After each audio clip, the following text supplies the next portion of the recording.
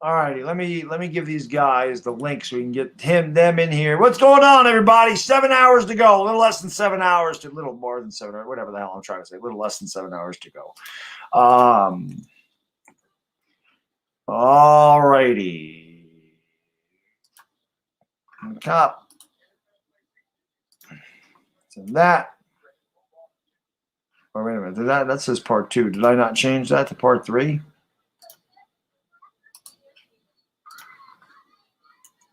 All right. There we go. So I sent those out. There's Pizzle. There we go. Put this over here. And just sent it to Tana, and we should be good to go. Did I make this part? What does my thing say? Does it say part? It doesn't matter. I can always go back and change that. I forgot what the hell the title says here. I don't know. That was funny, man. I knew having you on Philly 500 was going to be entertaining.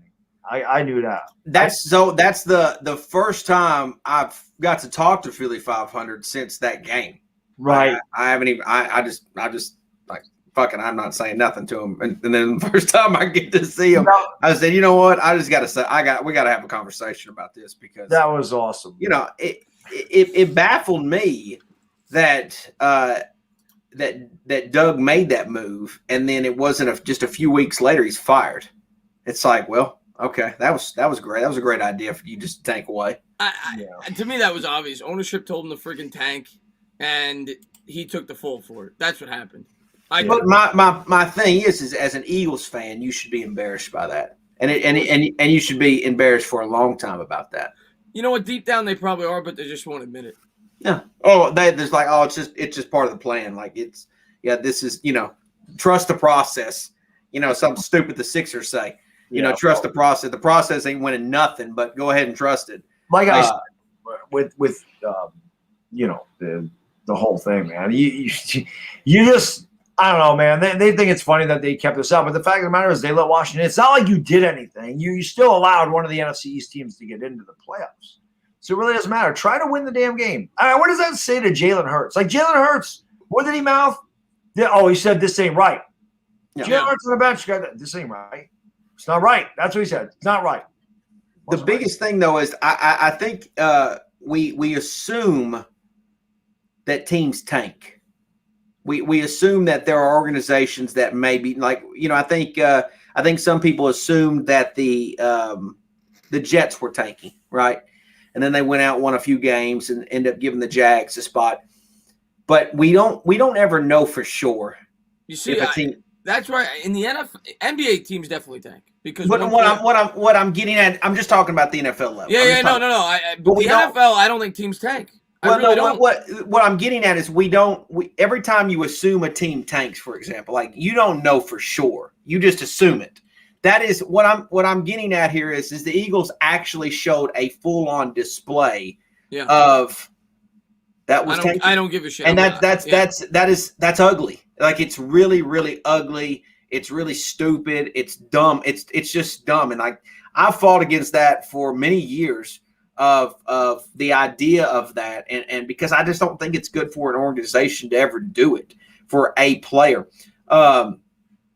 Again, if you wanted to talk about quarterbacks, I think Zach Wilson is going to be a better quarterback than Trevor Lawrence. Granted, they may not be on the right teams, right? But I would rather have Zach Wilson than Trevor Lawrence. I think Trevor Lawrence is getting way too much credit for what he is. That's not saying he's not a good player, but I've always admired Zach Wilson. I watched Zach Wilson play as a freshman at BYU. I thought he was good as a freshman. So I think whoever, I'm intrigued where he will go. The Jets. And it may be the Jets. I think it's going to be the Jets. And what's crazy is that's another example that Giant fans have of the Jets because they run their organization exactly how a fan base wants them to run it. Where they get to make the rules. Like, oh, we're done with Sam Darnold. Man, Sam Darnold should go to another team and ball out. And I think he will. Like, I don't think Sam Darnold's a bad quarterback. I don't like him. I don't think he's great. I'm glad we didn't take him. You put Sam Darnold on the Colts, he could win. I agree with that. I 100% agree with that. Yeah. I think if you I think if maybe if he goes to the Niners, I don't know. I don't think Jimmy G's bad. I'm just saying, like, if in the right situation, Sam Darnold can succeed, 100%. Yeah, But Colts would be a good spot for him.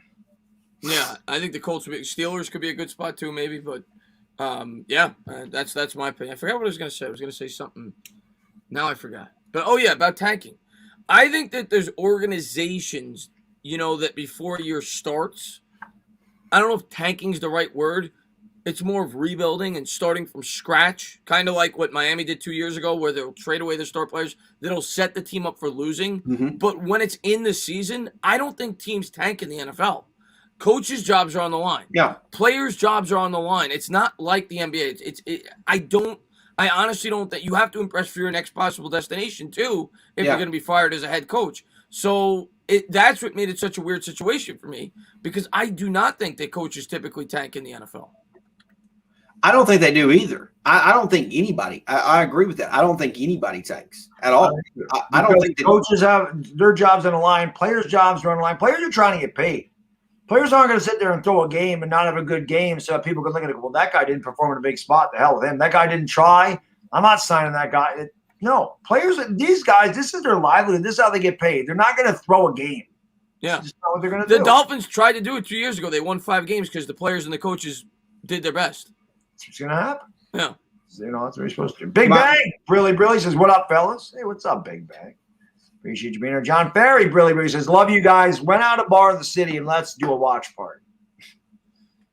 I would love to do that in the future, John. That's something that I actually would love to do in the future. Got to, get it together and things got to get back to normal, but I'd love to do that. Roldy wants Scott to explain why he thinks Wilson, Lance, I'm assuming.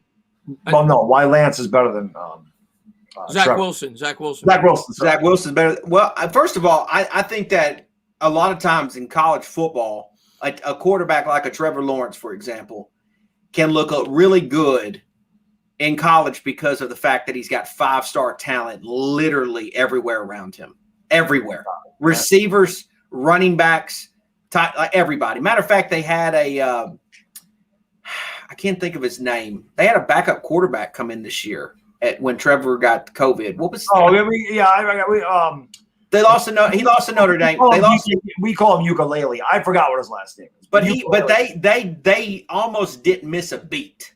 Like they still performed offensively. Yes. Zach Wilson. How many NFL players did Zach Wilson play with at BYU at offense that you can name off the top of your? I don't know. The fact is Zach Wilson shined on a team that didn't have a whole lot of NFL talent. I can shine as a quarterback when I'm getting to play around guys who are also 5-star recruits. You see what you get what I'm saying here is like, and for me, I don't think Trevor Lawrence throws the deep ball very well. I don't like his deep ball game. That's just me. But I mean, again, I'm gonna agree and disagree with you. I like Trevor Lawrence a lot. I think Trevor Lawrence is really good. I'm not saying he's going to be a bad player. And I also like Zach Wilson a lot. I like both of them a lot. I have Trevor Lawrence above him, but I do think Zach Wilson is really good. I from what I've seen, he looks super. He just looks like, sometimes, what, and I'm not like a scout or anything. It's just what I see when I watch game film and highlights. When you watch some quarterbacks, they're almost like robotic, like in the way that they they read. Are you talking about Trevor Lawrence? No, I'm talking about Wilson. He is smooth. It's almost like natural to him. Where I think he's a right-handed Steve Young. He looks so comfortable. Yeah, like that's where Steve Young went to school. That's where he went to school. Yeah, he just looks smooth. Let's be honest. Let's be honest about Trevor Lawrence. He's getting a lot of play because people want to call him Sunshine. You know why he gets a lot, in my opinion. They want to compare him to a movie quarterback. This is a big reason why I was high and very high in Trevor Lawrence, and I do think that he's the best quarterback in this draft. Trevor Lawrence, the game against Alabama as a freshman, destroyed that team. Destroyed Alabama as a freshman on the biggest stage. So to me, I said this kid already has the championship pedigree. No stage is too big for him. As a freshman to go in and beat Alabama, nobody beats Alabama. I loved him. Yeah, he has 5-star recruit, but he also plays a tougher teams than Wilson does. So I don't know. You can give or take, but Cop, I completely agree with you, which is why I was low on Dwayne Haskins, because I said Dwayne Haskins plays with superior talent in the Big Ten. Nobody comes close to Ohio State in the Big Ten. He's playing with J.K. Dobbins. He had two wide receivers that got drafted. He had 2 linemen that got drafted. I said this guy plays with 6 NFL players on offense. He should be good, but when he goes to Washington or wherever he goes, he's going to be with inferior talent. And then there's a lot of people that also said that Haskins was better than Daniel Jones. You know what? I never said that. But there's a lot of people that did, and guess what? They were wrong. And the fact is, you can be wrong thinking that Trevor Lawrence is the best quarterback in this draft. Yeah. You can but to just assume otherwise is crazy. There's a reason why the Jags coaching staff got on an airplane and went to Clemson, South Carolina to watch him throw the other day, because it's not a slam dunk guarantee that he is there. They need to take a peek at him as well. And I'm not saying that I'll be shocked if he's drafted number 1. I'm not saying that. They may prefer him. In my opinion, from what I've watched, I like Zach Wilson. And I didn't just watch YouTube highlights. I watched him actually play. I mean, I think I like Zach Wilson's swagger as well. I just don't I'm not into Trevor Lawrence's game. I'm just not. No, you're not alone. There's a lot of people that really are. Let me get to a few of these. Triple M, thank you for becoming a member, my man. Welcome to the Dog Pound, sir. Where my Dog Pound at? Yo, welcome Triple M into the Dog Town. Kalen Dragon, they were the super chat. Brother, he says, this is where I tap out. See you at 9 a.m. A lot of people come back the last hour to see how I'm doing. My brother-in-law is one. He's like, I always like to come in and just see how tired you are the last hour. I'm like, I appreciate it. Sabrina, my lady, thank you for the super chat, brother. She says, it's one thing to rest players. It's another thing to make adjustments in the game to purposely lose while players in both the NFC East games were risking injury. Exactly. She gets it. Avon, thank you for the super chat. Really, Paisan, I need your permission to become a Yankee fan. Give me your blessing. I always say, if you want to become a Yankee fan, you become a Yankee. You don't need my permission. The more the merrier. I've been trying to get Chris to be a Yankee fan since I met him. It's not working. I keep telling him, I'll turn my back. I'll send you like a Mariano Rivera jersey. You put that on, I'll act like nothing ever happened. I'll be like, oh, you're a Yankee fan too. I didn't go through all the pain and suffering for 35 years to get. Well, you're going to keep going through it if you stay a Mets fan. Okay. Even Cop Pizzle's seen the Cubs win a damn World Series, Chris. Yeah. I mean, come on. It's going to happen one day. Which, by the way, 500, you're the man. Thank you so much for the super chat, brother. Really, really appreciate it. I appreciate you coming on. He says, thanks for having me on. I turned the stream on and Pizzle's still quiet about week 17. Boo-hoo. I'm coming for my belt. Be ready, Pizzle the Pizzle. In all seriousness, great hanging with you guys at a blast. Philly, you're the man. We love Philly 500. How can you not? You know, Philly 500 is the man. I love Philly 500. Like, crap, Pizzle loves Philly 500. He can't. Look, he's holding this smile back. He freaking loves Philly 500. He knows it. I said this earlier. I was talking about Philly 500. I said, I get it. I am very abrasive. I'm aggressive. I come off. I'm rough. I have a rough exterior. I see why some people don't like me. I understand that. I don't care. But I get why some people don't like me. But I say, how can you not like Philly 500? Like, he's almost impossible not to like. I don't know. Cobb loves him. Cobb is hiding his face. No, I'm not hiding. I like Philly 500. I think Philly. Look, is he a booger eater? Sure. Yeah. Sure, he's a booger eater. Absolutely. But he is a booger eater that, has been. He's a good content creator. I'll give him that. He's a good content creator. Yeah, Philly. I think his content is interesting. It's interesting. It's funny. I did the only reason I even did that JJ Watt video is because people were asking me. I'm like, all right, I'll do one at lunch. I didn't even want to do it, but as soon as I do it, Philly's like, well, you Giants fans think you're getting everybody. It's Philly. I said I don't want him, and he ain't coming here. That's pretty much what the video was. He goes, I know. I just have to give it because I always did that to him. Like every time there was a rumor, something like, we're getting him. But a lot of Eagle fans believe that. They think it's Madden. They think you can just dump contracts. You think you just trade guys. To be fair, I think it's all fans. I see Giants fans do the same shit. On Twitter, anytime somebody gets I'm on Twitter a lot though. Yeah. Anytime somebody gets dropped on Twitter, Giants got to pick them up. I think it's all fans. It could be, but again, I'm not on Twitter. I'm more on maybe on YouTube. It's more. But again, I'm on IG. I'm really not on Twitter. Once in a while, I post on Twitter. It just seems like even though I have the same amount of followers on Instagram and Twitter, it just seems like Instagram. People either find my stuff more, they read it more. I don't know. I'm getting killed down here by these geeks down here because I prefer Wilson over Lawrence. You don't to anybody to assume the answer would be stupid. Yeah. For you to assume that Lawrence is better than Wilson right now is stupid. You know, we won't know that answer for 2 to 3 years. Yeah. So if someone wants to have an opinion that Wilson's better than Lawrence, or hell, what's the Lance kid? Yeah. If you want to say he's better, like, you have every right to say that. Like, just eat your crow in 2 to 3 years when the answers come about.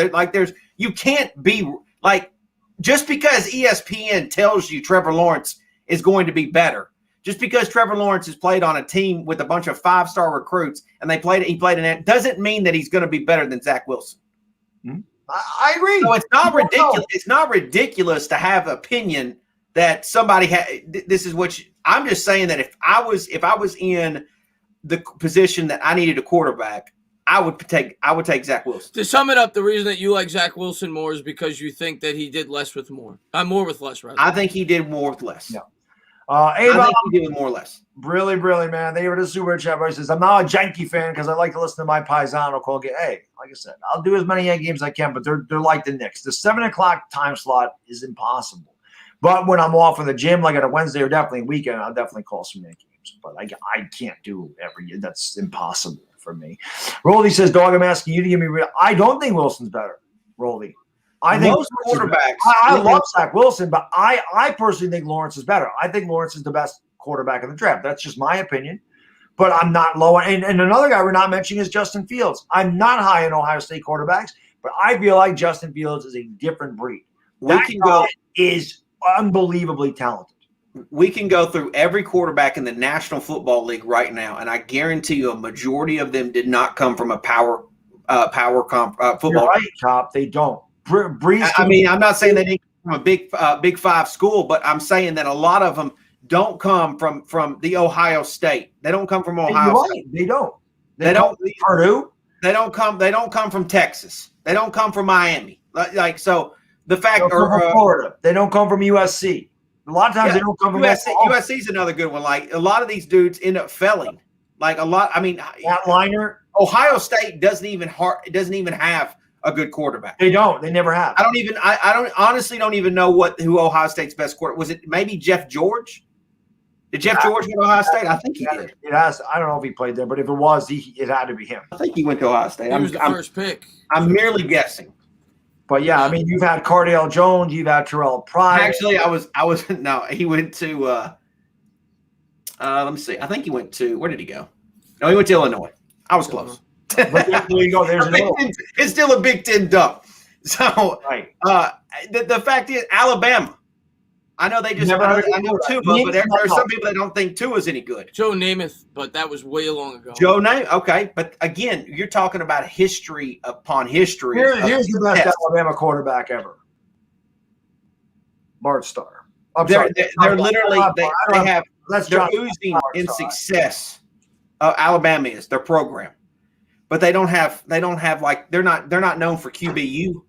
No, that's what I'm saying. Like, Stabler went there, Starr, Namath. Those are the guys that could. In fairness, though, there's only like 7 or 8 really successful franchise quarterbacks, so it's hard for universities to claim that they have a successful franchise. I want to know that quarterback, went through a process and still was good with limited tools. I don't want to see that it was easy for him in college. I feel like it was easy for Dwayne Haskins. It was at Ohio State. He had a lot of weapons. He did a lot of quick throws that ended up being big yardage. Yep. And to me, I've watched Trevor Lawrence play in multiple big national championship games and fall flat on his face. Okay. He played pretty damn good a couple of years ago in the national championship. I'm not saying he's a bad quarterback. I think we're talking about a guy who can be good, who's a first round draft pick, absolutely. But again, if I have the opinion that another quarterback is going to, I would prefer him, I have every right to have that opinion. No, I'm not telling you. I'm not telling you. Every right. I think that Lawrence is the best, but I'm not saying that Trevor Lawrence is head and shoulders better than Zach Wilson. I think the quarterback class, I don't know enough about Trey Lance, and he plays in the FCS. So you can take that for what it is. I mean, Carson Wentz came from the FCS too. I mean, they both played for South Dakota. I'm pretty sure Carson Wentz went to South Dakota State, and that's where Lance is from. But they literally, Trey Lance's school literally only played one game this year just so that he could play. Yeah. It's crazy. I mean, literally, great team, but how are they doing? Let me ask you this. Well, Arthur, thank you for the super chat. Really says dilly to 3 of y'all. Love your takes. So thank you, sir. I appreciate that. How well do you think Zach Wilson would have played against Ohio State? I know he has less, but I mean, do you like? I'm Ohio State was. I mean, you could beat me up and say Zach Wilson lost to Coastal Carolina this year. Because he did. Carolina was good this year. They were good, but I'm saying like he lost to Coastal Carolina. Like you could make that argument to me. Like I watched that game and I said, damn, like this kid's really, really good. Like I think he's a good player. I think any team that gets him, the fan base is going to enjoy him. Assuming at the end of the day, it's all throwing darts at a board. There's been so many quarterbacks because you know what it is. I don't think people realize like we were going back to earlier how the quarterbacks get too much credit and not enough blame. Going back to the Sam Darnold conversation, going to the Daniel Jones conversation, going to Ryan Tannehill situation before he got to Tennessee. I don't think people take into account enough the situation that these quarterbacks get put in, and it's a team game. And there were so many quarterbacks, David Carr. David Carr might have been a great quarterback. A lot of people loved him. Said he had this immense talent. Number 1 pick overall by the Houston Texans. Got put into a horrible situation. Andrew Luck. Never flourished. Andrew Luck got banged up. He retired early, but he obviously showed promise. But he would have been great with a good offensive line. Oh, he would have been now. Yeah, but there's the team has a lot to do with it too.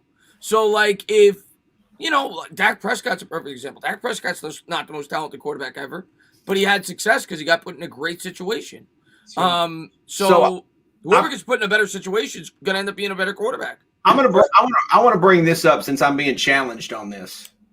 Since I'm being challenged in the stat, for me, and I don't want to go too deep into this because I think people who go too deep in it eat their boogers.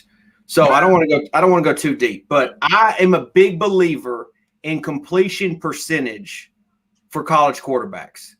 I feel like if you can't complete 55%, for example, in the college level, you're not going to do any better than that in the NFL. Josh Allen did. Well, I'm saying, but it's tough. But what I'm saying it took time, but it takes tough. It's tough to do. Yeah. Zach Wilson completed 73%, over 73% in his junior year last year. Trevor Lawrence completed 69%. Now, you may be saying that's, apples and oranges, whatever. But the fact is, I can guarantee you that Trevor Lawrence had better talent on the field. Can guarantee you that he had better pass catchers. He had better offensive linemen. And going 33 touchdowns and only 3 interceptions while competing 73% is pretty damn good for Zach Wilson playing at BYU. I like Zach Wilson. I mean, I'm being challenged here because somebody wants me to show facts, but the fact is numbers speak volumes. I mean, they speak. But there's sometimes factors for those numbers. I'd like to know what type of offense, what type of competition, what type of offense those guys ran. Was it a lot of check down passes? It's not like the ACC though. Is a big powerhouse football conference. North Carolina's good. No, I know North Carolina's good, but they weren't that good defensively. I'm just saying that's like the only really good team in the ACC. And now, of course, Notre Dame was there. Notre State's been a train wreck. Miami's had some rough years. Wake Forest is starting to come back around. Virginia's been okay, but I mean they've not been great. I mean, so the thing is I can look at numbers, and I didn't even know this until I just finally researched it since I'm being challenged on it. But the man literally has a higher completion percentage than Trevor Lawrence, and I guarantee you he didn't play with he didn't have better talent out there. No. Now, if you want to make that argument, Chris, it's very fair. You can talk about the competition, absolutely. That's fair to make as well. But I mean, there's multiple cases where quarterbacks came from smaller schools where they didn't play anybody, and their quarterback was still good. Mm-hmm. One thing I'll say about Trevor Lawrence is I cannot remember the kid's name off the top of my head that tore his ACL before the season started. He wasn't there. That he lost him, and Jamar Chase did not play. So he definitely lost his two best receivers. He had better receivers. I cannot remember that kid's name for the life of me. Are you talking about Williams? I can't not remember his name. But he was another really, really good prospect. Comes in and tore his ACL. He did not play this. They've had, but that's the thing though, Bad Dog, is that there's a lot of good. I mean, I know you had Uncle Lou on earlier, and of course you'd have him during the preliminaries. The Uncle Lou should tell you that even a place like Georgia, who hasn't achieved hardly anything from a national championship perspective, even they have guys that are literally on their third or fourth string that are quality players. Yeah, they're really good. Like they've literally had quarterbacks. Yeah, Justin Ross is. It is Justin Ross. Thank you, Christopher. They've got literally so many guys who are just waiting on the bench to play their senior year. I agree. That's true. These recruiting class. It's one of the biggest reasons why I don't love college football, because literally all college football can be sometimes is almost like the NBA, where they just stack teams. It's almost it's whatever the players want it to be, and those are the teams that are usually good, right? And that's why teams like Coastal Carolina, for example, this year, even when BYU, when they're doing really well, people say, well, it's just, they're not playing anybody. They're not really that good. They'd get crushed by so-and-so. But the reality is that all these other teams, we don't know what all the shady business that's going on and why these teams get completely stacked the way they do. But it happens. And I don't see why people enjoy that. But in the SEC country, they love it. Right. Well, and that's why it's so hard to evaluate players, because you're right. The competition is different. And that's against that they have on their teams and so on and so forth. That's why, honestly, Chris, why I find people that want to make these film review stuff on YouTube, it's why I kind of think, it's a little silly, because you don't know every situation and why a player's good. Yeah, I can listen, the pre-draft coverage is fun. None of us know what's going to happen. None of us know who's going to go where. I get that it's fun, but what I'm saying is scenarios. Yeah. I don't know why the play. I can see a play happen or whatever, but we don't know the details. We don't know if the coaching staff of the other previous team was absolutely affected that play, right? We literally went through Giant fans watching Andrew Thomas be taught a technique that wasn't absolutely correct, and they end up replacing the offensive tackle or the offensive line coach in the middle of the season. So the fact is there are players that are good. Like, can you even name where Tyreek Hill went to college? No, I can't. Can we even name? I mean, I don't know off the top of my head. That's what I'm saying is, like, a guy like Tyreek Hill. Like, would you think that he would dominate the collegiate level? Yeah. Wouldn't you think he would dominate? Like, wouldn't you think, like, I think off the top of my head, Antonio Brown went to Central Michigan. Yes, he did. He went to, so I know that but the fact is, you would think like a guy like Antonio Brown would dominate at Central Michigan. The fact is they get to a team in the National Football League where someone knows how to utilize their skill set. Yes. And that's what the best coaches do. They utilize they build game plans around their strengths. So what I'm saying, Chris, is you see a guy's skill set in college and you say, well, he'll be great, but you don't know that the team that drafts him or picks him up is going to make him play that way. Or even, you know what I'm saying? Like, you don't know. There's a reason. I mean, listen. I think that's why receivers come out of nowhere. These scouts get paid millions upon millions upon millions of dollars. These people that evaluate these players get paid all this money. These people who do the film study gets paid all this money. They're not dumb. Usually the guy who's the first quarterback off the board, most people feel is the most talented. Yep. There's a reason that a lot of times those quarterbacks don't end up being the best. It's because it's a team sport, and they get drafted to teams usually at the top of the draft that don't know how to build a football team. And by the way, he was, and I didn't know this. I looked it up, but he went to West Alabama. Tyreek Hill did. Yeah, and he was drafted in the 5th round. Yeah, I knew that. And he was, and probably one of the most electric players in the National Football League right now. And you just had a geek on a minute ago in Philly 500 who was telling you that he had to be in the 6th pick rather than the 9th pick when you got a guy in Tyreek Hill drafted in the 5th round.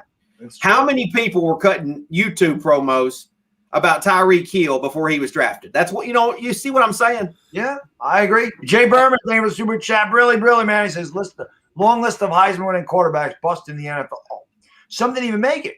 Gino Toretta even play in the NFL? Charlie Ward went to the Knicks. There was a lot of Heisman busts. Most of them. A lot of them are. Belly 81.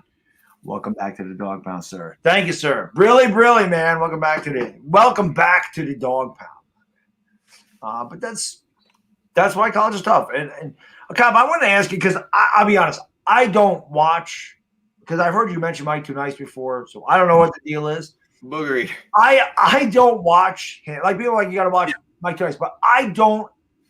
And again, I'm not knocking anybody that does this, so don't get me wrong. I'm not saying it, but if I really want to watch somebody break down film, I'm going to watch a professional do it. That's just. I'm not talking. Look, my issue with Mike Too Nice is not his film breakdown. Although I'm saying that's why I don't watch his. My thing with Mike Too Nice is one of these guys that is he's very arrogant in that he thinks like being a fan is not cool, or it's not cool to be a fan. Like I'm smarter than you. I know what the hell. I know the X's and O's, and I could definitely run a NFL general manager spot. That's what he's oozing out of him. And he was another person that, and tell me if I'm wrong, Chris, that was pushing Eli Manning out. No, he was definitely. And at the same time, he's also part of the pushing the Dave Gettleman out. Like, let's just get done with this. This isn't right. He's not a Dave. I mean, listen, I that's fine though. He's entitled to not like Dave Gettleman. I'm fine with that, but I think that Dave Gettleman has done good things. I disagree with him. As a fan, I don't think Gettleman's as bad as he makes him out to be. I think, but he's entitled to his opinion. Yes. So the thing is as a fan and as somebody that like, and I openly admit, like, I'm not a scout. I'm not. That's why, like, I'm okay if I'm wrong about Zach Wilson. Like, I'm okay with that. Like, I will eat crow if I'm wrong about it. I can have an opinion on it. So, but the fact is like, I'm a fan of the Giants, and I want the best for the Giants. That's what I want. And when I see somebody say something that I think is completely off basis or not correct. For example, I'll give you an example. Kid Blue, who I picked on a few weeks ago, made a video, and he was big on Twitter about. He said the Giants need to sign Mark Ingram. Okay, maybe you guys saw it. We should have drafted Mark. I didn't watch the video, but I saw that. He made it. Here's the thing: if you're going to be a content creator and I'm going to consume your content, I have every right to tell you that's not good. That's not a good take. What? Right? Why though? Why? Okay, I'll explain it. But the fact is instead of being offended by the take, and just calling me a hater, just be like, okay, well, you don't like the take. But he wants to go pair up with Fisk, and he wants to go pair up, and then poor old Nick somewhere, and then Nick the Wick. He literally ran Nick the Wick off the other day because Nick's a big Pizzle supporter. Whatever. But I think Mark Ingram, the same argument that we just made with JJ Watt, I think Mark Ingram's done. And I think the Ravens knew that he was done because they didn't even play him half the. I'd rather draft a running back. Yeah. I would also rather just bring Wayne Gallman back. I just don't think it's going to happen. No, I understand that. But what I'm saying is I'm not bringing in an aging running back who has a lot of wear and tear on his body. I don't give a shit if his dad played for the Giants or not. I don't draft him. Not Pittsburgh. Okay, yeah, but I don't get. Here's my take on Ingram. I don't mind him if it's a cheap deal. If I could get him for like what we got Deion Lewis for this year, like $1.5 million, I'll take him. Chris, that's everybody's argument though when it comes to a free agent. They say that on everybody. They say like, well, but that's my opinion. If you got to give him $3 or $4 million, I don't want him. Hey, he's got connections to Burton Burns. I could see if he wants to come in for $1.5 million, I'll take him. I think Mark Ingram's done. I kind of agree with you. I don't think he's going to be a big time contributor. No. Look, to be fair, I mean, Alfred Morris, I'm not saying that Alfred Morris lit it up. Alfred Morris wasn't terrible. I don't want Mark Ingram. Like Chris said, I'd rather draft the running back in the 4th or 5th round and pay that kid no money and just have that. I would much rather have that than bring, like you said, Mark Ingram had a ton of miles on him when he came out of Alabama. I wanted to draft. I mean, I said that's what it went downhill. We should have taken him. Then our running backs were starting to get old. Jacobs was at the end of his career. You could have had Mark Ingram and Ahmad Bradshaw. That would have been amazing. And then we wouldn't have drafted David Wilson the next year, who I loved, but he got hurt, and that was the end of his career. I'm not a big Mark Ingram guy now. I was a big Mark Ingram guy when he was in New Orleans. I loved him. Yeah, he's 31, 32.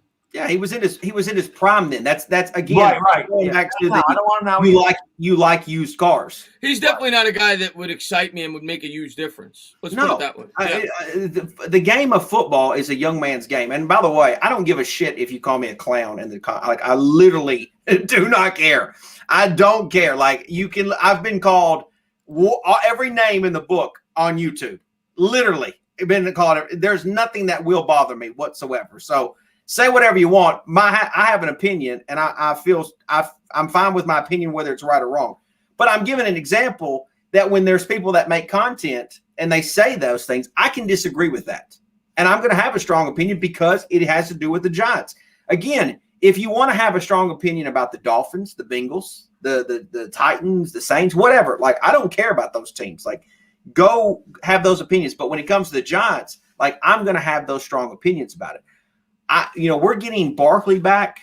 We need to continue to keep a young, fresh running backs with him. We need young. This team needs to continue to be young, and they need to mix in veteran talent here and there. And the running back position's not where in my opinion, where they need to do that. When they've got a star running back in Saquon Barkley. Well, the other thing is you ask yourself how much are you going to invest in the running back position? You're already paying Barkley $10 million. Are you now going to go sign a backup for $3 million, or would you rather just draft his backup in the fifth round and pay him nothing? And there's a lot of good, and that's the thing is like college produces a lot of good young running backs. We got Gallman in the fourth round a few years ago, so why can't we find another Gallman in the fourth round this year? Yeah, and again, like in saying Chris, like I understand Gallman and the issues of not being able to bring, but the fact is if you wanted to bring him back, I mean, what better comeback story was there than Wayne Gallman this year? I would love to have Wayne Gallman back. I just look at Gallman as a guy now. He's 26. Yeah. He's in the prime. But he's not 31, 32. Yeah, no, I know. I just think he's going to cost too much. He's going to look if I'm his agent, I'm telling him this is your only chance to get a good contract. You're approaching the last 3 or 4 years of top running back production level. I completely agree with that. Yeah, that's why I don't think he'll be back, because I think somebody will give him at least a solid $4 or $5 million. If you're gonna say the term team friendly deal, at least say that about Gallman. Like, I mean, it's silly to think that any of these guys, any of them are just gonna care about what the fan base thinks about their deal. Like, I'll do a team friendly because he'll make the fan base happy. No, they're not. They're gonna do what's best for them. They should. As they should. Yeah. Yeah. 40 Luck, thank you for the super chat, man. I really appreciate it, brother. Really. Ryan Clay, thank you for the super chat. Really says just draft more hogs and use them as power backs. I love the hogs. You know that, Ryan. But yeah, no, I'd rather just draft the running back. Why, like Cobb said, why are you going to buy a used car? Why are you going to just buy a guy who's best years now? That's what the Yankees did, and they got screwed up. They're going out and they're getting Jay Buhner, or not Jay Buhner, I'm sorry, they're getting Ken Phelps, and they're signing all these freaking old-ass players that were great years ago. Matt Noakes. Well, not that Matt Noakes is even he's just bad. They just were signing a lot of bad players because they once were good. Let me ask you this, dog, because you've been following the Lakers a lot. What did the Lakers do in this past offseason? They went out there and they got their bench deeper. They got rid of old ass Dwight Howard and brought in Montrezl Harrell. Do you think that they got younger? Or do you think they got older? They got young. Well, they brought in Gasol, so that definitely aged a little bit. But no, I think they got younger. I mean, Schroeder, they're young anyway. Kuzma's young. THT's young. Yeah. Harrell was a sixth man of the year. Dennis Schroeder was the runner-up to the sixth man of the year. So they didn't go and get older. What's that? They didn't go and get older. No, they went and got younger. That to me is crazy when somebody suggests to replace a guy with a much older player. Yeah, I definitely agree with that. I will never ever agree with that logic at any position on any part of the field. That you think that bringing in a guy that's much older would be a better thing. I just don't. I just don't. I don't see the logic in that. The only thing I can think of is that these guys that want him think he'll be cheaper than Wayne Gallman. Cheap deal. I think Wayne Gallman's going to command $6 to $7 million a year. We can't pay it, unfortunately. I think the combination of Barkley and Gallman would be fantastic. I think those guys would be great. If you get Gallman to come back here on a $3.5 million a year contract, I'll give it to him. But I can't go 5. Not with how tight we are with the cap and the other holes we have. Yeah, because like you said, you could draft another Wayne Gallman, a guy that could potentially be another Wayne Gallman in the 4th round and pay him $500,000. It just baffles me how people can watch this team, as content creators and not understand where this team needs to continue to go and where they need to continue to build on and what Dave Gettleman needs to do. Like I just don't quite understand that. And I understand that people may have different levels of understanding of the game of football and the NFL game. But, it's crazy to me how I think it's a good thing, right, that we have different opinions about certain things. Like, hey, we should address this position. And it would be boring if we had the same opinion. Yeah, it would be. It would be boring. But, for example, like the Giants could have multiple different first-round draft picks that could be acceptable, right? I personally would like Pitts right now, but if we were to get one of the top 3 receivers, like one of the big 3, like I wouldn't be necessarily one of the top 2 corners. I wouldn't necessarily be mad about that. Like, I agree. Dude, I said that before. I want Kyle Pitts, but if they go, there's really nothing they're going to draft that's going to make me mad at number 11. We have a lot of holes to fill. Yeah. Really, I don't think I'm going to sit there and get ticked off. I always said the whole reason I got so mad at Daniel Jones is I didn't know anything about. I only heard Daniel Jones 2 days before the draft, and I was a Josh Allen guy the whole time. I didn't want a quarterback in that draft. I did not want a quarterback that year, unless it was Baker Mayfield. I did not want Kyler Murray. I did not want a quarterback. I just didn't think the quarterback was ready to come in and take over. We were not ready. I just figured Eli Manning's got let him play out the contract. Don't worry about your quarterback. Get your defense in order first. Take the quarterback the next year. So when Josh Allen slipped to us, which I never thought he would, and then they did go damn, I just didn't understand it. So I lost my freaking mind. Last year I wanted Isaiah Simmons. I'm a defensive guy. But when they drafted Andrew Thomas, I was happy as hell because I know how bad we needed a left tackle. So I said there was really nothing they were going to do last year except for maybe take Derek Brown. That one would have made me a little bit upset. But I understand that this year wide receiver is a big need. And to me, number 1 receiver, and that could be Kyle Pitts. Kyle Pitts can be a number 1 receiver. And I just think how bad a red zone offense is and having a guy that's 6'6" down in the red zone, how much that would help Daniel Jones as a bigger target. And I'm 6'2". He's not a big target. He's fast. He can't catch. Maybe Kyle Pitts lights a fire on his ass and Evan Ingram gets better. Kyle Pitts can be a number 1 guy. If we take Devontae Smith, Jalen Waddle, if Jamar Chase, I'm fine with any of it. They take Surtain, I'm fine with it. They take Micah Parsons, I'm fine with it. There's really no guy at 11 that I think we're going to go, damn it, I didn't want him here. Because there's just so many holes. Unless they took a quarterback at 11. Then no, that's not. I know they're not going to, but I'm saying I can't. Well, let me ask you, would you be okay? Slater's a guy that's getting a lot of press right now, moving up. Would you guys be okay if they took Slater, a tackle? Yeah. I mean, I guess if they took a tackle, they would have to get rid of Zeitler. Well, Zeitler's a guard, but yeah. I am all. I've made this now. Like I am all for whatever Dave Gettleman thinks is correct. Like I'm 100%. As long as it fills a hole. Yeah, I'm 100% behind whatever Dave Gettleman and Joe Judge feels like is the best for the team because again, they have inside information that I don't have, right? I mean, they know more about the situation. I can only assume about the situation. And that's why right now, for me, in a lot of ways, the reason why I like Pitts, and I don't know, maybe there are some John fans that are like this. There's a lot of anti-Evan Ingram in me that Pitts replaces. Pitts, in my opinion, Pitts will fix, right? I agree. That's why I think I lean Pitts right now because I could see the potential of Evan Ingram and Pitts playing together for at least a year and having some success with that. And then I could also see a scenario where Pitts eventually just takes over for Evan Ingram and we've got almost a receiver / tight end who can be not necessarily a number 1 target, but definitely a number 2 or number 3 target for his quarterback. I agree. Jameson, thank you for the super chat. Really says, just sending you support for the fundraiser. but you're not adding in the near sports conversation because all of my teams are not in New York. Yes, I know you're an LA guy. I get a lot of LA guys. I just appreciate you coming through and supporting the stream, man. That means the world to me. So thank you. Don't worry. I've said this to all my Laker people out there. Listen, I'm going to be back at 9:45 tonight doing the Lakers and Nuggets because I'm insane, and that's just what I do. So, if you're a person that doesn't think that this team would get better with a different tight end, I don't know what to tell you, because this team wins. The New York Giants last year could have won 7 games, and I know that's not saying much, but they could have won 7 games at least, maybe 8, if the tight end position would have played better. Agreed. And if you can't see that, if you want to continue to buy into Evan Ingram can be something on this thing, you can't argue it. He lost us 2 games easy.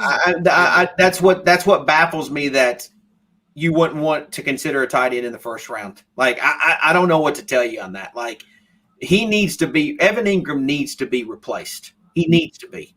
It needs to happen. I mean, I honestly didn't think he was going to make it the whole year. I mean, surely Joe Judge had to be somewhat frustrated with him. I don't know how you couldn't this year. I don't know how he went all the way. But the fact is I think that it's fair for Giant fans to have the opinion that a tight end can be picked at number 1. Now, will it be Pitts? We'll see. I mean, there certainly could be other tight ends later in the draft that the Giants could take. I think the Giants are getting a tight end. Let me ask you a question, though. And I'm not against drafting Pitts, because I think Pitts is as much a wide receiver as he is a tight end. I agree with that. Last year, you liked Caden Smith a lot. I did. So do you still not? Do you not like him now? No, I'm a person. When I go with Pitts, I'm done with Evan Ingram. But obviously, Evan Ingram's contractually obligated to be with the Giants next year. Right. I mean, I've told you before that Evan Ingram's not going to be on the Giants in 2020. Like, he doesn't need to be on the Giants in 2021.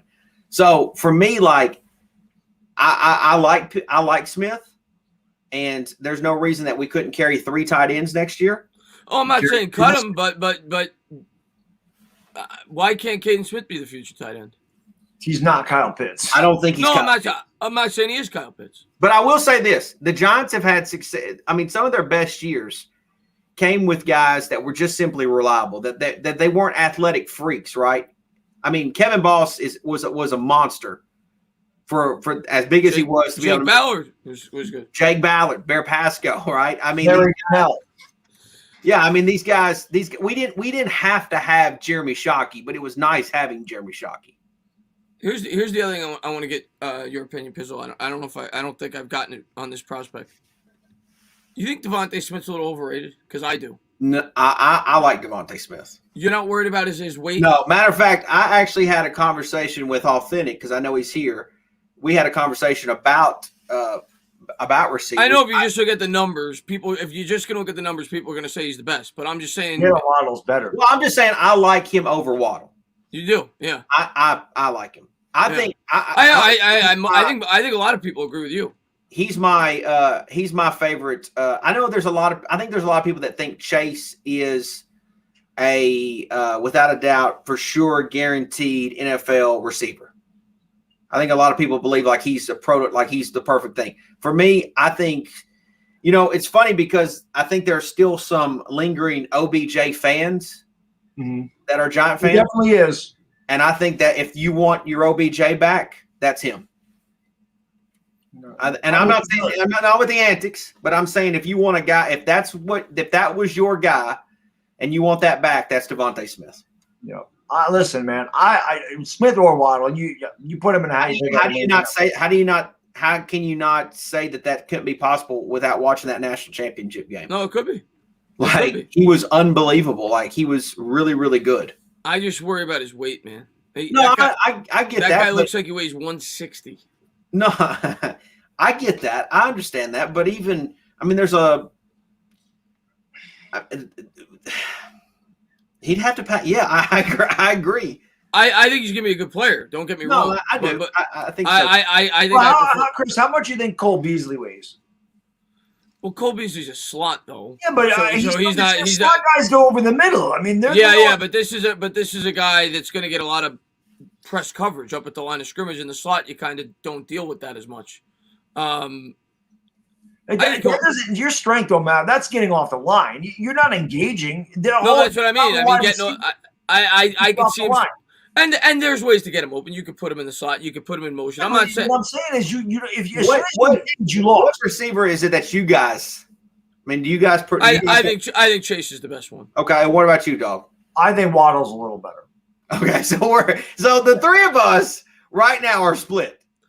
Yeah. I like Waddle second. I like Smith third. I like Waddle a lot. I think, and again, you can put these three in a hat. And it doesn't. It's kind of like last year with Henry Ruggs and Jerry Jeudy and CeeDee Lamb. I was like, although I wasn't a big Ruggs guy, I'm like, Ruggs is just a fast guy. I love Jeudy and Lamb. I thought they were 1 and 1A.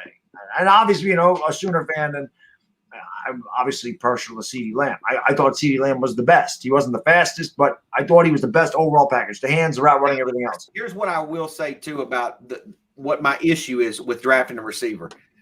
And, again, I'm sure some geeks out there will say I get this take wrong, too. But, again, I don't give a shit. The thing is I don't really necessarily want to draft a receiver and make him my number one next year.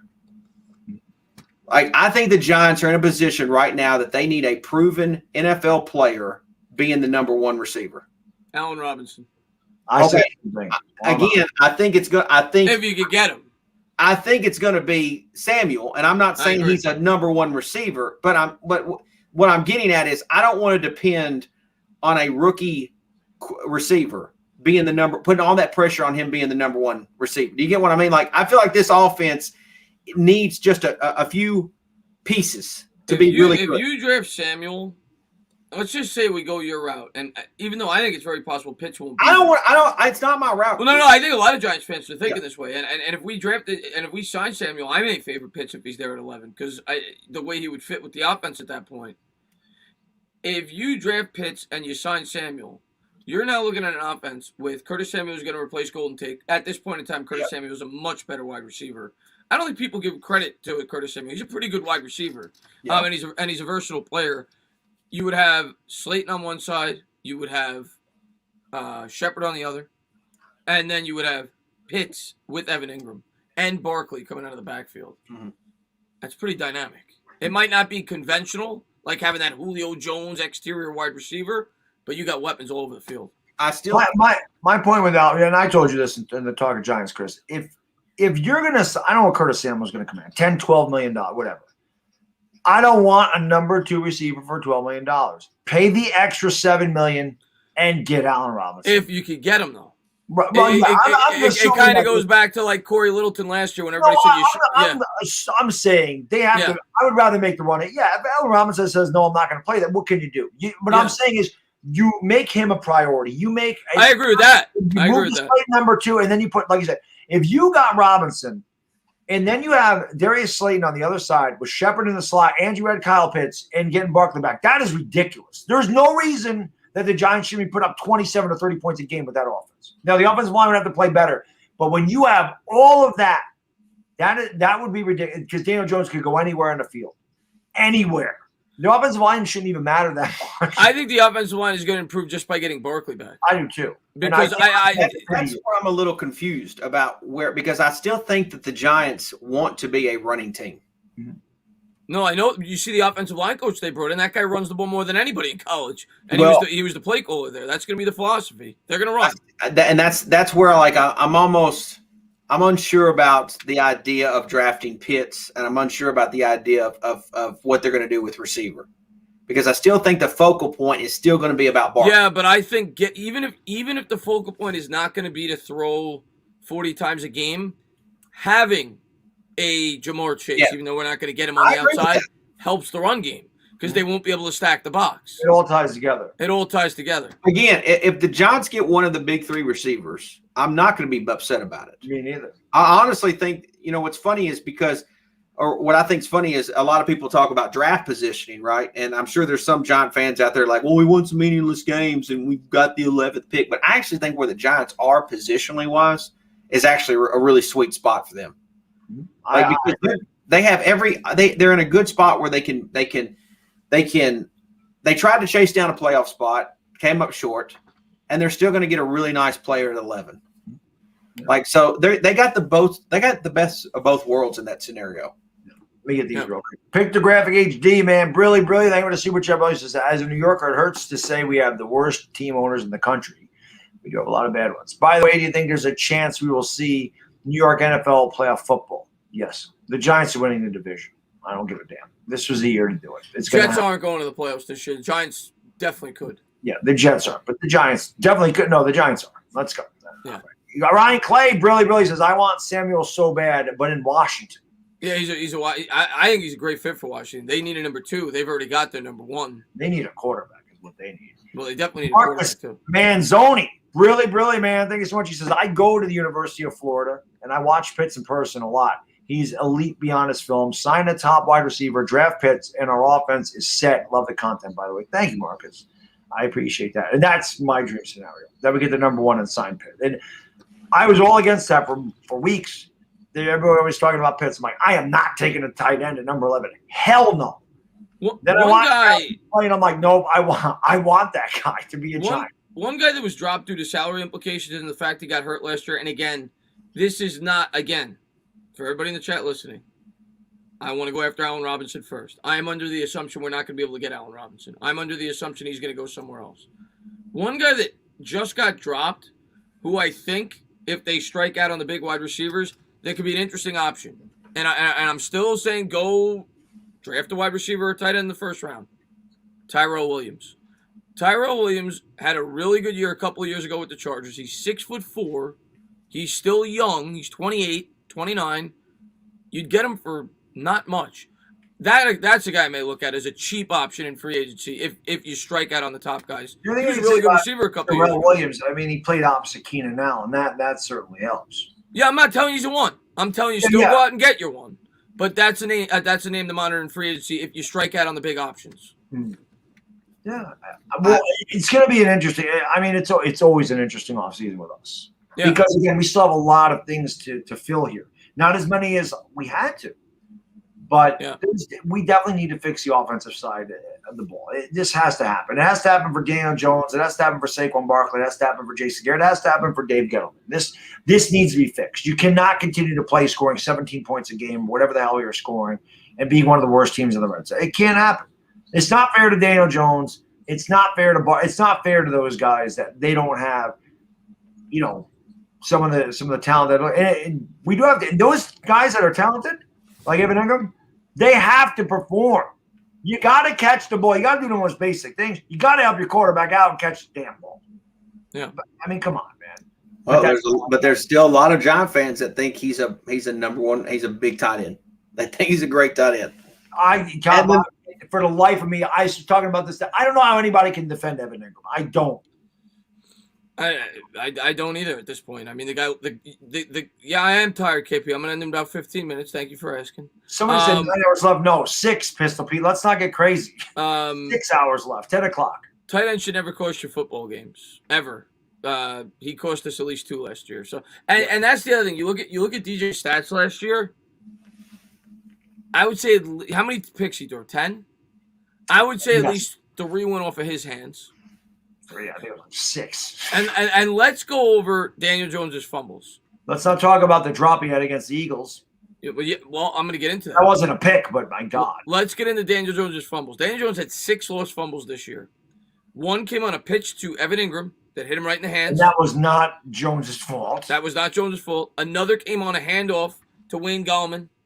And Gallman messed that up. That went against Jones. Another one came at the end of the game when Daniel Jones was in a Hail Mary situation against the Eagles because Ingram dropped the ball. Yeah. That's 3. And then the game against the Cardinals when he wasn't 100% healthy. Game against the Cardinals where he wasn't 100% healthy. Which is one that made me go off on him. I was like, stop fumbling the ball. So, I mean, I think it's safe to say he fixed his fumbling problems last year. At the end of the year, he was very good at protecting the ball. Again, I think this team offensively, led by Daniel Jones, was hitting their stride before he got hurt. I agree with that. They were coming on. Like, you can tell me whatever the averages was. You can tell me again. I don't think it's even fair to even judge last season. Again, yes, did Daniel get hurt? Is that on him? Sure, but they didn't get any preseason action. It's completely not even fair for Jason Garrett to be thrown in that scenario of not completely understanding his personnel and knowing how to play call correctly. It took them. There's no coincidence that when we finally hit about game 5 is when the offense finally actually started to turn it on a little bit, because they actually played 4 games, a month's worth of action before they finally got a little, and then they lost Barkley, right? They changed everything. We lost Barkley. That changed everything. Hardly even there. So for me, it took them a while to get going. They finally get going. They finally hit their midseason form, and then Daniel Jones gets hurt. They found their identity on offense, which was they started to establish running game, and the young guys got in there, and they run block very well. They don't pass block very well. But to me, that was part of the problem at the end of the year. I swear that I was getting a little upset that they didn't run Goldman enough, because if you have a young line, especially, to me, you need to establish a running game. You get the offensive line going with the run blocks. They start to get their groove. They feel everything out. They get in a rhythm. Yeah. But when you don't run the ball and they have to pass block all the time, that's difficult for a young offensive line, which makes it difficult for the quarterback. And when the quarterback don't have time and he has to force throws, that's when bad things happen. And they spent majority of their year offensively with a rookie left tackle.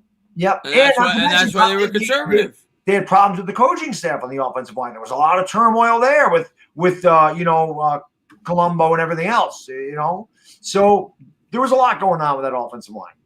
I think the offensive line did well, dealing with it they had to deal with. I think they're going to be even better. I think they'll be a good offensive line this year. You know what's funny about fans, and I've experienced this being all my years here on YouTube, even when we had Kevin Gilbride and the Giants were winning and we were in playoff, what did they call him? Kevin Killdrive. Yeah, they called him Kevin Killdrive. Even when we were successful, nobody ever likes the offensive coordinator. True. They never do. I mean, even Jason Garrett, and Jason Garrett is not liked because of his because number one, he's an offensive coordinator, and people think that they can play call better than him. I think it's because he came from Dallas. He came from Dallas. I think that's another reason. And everybody thinks he sucks, when the reality is the Cowboys probably arguably got worse this year without him as the head coach. Yep. You tell me about Dak, but the fact is they became a worse football team. Well, Cobb, they were 2-5 with Dak Prescott, and they should have been 0-7. They got a miraculous win against Atlanta, who just sat there and watched them recover an onside kick. Atlanta was up by like 4 touchdowns in the fourth quarter. They lost. And then the game we blew against them, we were up by 10. Andy Dalton came in. Of course, there was a holding call that pisses me off. It was obvious. I think it was Dexter Lawrence got ripped to the ground by his jersey. No holding call. They complete the big pass and score. Really, with Dak Prescott, they could have been 0-7. So it wasn't even Dak Prescott. That's not even why Dallas wasn't good. They were 2-5 with Dak. They weren't beating anybody with Dak Prescott. So what does Jason Garrett and Daniel Jones have to do to get the Giants fans? They got to beat good teams. But what is their approval? Like, what? You got to score points. You got to score 40 points a game. I mean, what do you got to do? What do you got to do? You know what it is? I think they got to be consistent. I think that's a big thing. And when you get in the red zone, you got to score touchdowns. I think that's the big thing, is that we were kicking a lot of threes. We got to. Not every game's going to be good, right, dog? I mean, you can't always be. I'm going to tell you, and I know going into the year, Pizzle, maybe your opinion's changed, maybe it hasn't. Going into the year, you thought Slayton was a more important part to the offense than Saquon Barkley. I did. Last year, yeah. And I'm not even trying to get into a debate with you. Mm-hmm. To me, last year showed how important Saquon Barkley is to this offense. Because when he was out, this offense was stagnant. Mm-hmm. There was no, even in the first game, Daniel Jones' best game of the year in terms of throwing yards was against the best defense in football week 1 against the Pittsburgh Steelers, because they stacked the box on Saquon Barkley and it opened up passing opportunities. Taking that weapon out of the offense changes the complete complexion of this offense. And I think getting Barkley back, just him alone, makes everyone on this offense better. Everyone. I was very bullish about Darius Slayton going into the year, and I don't think that Darius Slayton played the season healthy at all. I think he didn't. He didn't. I think majority of the games this year, I actually, to be honest with you, I commend Darius Slayton for gutting it out and playing the games that he did. Granted, he didn't become exactly what I was hoping would be, but it still doesn't mean that he can't take a step forward and be a good player next year. for the Giants. I definitely think that every Giants fan out there wants to see him back. And, I don't think anybody's like, let's run him out of town. And Barkley, I think he's going to be a big addition to get back. I've had my ups and downs with Barkley, what I think about him, but I definitely think he's going to be a big addition. And that's one thing that Giant fans, I don't think maybe they do realize, but they don't realize the impact that he could potentially make. Because I think Gallman had a good year. And if Gallman had a good year, you have to assume that Barkley would have had an even better year. Barkley, I mean, the first game the Steelers stacked the Bucs. He had nowhere to go. The offensive line was horrible. He was getting hit 5 yards behind the line of scrimmage. Second game, he had 30 yards on 4 carries. If people forget that. Barkley would had a mega year for the Giants last year had he stayed healthy. And I think getting him back is going to make Jones a much better quarterback. And I think it's going to make the receivers better. Everybody, if they brought back the same offense next year, and obviously I don't want that. I want them to add more star power. They would have a much better offense next year. I firmly believe that. Just because the second year in the scheme, adding Barkley back to the offensive line more continuity. I do think the Giants are going to have a much better offense next year. I don't want to give, say that this is take away from it, but the Giants in 2020, considering all the circumstances, right? COVID, no preseason, a lot of new moving parts, new coach, new scheme, several new players, and they played a schedule full of playoff teams. 7 out of their 10 non-divisional opponents went to the playoffs. So they went from a team that had a low draft pick to having to play a majority of playoff teams, and I feel like they competed in a lot of those games. And to me, 2020, I understand the record and all. To me, 2020 was in some ways a success. Yeah. They at the beginning of the year, I remember Chris and I talking about, we both picked them to go 6-10 because the schedule was brutal, and that was a big reason we had them going 6-10. I know all I said, and this is why I got this. The reason I was so hard on Daniel Jones is because going into the season, I thought Daniel Jones was going to be a top 10 guy. I expected Daniel Jones to take the next step. I just said this kid's good enough. He's going to be. I think he's going to be a really good quarterback. So I was very high on him. So he disappointed me. That when I get high on a guy and then he disappoints me, I will let him have it. Okay, but I wanted to see the defense move the defense was way better than I could have ever imagined. I wanted to see the Giants show improvement. I wanted them to compete with the teams in our division. I wanted them to beat Dallas. They did it. I wanted them to beat Philly. They did it. We should have swept the division. Okay, the Giants blew those games. We should have beat them. We were better than every one of those teams in every game. Now, Washington fans will sit there and say, "Well, if we didn't go for 2 at the end of the game, we would have won." You don't know. You don't know what would have happened. You didn't make the 2. You could have. We could have won in overtime. You don't know. We do know that we had 2 touchdowns called back against Dallas, which was BS. We do know that on the game-winning throw, pretty much, that our guy was held and pulled to the ground. That was not called. We know that if Evan Ingram makes the damn catch against Philadelphia, the game's over. We beat Seattle with our backup quarterback in Seattle. We played Tampa Bay extremely tough, blew that game. Should have beat Tampa. That's the Super Bowl champions. We had them on the damn ropes too. We had a chance against the Bears. We had a chance against the Rams. We were in all these games. The games that got blown out. Pittsburgh, we were in the first half. That was kind of the end of it. San Francisco was a disappointment. Arizona, obviously, Daniel Jones not being healthy, and then we just kind of fell off the table. Our offense couldn't do anything against Cleveland with Colt McCoy, and then Baltimore is just way better than we are. So I like the Giants improved in a lot of areas. Right now, like I said, I want to flip-flop on Daniel Jones again. I want to come on and say I was completely wrong about Daniel Jones. I want Daniel Jones to have every freaking opportunity to succeed. I want the Giants to go offense. I want these guys. I want Daniel Jones to have guys to throw to. I want Daniel Jones to have an opportunity. So give it to him. I have no problem if a fan wants to replace Daniel Jones, dog. I don't even want to replace him right now.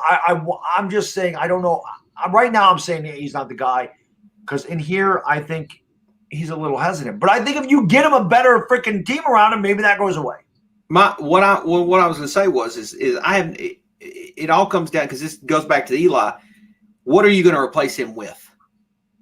Yeah, no, I know. Well, you don't want to force a quarterback pick. That's what I'm saying. Like, that's where when it comes to that, the QB argument is like, okay, you want to replace him or you don't like him. Okay, with what? What do you want to replace him with? But that's what I'm saying. Chris and I talked about that. That's why we need all the pieces, because here, after 2021, with Daniel Jones going into 2022, being at the end of his rookie contract, you need to know, as a Giants organization, he either is the guy or he's not. You can't go into 2022 like you are going into this. You're going, well, maybe if he had a number receiver, maybe if Barkley was healthy, maybe if the offensive line played better, maybe if this, maybe if that. You need to know.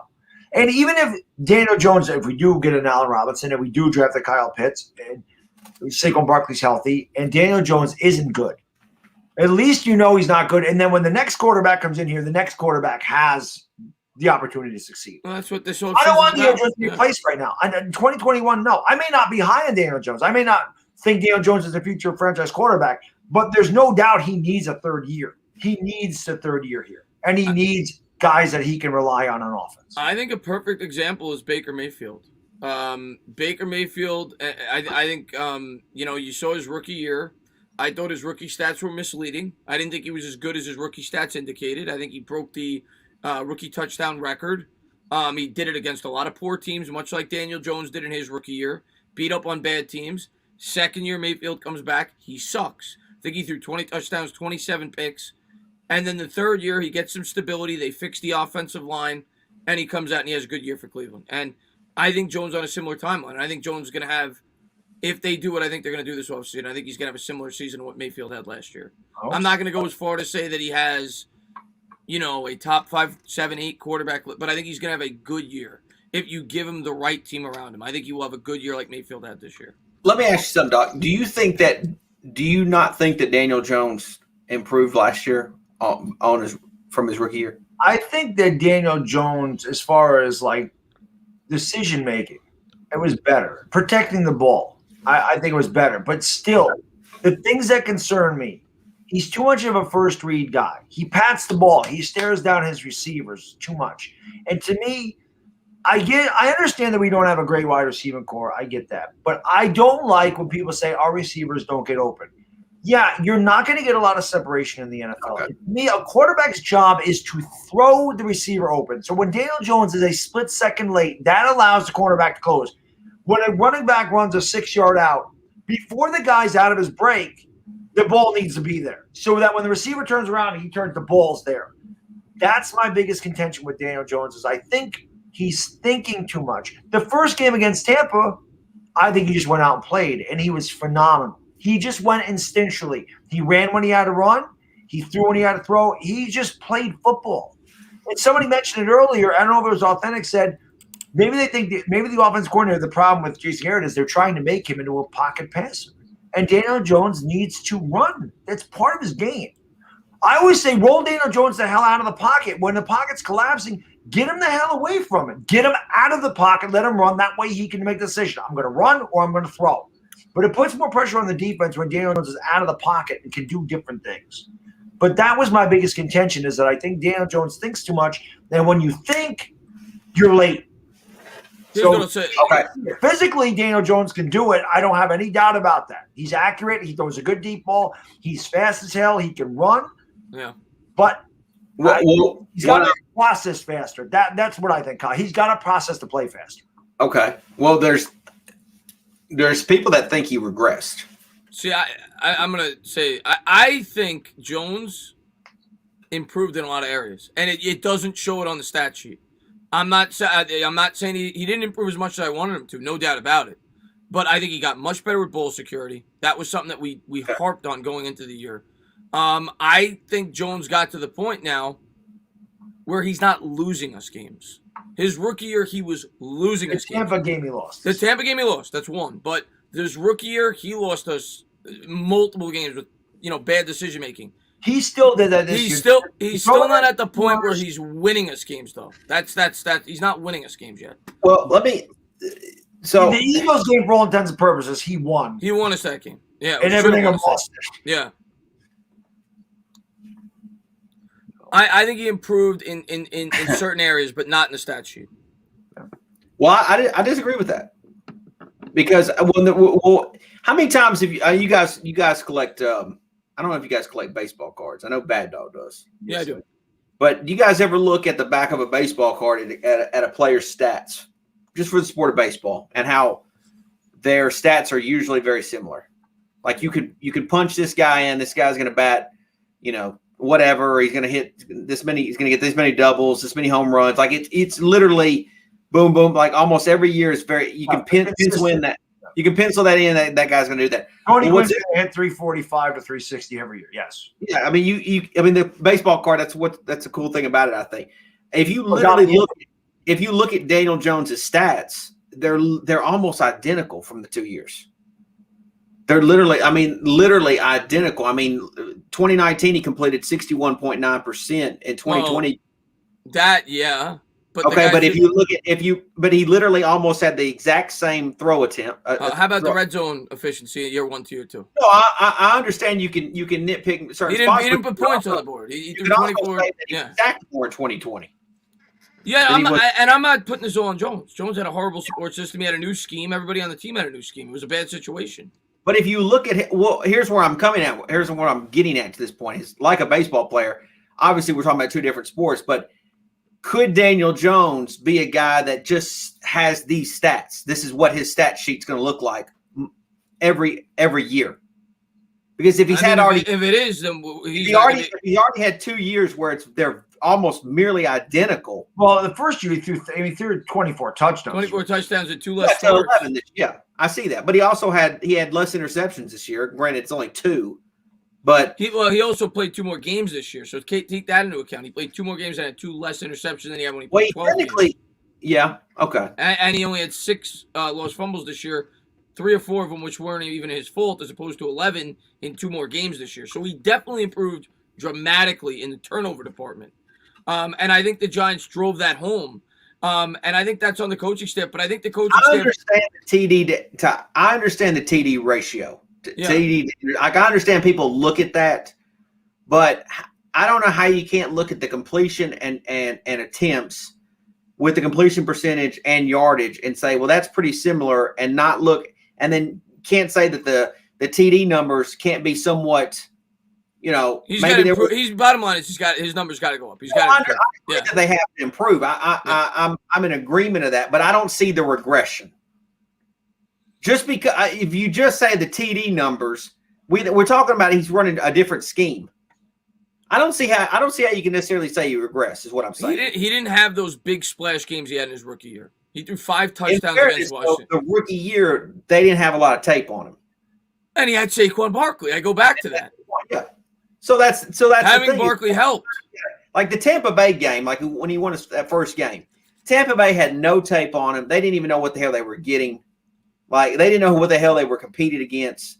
And I think he completely surprised him with his legs. Completely fooled him. And ended up, I think that's what ultimately won us the game. They had no tape. Year 2, they got some tape on him. And he probably was able to, the fact that he was able to somewhat back up his numbers kind of tells me that might be what he is. But I wouldn't necessarily say what he is now is all that bad. I still think he can build upon that. I think I don't look at the TD. I think he can take a huge jump. I think it's still too early to say because we saw it with, and I'm not trying. Everybody says I love Josh Allen. It's just it's his 3rd year. It's on the timeline. Jones is going into his 3rd year. We saw Allen when he got a weapon, his numbers went way up. So maybe Jones, you get him a weapon, maybe his numbers will go way up. Sure. That's the hope. I look at it like glass half full rather than glass half empty. I think a lot of people look at it glass half empty. I'm always a glass half empty guy. That's the way I live my life. So that's not it. That's nothing to do with it, John. That's just how I am. I gotta hit the head. By speaking of glass half empty, I don't know. When you get back, I'm gonna hit the bed. But I'll let you go back. I'll talk to Pizzle for a couple of minutes. I look at this and I think that I watch the Giants games pretty closely. I didn't miss a play in 2020. And I don't know how you can't pinpoint and say Daniel Jones isn't one of the best players on this team. Well, on the offense, yeah, for sure on the offense. Not on. I wouldn't say on the team. The defense had so many good players this year, but they did. But here's what I'll say. When he went down and when he came back and he was limited, you saw a clear difference in the offense. And I think there was like a 2-game spurt where you saw it starting to click for Jones, and before he got hurt. And I'll agree with that. You definitely saw that he was growing before he went down with that injury. And if you were a rational fan going into the year, I think you had to realize it was going to take 6 games or so for him to pick up the scheme. There was nothing, all the limitations in the offseason. So I think he showed enough hope for me to give him a 3rd year and see what he's got. That's my mentality. I don't want to be one of these guys. I know everybody wants to say, come with a definitive opinion. Say if he's the guy or say if he's not. I can't say it yet. I can't say, and it's the same thing with Eli at this point in his career. I couldn't say it at this point in Eli's career if he was the guy or if he wasn't. Even though Eli showed more signs in terms of, late 4th quarter comebacks and things like that, but he also had a better team. So it's kind of hard to evaluate it this early in the process. But I think he'll be better this year. I think a big thing with Daniel Jones, at least with fans, is that they saw what Arizona did. And I think I think if Arizona stuck with Rosen, I don't think people would be calling for a new quarterback. I think the fact that they moved up and they traded a 3rd and a 7th round pick to move up 5 spots to get Rosen. And then within a year's time, they were bad and they said, to hell with this. We're taking Kyler Murray. I think that, to me, because they were impatient, and Kyler Murray, while the Arizona hasn't won it, they've gotten a lot better, and Kyler Murray's definitely a way better quarterback than Josh Rosen. I think that is what happened. I think that Giants fans at this point are like, okay, well, look what Arizona did. We're still not winning. Let's get a new quarterback. That's the new age NFL. It that's is. What that's the team I know that did that. Can't think of Washington just did it. Well, Dwayne Haskins is god awful, but so was Rosen. Yeah, but Rosen played on the worst team in football.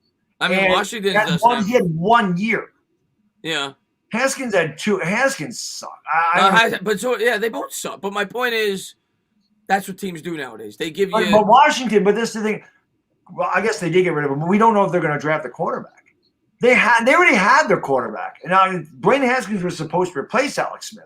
Alex Smith ended up getting hurt, so it didn't work out. But they kind of already had a quarterback. I don't know what they're going to do now. They might not even draft one. They may go and try to get Dak Prescott. I don't know what Washington's going to do, but I like that the Giants aren't doing that. I think you have to give your quarterback a little bit of time.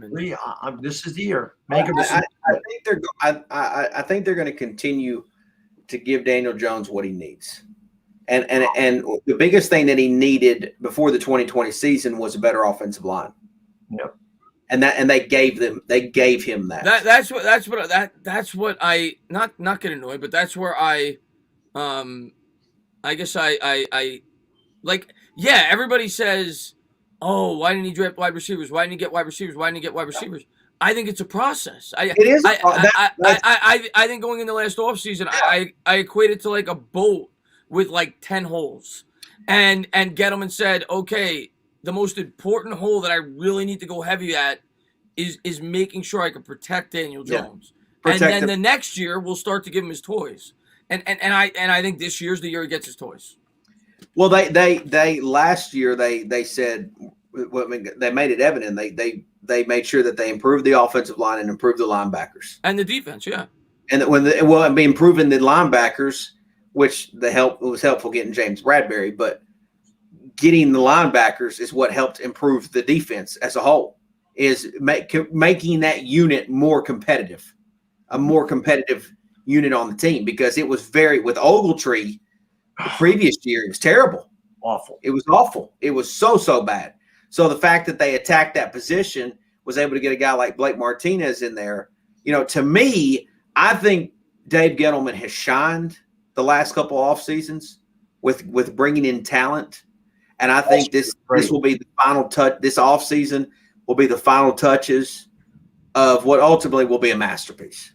Yeah. I sure hope so, man. That's my opinion. I sure hope so, my man. He did last year. We're going to be in good shape. He did a great. I love hearing Pizzle talk about Gettleman. Yeah. I'm a Gettleman guy.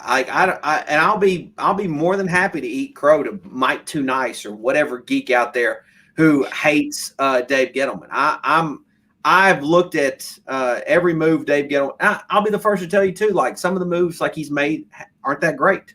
But who hits 100% of their moves? Nobody. They don't. Nobody hits 100% of move. In addition to that, you don't know that. Like we made this. We had this discussion earlier. You can't assume that every free agent that he goes after is going to want to come to play for the Giants. You can that's where I get annoyed with fans and not annoyed again, but fans who expect, like it was Littleton last year. This year it'll be Allen Robinson. They'll complain that if they don't want to come here, how could you get mad at Dave Gettleman for that? He can't force them to come here. So you also have to realize as fans that he could only get who he's capable of getting and try to get the best guys in here that fit. And Martinez worked out last year. I just don't think that some people realize how big of a mess he inherited. Oh, yeah, I agree with that. Inherited a huge mess. And in fairness, because I was an Eli guy, Eli was part of that mess problem because you didn't want to let him go, even though you had to. Yep. But you didn't want to because, I mean, he was such a important piece. So, like, that also weighed on, I think, Dave Gettleman. And the fact that, too, like, and I'm not making an excuse for him, but he was sick at a period of time. Like, he had a serious illness. So, like, to me, for him to, I think the Giants are, have a, if we're going to the moon, if you will, for stock. You want to talk about stocks? I think we're headed in a much better direction than when Dave Gettleman got here. I agree. I think the team finally has a direction. Whether it's at your approval or not is a different conversation. He wasn't going to fix this thing in 1 year. It wasn't going to happen. And I still believe in my heart that he told him to pick Barkley. I feel like Gettleman would have taken Quentin Nelson. And just looking at the way Gettleman likes to draft, I feel like ownership, because of what happened to Eli in 2017 when they benched him for Geno Smith, I feel like at that point ownership said to Gettleman, you're going to take Saquon Barkley. We're going to try to get Eli a winner before he leaves. And then we just weren't ready to do that. It didn't matter Eli or not. That team was not ready to win. The team was 3-13 in 2017. I know that they were banged up on offense. I know Odell Beckham missed most of the year with a broken ankle. Sterling Shepard missed time as well. I get that. But that team wasn't ready to win. That team wasn't ready for a running back there. I wanted Barkley. I wanted Saquon Barkley. I did not want Sam Darnold. I did not want Sam Darnold here. Because I said Sam Darnold, what would Sam Darnold have done if he came here? He'd have been turning and handing the ball off to Wayne Gallman with a terrible offensive line. I go back, Bad Dog, to what I always say about that number 2 pick. No matter what they did there, the fans weren't going to be happy. Because they were happy with Barkley. Yeah, no, I'm saying now, like today. Because Darnold, let's get Lamar Jackson out of here. We weren't drafting Lamar Jackson. No. Josh Allen wouldn't have been Josh Allen here with the pieces that the Giants have. Which, by the way, Lamar Jackson doesn't work in all 32 NFL cities. Wouldn't have worked here. Maybe he would have, but we were never drafting him. He wasn't going to work. He wasn't going to work here. And that's not a Giants thing. That's every team. Every team passed up on him. So it was either going to be Darnold, Rosen, Quentin Nelson, or Saquon Barkley if you were staying at 2. And now, Monday morning quarterback, everybody could say Quentin Nelson, Quentin Nelson, Quentin Nelson, Quentin Nelson. But the fact of the matter is, and I agree that Quentin Nelson would have been a better pick because he would have been, long term, where we are now, would have been better for the rebuild. But if we drafted Quentin Nelson, we would have been losing football games, and people would have bitched about the pick. They would have said, how did you take a guard second overall? Yep. We won 5 games. And if Barkley went to Cleveland, and if Barkley had 2,000 yards, people would have said, how did you pass up on Saquon Barkley and take a guard second overall? Nobody ever takes a guard second overall. Yeah. So no matter what they did there, people were going to bitch. Unless we won games. Unless we traded down, maybe.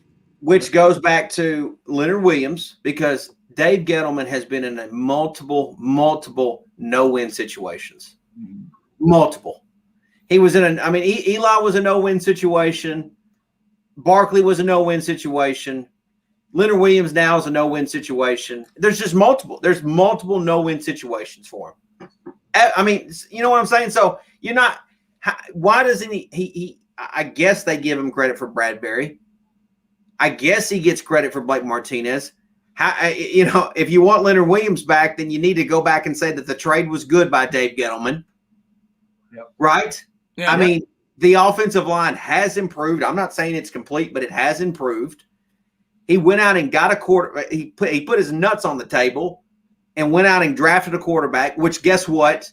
He didn't draft Haskins. I don't give a shit if he doesn't get credit for that or not. But he didn't draft the worst one. Yeah, that's for sure. I mean, give him credit on that.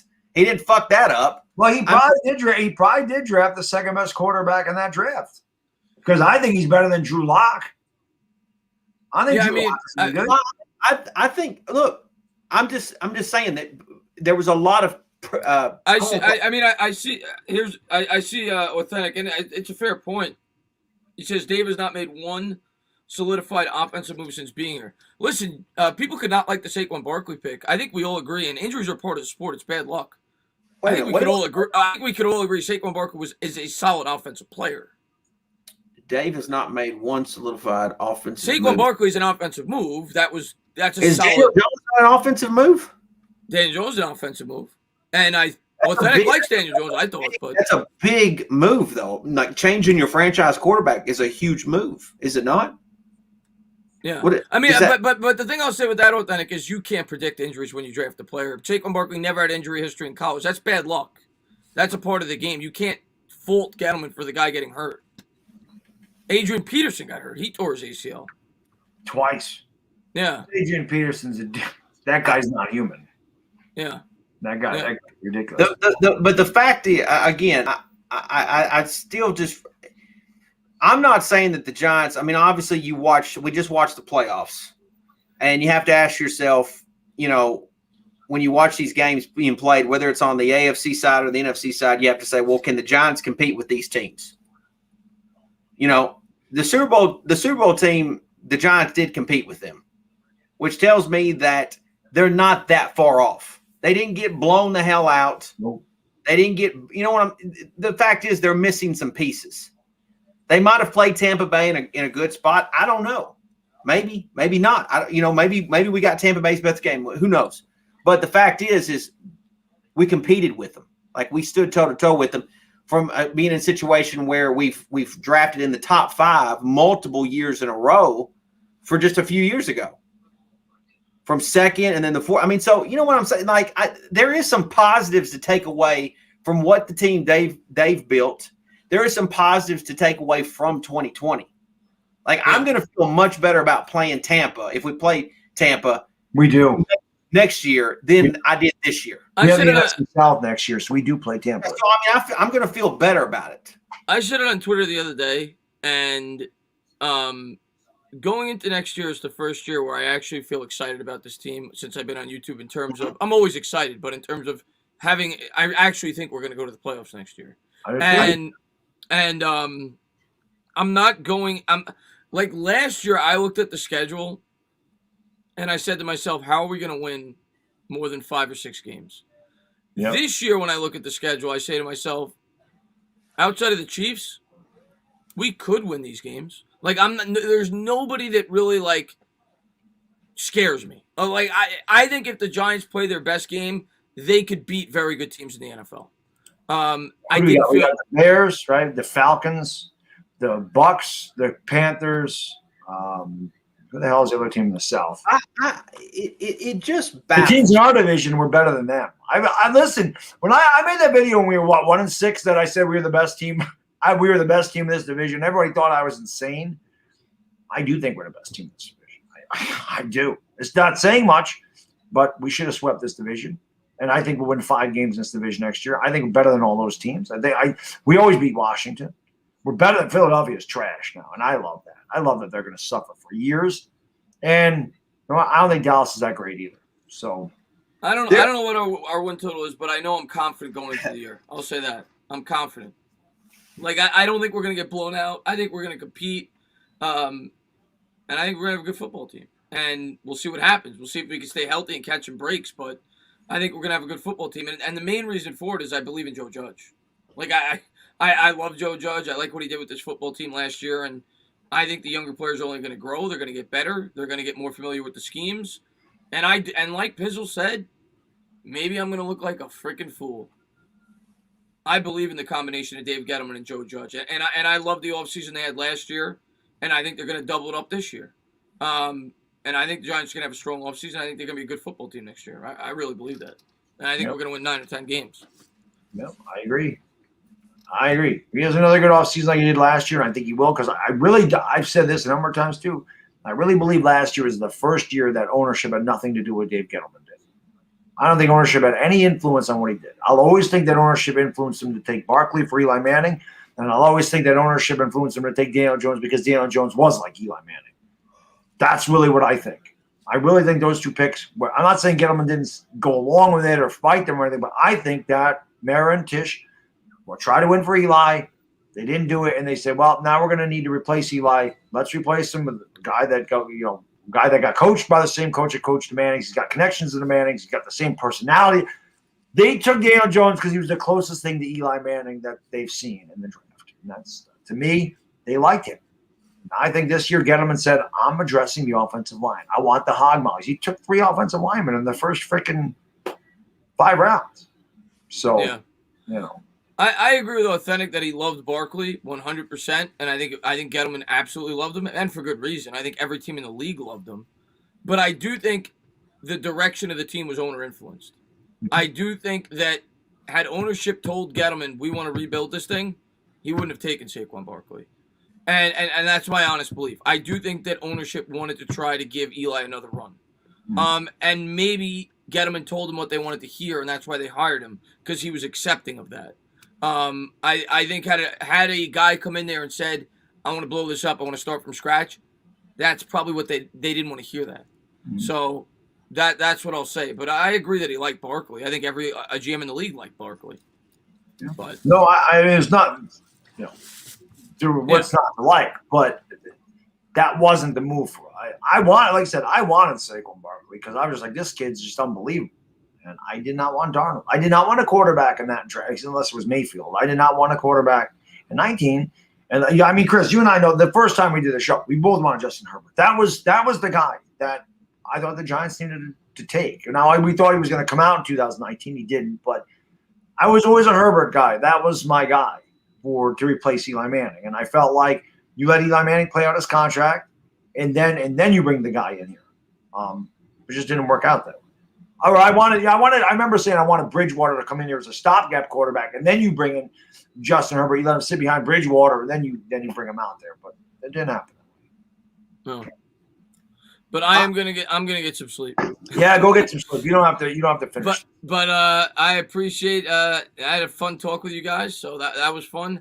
I got to rest my voice because my voice was shot today, and but I had a really fun time coming on. Bad Dog, you only got. What do you need now? 5 hours, about 5 hours. 5 hours and 15 minutes. Pizzle, always love talking to you. I think we usually agree pretty strong with most things on the New York Giants. So I always like talking to you about the Giants. And thank you to everybody who popped in, all my great subscribers. Really appreciate it. Bad Dog, do what you got to do. Finish out the stream, my man. No, I'm gonna finish it out. You know that. No fight, no quitting me, man. All fight. All right. I'm not a damn eagle. I'm not gonna lay down. All right, man. Later, bro.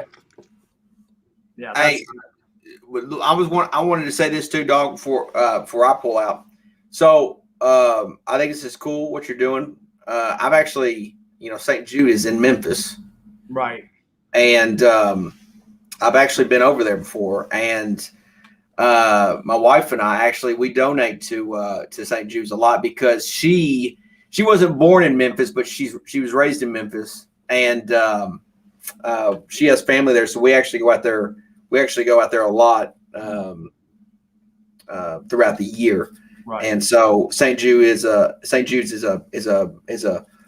wonderful place to donate, and really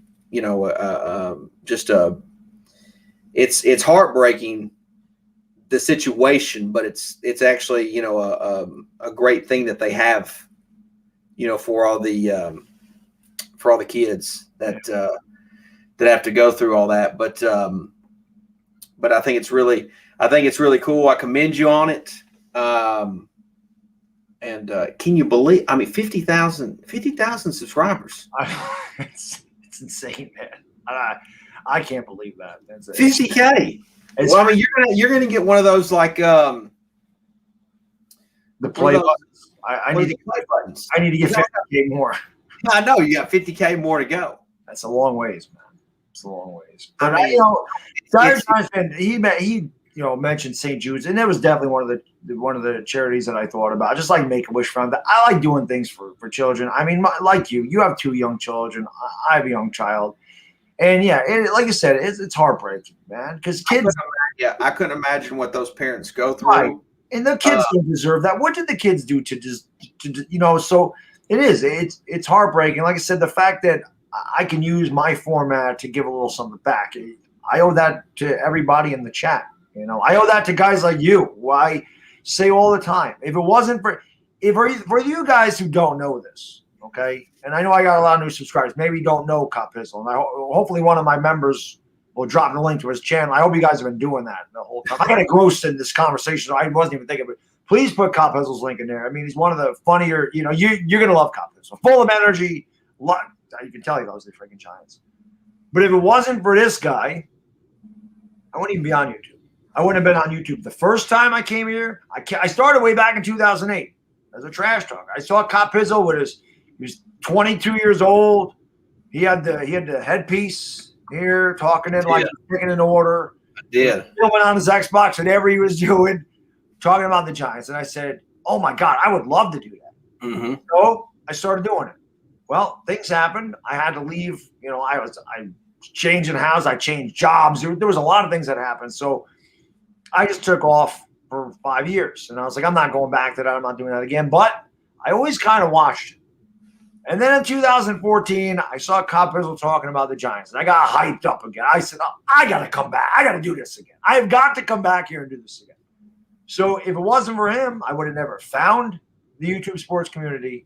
And if it wasn't for him, I would have never come back to the YouTube sports community. So this guy is the whole reason that you have Bad Dog is because of Cop Pizzle. The Giants community in general started with him and a couple other guys. Well, the other guys have gone on to do other things.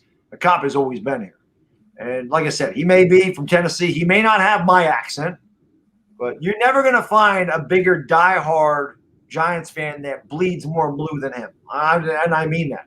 Him and I have had our differences. That is because we are very similar. So when we are very opinionated, we are very strong. We love the freaking team. And as he said, if we weren't losing so much, it would have never happened. But I'm always glad that we were able to squash that and be able to work together because this was a long time coming. And like I said, I love this guy, man. He's a big inspiration to me. Like I said, I know he loves the Giants. It does not matter. You may not like his takes. You may not like what he says, just like people don't like what I say, because when we say something, we say it with conviction. And it's just the way we feel. But you got to respect the guy that has an opinion like that and isn't afraid to share, whether you like it or don't, which is a big reason why I respect him. And that, to me, like I said, I commend you, man. You've been here a long time, and, you're the godfather of the Giants community on YouTube. You are. It all comes from you.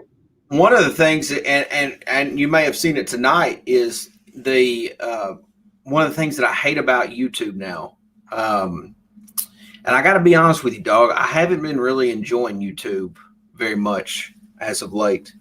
But one of the things that I've always, or at least I don't like now, is they, these roundtable discussions, and this has been sort of a roundtable discussion in a lot of ways, but they're just circle jerk agreement sessions for however hours, and it's okay. This is why it's silly when people are like putting in all your fucking clown pizzle, because it's okay to have a different opinion. Yep. I'm nobody. There would be no point for me to come on here and just agree with everything that Bad Dog says. Yep. And there would be no point for Bad Dog to just sit here and agree with everything that I say. If a great discussion about that was when we talked about the 3 receivers. I like Smith. I think you said you like Waddle. Yep. And Chris likes Chase. Yep. That doesn't mean that you're wrong, I'm wrong, he's wrong. It just means that we all have different opinions, and that's what's great. A lot of these discussions or roundtable things are just circle jerk sessions. Yep. nobody's being truthful with one another. Everybody's just agreeing. Everyone's doing this, and it's nonsense. It's not real content. Right. So, for me, I think it's great when YouTubers can disagree with one another. Doesn't mean that we're a hater. Doesn't mean you're a hater or you're a hater of that person. It just means, hey, you have a difference of opinion. You can talk about it. I don't have to talk. If you make a video or whatever, and I respond to it, you don't have to come back and attack my family.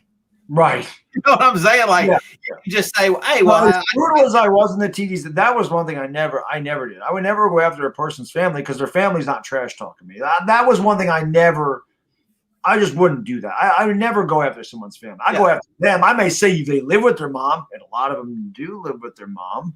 That was just but I'm not insulting their mother. Just saying you live with your mother. If you're 50 years old, you live with your mother. Get the hell out of your mother's house.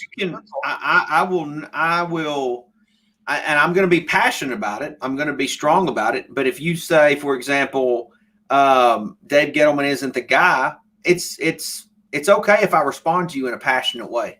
Yeah. Because if I feel that way, then I have every right to say it, just like you have every right to say you don't agree with it, right? Mm-hmm.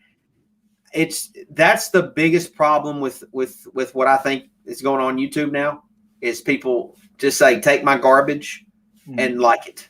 Yep. And for me, it's like no, I'm not going to like it. If I don't like it, I don't like it. You know what I mean? So I don't have to hit the thumbs up button if I don't. I mean, it's good I understand it's good for the subscriber, or whatever. But if it's not quality and it's not good, then I should have right as a content consumer to say that. Yep. I don't think there's anything wrong with that. Right. Matthew, 19 live with your mother. No, nothing's wrong with that. You're 19. I'm talking about guys that are my age, in their 40s. Yeah. Live with their mother. Legitimately my age, and they live with their mother. That's an issue. When you're an adult, you're supposed to be the one that owns the house. Mm-hmm. Your parents aren't supposed to take care of you when you're 35, whatever. You know how many people think that I'm still living in my mother's house right here? There's so many people. Yeah. It's so stupid. Like if they only knew my parents, my parents would have never let me dress up a wall like this, completely full on giants stuff like that. They would have told me I was ridiculous, just like they tell me every time they come over and visit that my room, my little man cave looks ridiculous. But you know what? It's mine. I pay the bills on it. So if I want to dress it up like that, I will. My house, my rules. My parents tell me, Exactly. You tell your parents that. My house, my rules. Oh, no, I do. Exactly. So, believe you me, I do. But for me, like YouTube is changing every day, every week, every year. It's constantly changing. I don't love the direction that YouTube is going or how the content creators are doing their stuff now, but I guess it just is what it is. Mm-hmm. And for me, like I like kind of keeping that. I can't put my fucking words together. I guess it's because it's the middle of the night. Yeah. I like the fact that I'm able to try to keep some of that TTC vibes going. Yeah, not completely, but you kind of see where I was able to kind of drag Mark Holmes into it a little bit and drag Philly 500 into it. And so for me, it's that part's fun. The other stuff isn't exactly fun, but it just is what it is. It's just it's a different time period. I don't think a lot of the people that do YouTube now could have done it in 07, 08. I don't think so either. Because it just wasn't going to work. It's funny because and I'll even say this, I'll give you credit on this because you weren't too far off. When we were making our videos in 07, 08, we were well before our time. Mm-hmm. Yes. And that's the thing that I think is really cool because, YouTube has kind of grown into this huge platform that everybody participates in. And you've got all these people that are making content and stuff like that. And I'm sitting there thinking like, damn, we were on this. Yeah. Before it was we were on it before it was a hot thing. You know what I mean? Like everybody's wanting to do everybody in some capacity has said something about doing a podcast or making videos or doing something. And I'm like, damn, man, we were on this before. Yeah. It's like being on a stock before it blows up.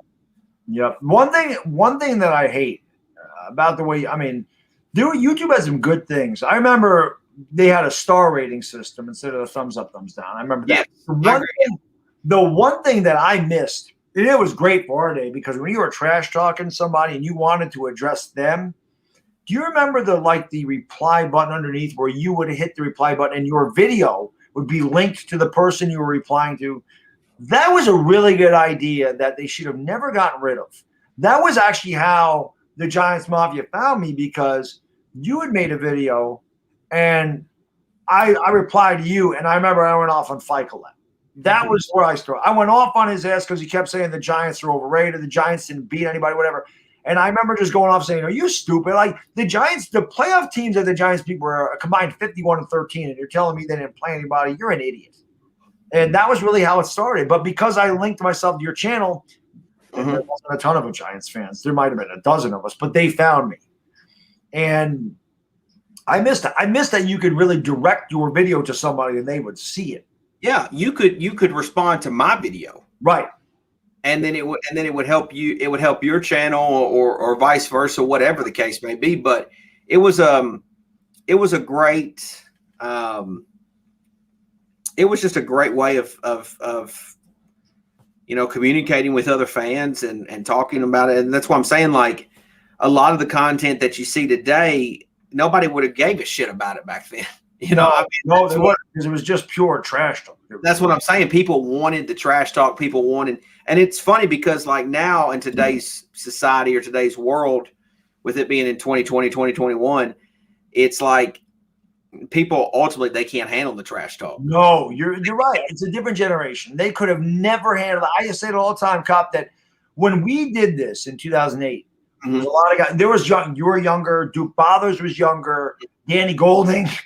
T. Spence, they were PR. That was about it. Most of the guys were in their 30s and 40s, and we understood what trash talking is. You don't take it personally. Yeah. You don't get butthurt. You don't start doing all these other weird things about it. You don't call people's jobs and whatever else people were doing. You just take it and you respond like a man. You don't get butthurt and do this. Oh, God, he hurt my face. You just came back with a video. That's the thing that, like, I think a lot of people don't realize that, I've put in a bunch of time here on YouTube. People can say whatever it is about my numbers, whatever the case may be. But as far as it comes to supporting the Giants, like, I've done the best that I know I could do. Yep. Like, I did what I wanted to do.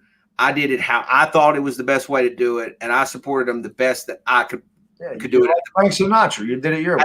I did it my way. I did it the best, and in doing so, it cost me multiple things in my personal life. Mm-hmm. I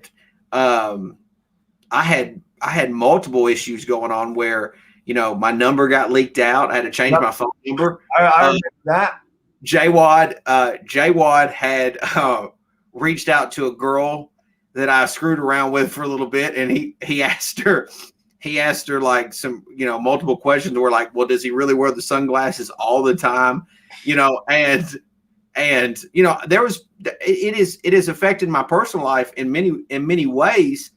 But even through all that, like, I was happy to do it. You know what I'm saying? So, like, that's the thing when you get these other content creators that are supporting the Giants that come on and just disrespect me, and they don't, they just blatantly do it.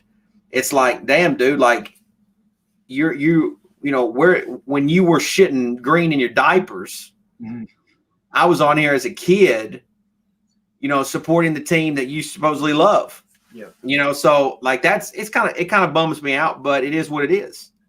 You can't. Not everyone's gonna love you, right? It's just that's how it is. I don't want everybody to love me. Mm-hmm. I've always said I would rather you hate me for who I am than like me for who I'm not. I'm not going to put on an act for people.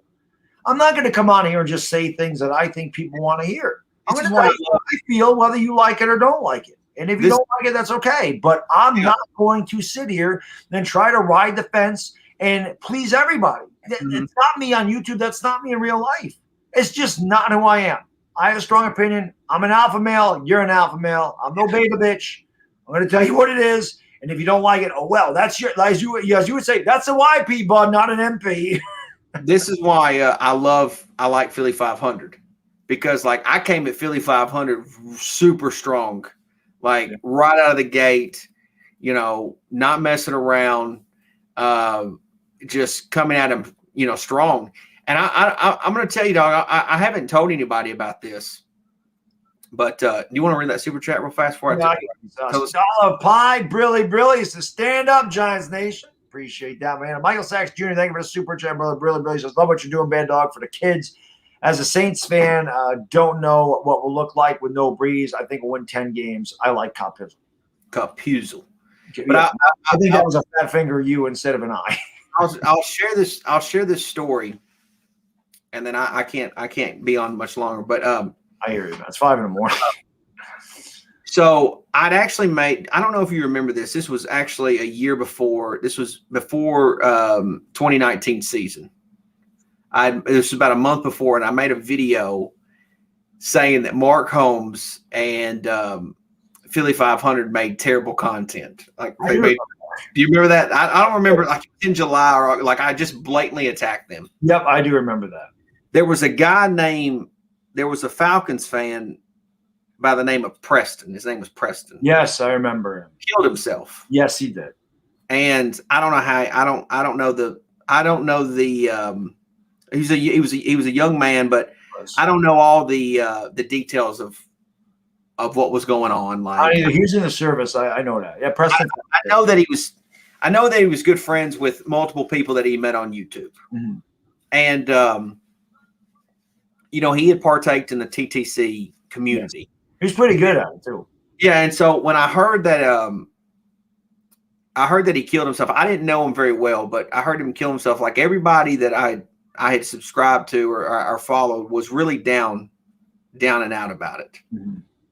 And that was the same week that I kind of attacked Philly 500 and Mark Holmes.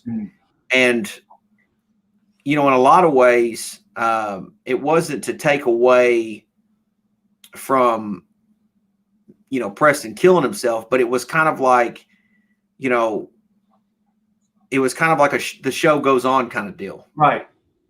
Yep. And that's, and honestly, him doing that or me hearing that was kind of like, it was kind of like that whole Morgan Freeman kind of thing, like get busy living or get busy dying from Shawshank Redemption.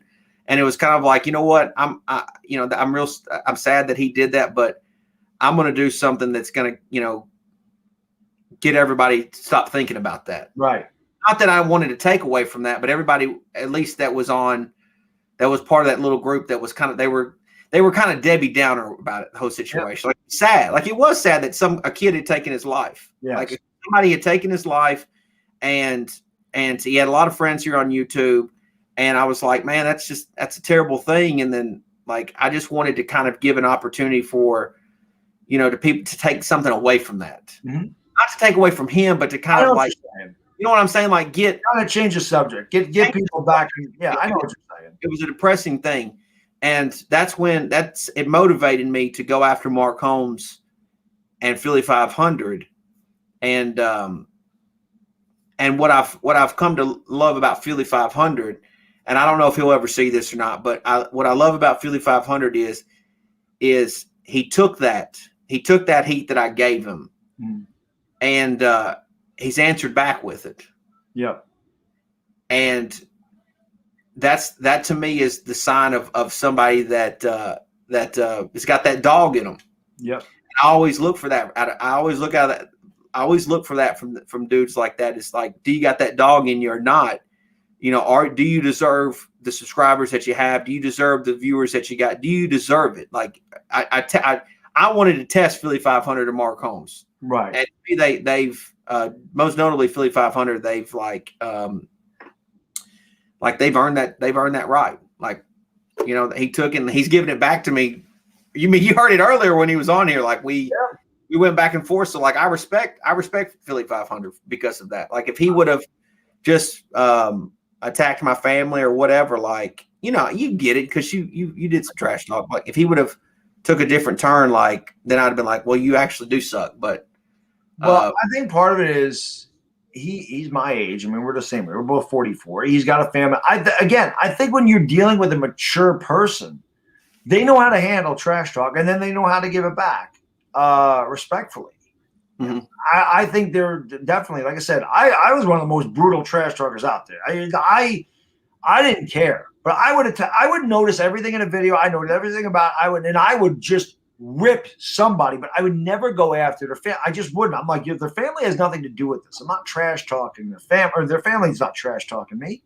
So I'm not going to just sit there and say stuff about their kids or whatever. I'm not going to do that. That's just not how I rolled. Now I'd tell somebody they're overweight. I killed EDP a number of times in trash talk, and I tell somebody they were weak as shit. I tell them whatever. It didn't matter. I embarrassed them, but I never go after their family. That's just not. It's not me. It wasn't. Well, for me, like I always thought that there was some beauty in the TTC. Like there was something really fun, and I hate that a lot of the YouTube community, the football side of it, they don't get to see that anymore, because I think there was some real comedy to it. Yes, there was. There was some great stuff to it, and to me, it's sad that it's kind of went away. But I still try to keep it in some ways alive.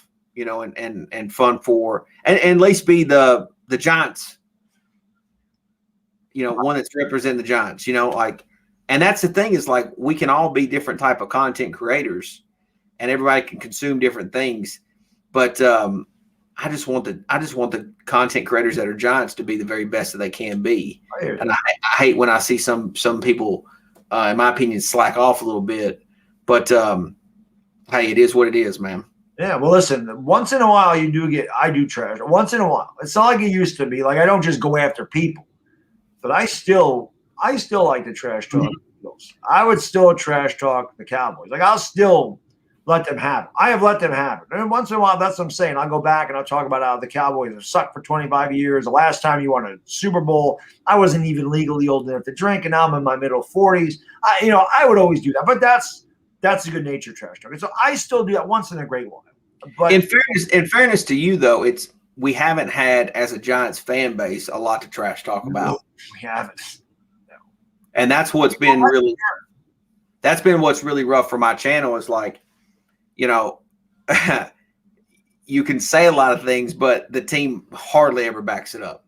Yes, it's true. That makes it different. And that's what's really brutal is like, but at the same time, like, yeah, there is some biasness to what I'm saying, but I get this weird sensation every time the Giants get ready to play that I just think they're going to do it. I have the same feeling.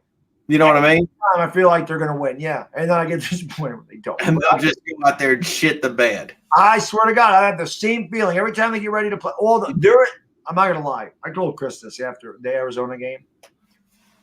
I told him, I said, I woke up this morning and I had the worst feeling about that game against Arizona. I said, I felt like we were going to get our ass kicked. I don't know why I had that, but I just have the worst. We're so hot. We just beat Seattle, and Seattle with a backup.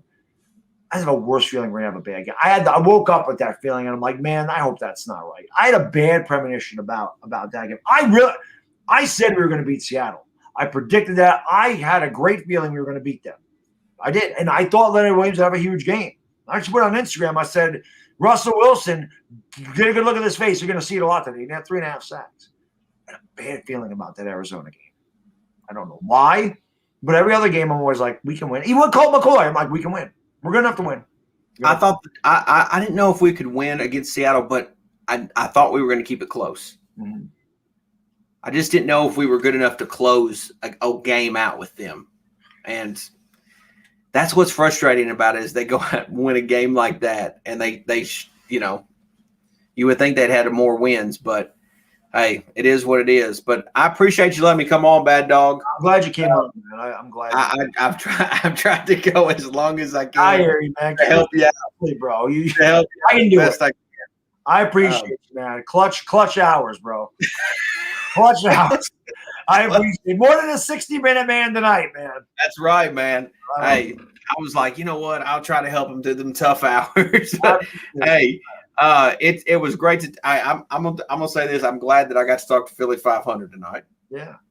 Trash him a little bit. He deserves it. That was fun as hell. They just Eagle fans deserve. I agree. As much trash talk as they deserve. You know, the thing is too is like we haven't had anything over them in a while. Nope. So it's kind of fun the fact that the last time we played them, we got a win. Let's see how they handle it when we're sweeping their every year. I know. I actually think that that's coming for the next couple of years, but I do too. I think that's coming, and they don't realize it. But it's good to talk to Chris, and I think it's great what you and Chris do on YouTube. I appreciate it. I think you guys do. I think you guys do great stuff, man, and just keep up the great keep up the great work. I can't fucking talk. What the fuck right now? Keep up the great work. And I'm like I said, man, I'm so proud of you. 50K. That's crazy. I am so proud of you, man. Like that's nuts. It is. It's nuts. Honestly, I don't even think I'd want 50K. I'm sitting there looking like, man, I don't think I want anything to do with 50K. Yeah, that's too many people, dog.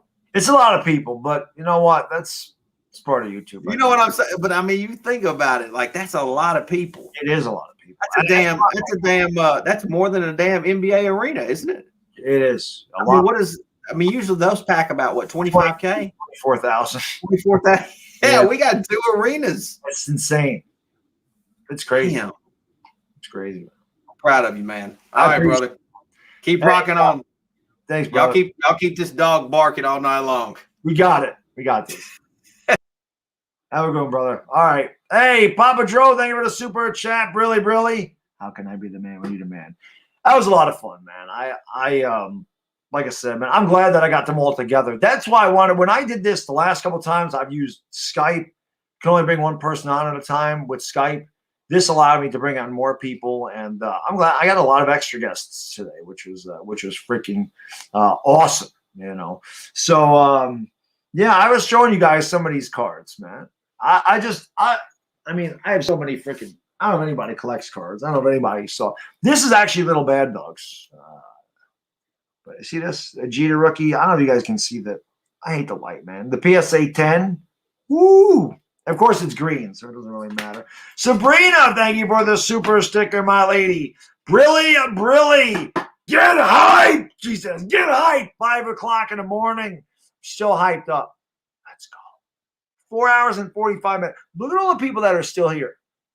It's crazy. Sabrina's been here forever. Afghanistan, Authentic, Jedi, Sunday. Arthur's been here a long time. It's just crazy, man. Lucas has been here like the whole time, man. You guys are the best. I mean, it's insane. Benjamin Wynn, of course, he's here. It's Tony, what's going on, buddy? What all you got here? Oh, here's a good one, man. My Roberto Clemente rookie. Well, 55 tops. That's one of my favorites. Roger Maris rookie. Where's Ellie Lou? He's probably still there. There's a Roger Maris rookie. Burt Blyleven's really not, but there's a Burt Blyleven rookie. I friggin' love cards, man. I love this. There's a Barry Bonds, 86 Fleer, PSA 10. I showed this one. A Dr. J rookie. That's pretty friggin' awesome, right? I'm not Roberto Alomar. Who cares? There's a Ricky Henderson rookie. One of my favorite players ever. Here's a Cy Young T206 tobacco card. You see that? I got some good stuff. Bubba Gump, thank you for the super sticker, my man. Brilly. I don't really know what he's doing. These are less expensive ones. There's a Tim Raines rookie. The John Smoltz rookie. I'll show this one real quick too. There's a Joe Montana rookie. Joe Montana there. All right. Joe. All right. There's some of those. I got quite a few here. But when I talk about cards and stuff, guys, I mean, I showed this one too. This is one of my favorites. The Mike Trout PSA 10 tops traded. That's a big one.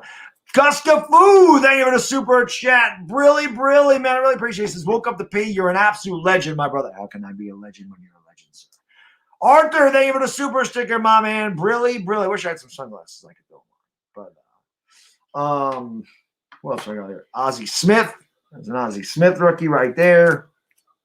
I always keep grabbing them, but it's a PSA 8. But there's an Ozzie Smith rookie. Here's a couple of American Caramel cards. They got a Frank Chance. I know LA Lou knows these guys.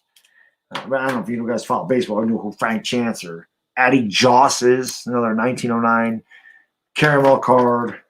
Call Yastrzemski rookie. Right. Reggie Jackson rookie. This is the stuff I collect. Goose Gossage rookie. Lou Brock rookie. See, these are all Hall of Famers, man. That's what I collect. You know. Cal Ripken rookie. There's Ryan Sandberg rookie. These are pretty cool. Now we're gonna get into the good stuff here, I'm sure. I forgot where I had the better stuff in this thing.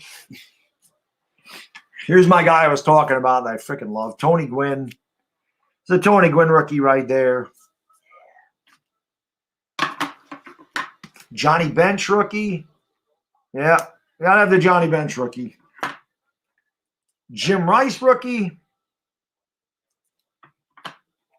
Man, these are just some of them, man. I have so many freaking cards. There's a Don Sutton rookie. I know Lou Brock just died. There's a lot of guys just died. One of my favorite cards in my collection. We're getting into the better ones now. LA Lou. Sandy Koufax rookie. Right? Sandy Koufax. One of my probably my favorite non-Yankee. I love Koufax. Dizzy Dean rookie. Right? A 33 Gaudy Dizzy Dean rookie. I love this card too. This is one of my favorites too. The old Gas House Gang Cardinals back in the 30s. Dizzy Dean.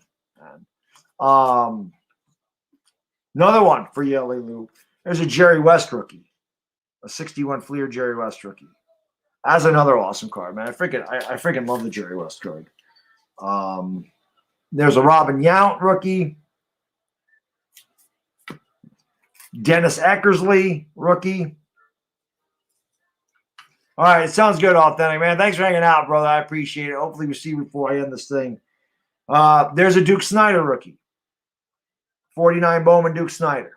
I mean, I love cards. There's an Andre Dawson. Ernie Banks rookie. Ernie Banks. I loved Ernie Banks too. That was my guy. Yep. Oh, these are some of the better. Al Kaline.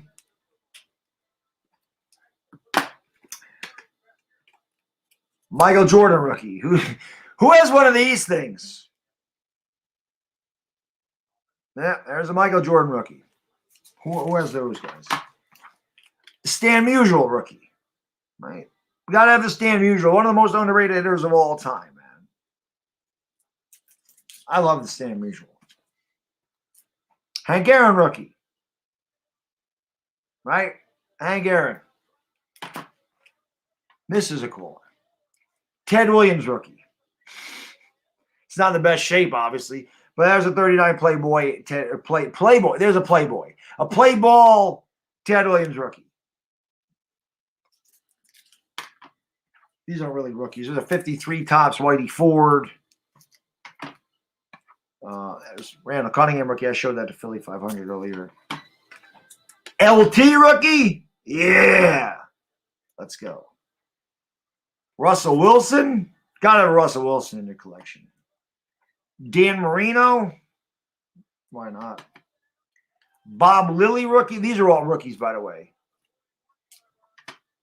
Sonny Jurgensen. LA Lou. Thank you for the super chat, my man. Really, Tigers Evers a chance. One of the most famous double play combinations in baseball. Koufax and Dizzy Dean and Jerry West. Damn. Oh yeah, there's like I said, I've been collecting for a long time.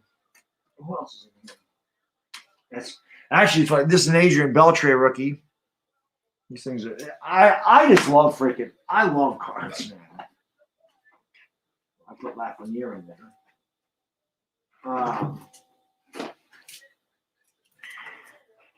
Jim Hunter, or Catfish Hunter, Frank Thomas, Dave Winfield. Oh, here's a cool. Well, Frank Thomas. This is actually, these cards are ridiculously high now. There's a Frank Thomas PSA 10 rookie. Here's some of the awesome ones here. Nolan Ryan rookie. Yeah. You got to have a Nolan Ryan rookie, man.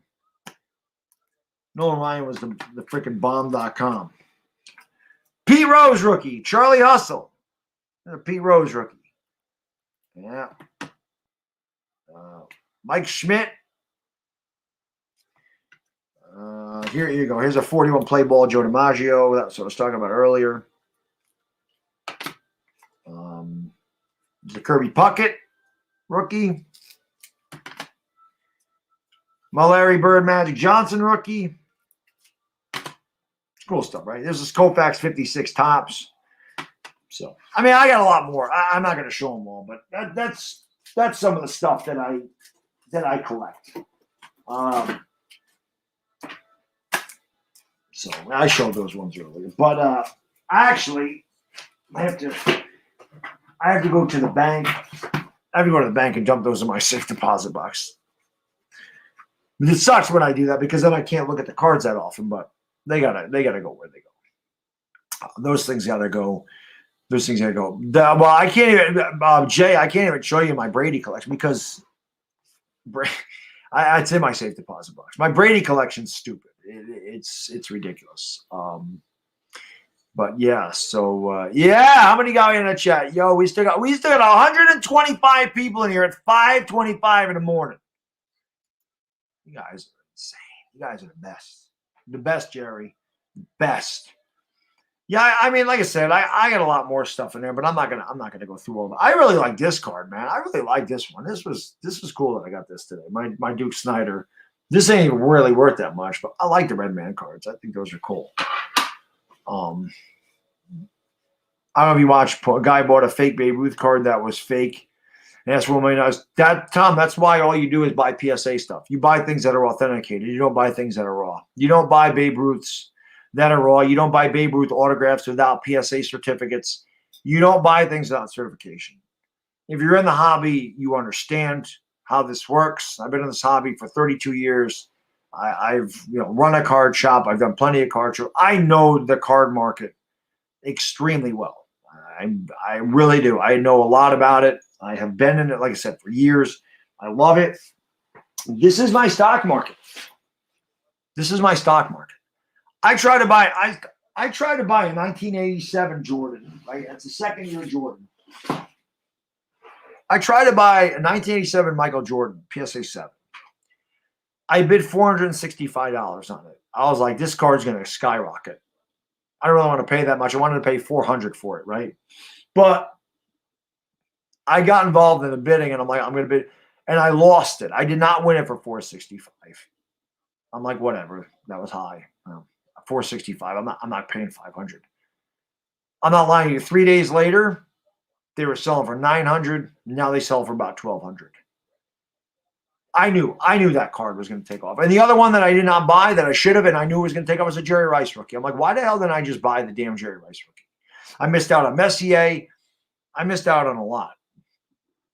There's no doubt about that. So, Sugar Tits, thank you for the super chat. Brilly. Thumbs up, man. Appreciate that.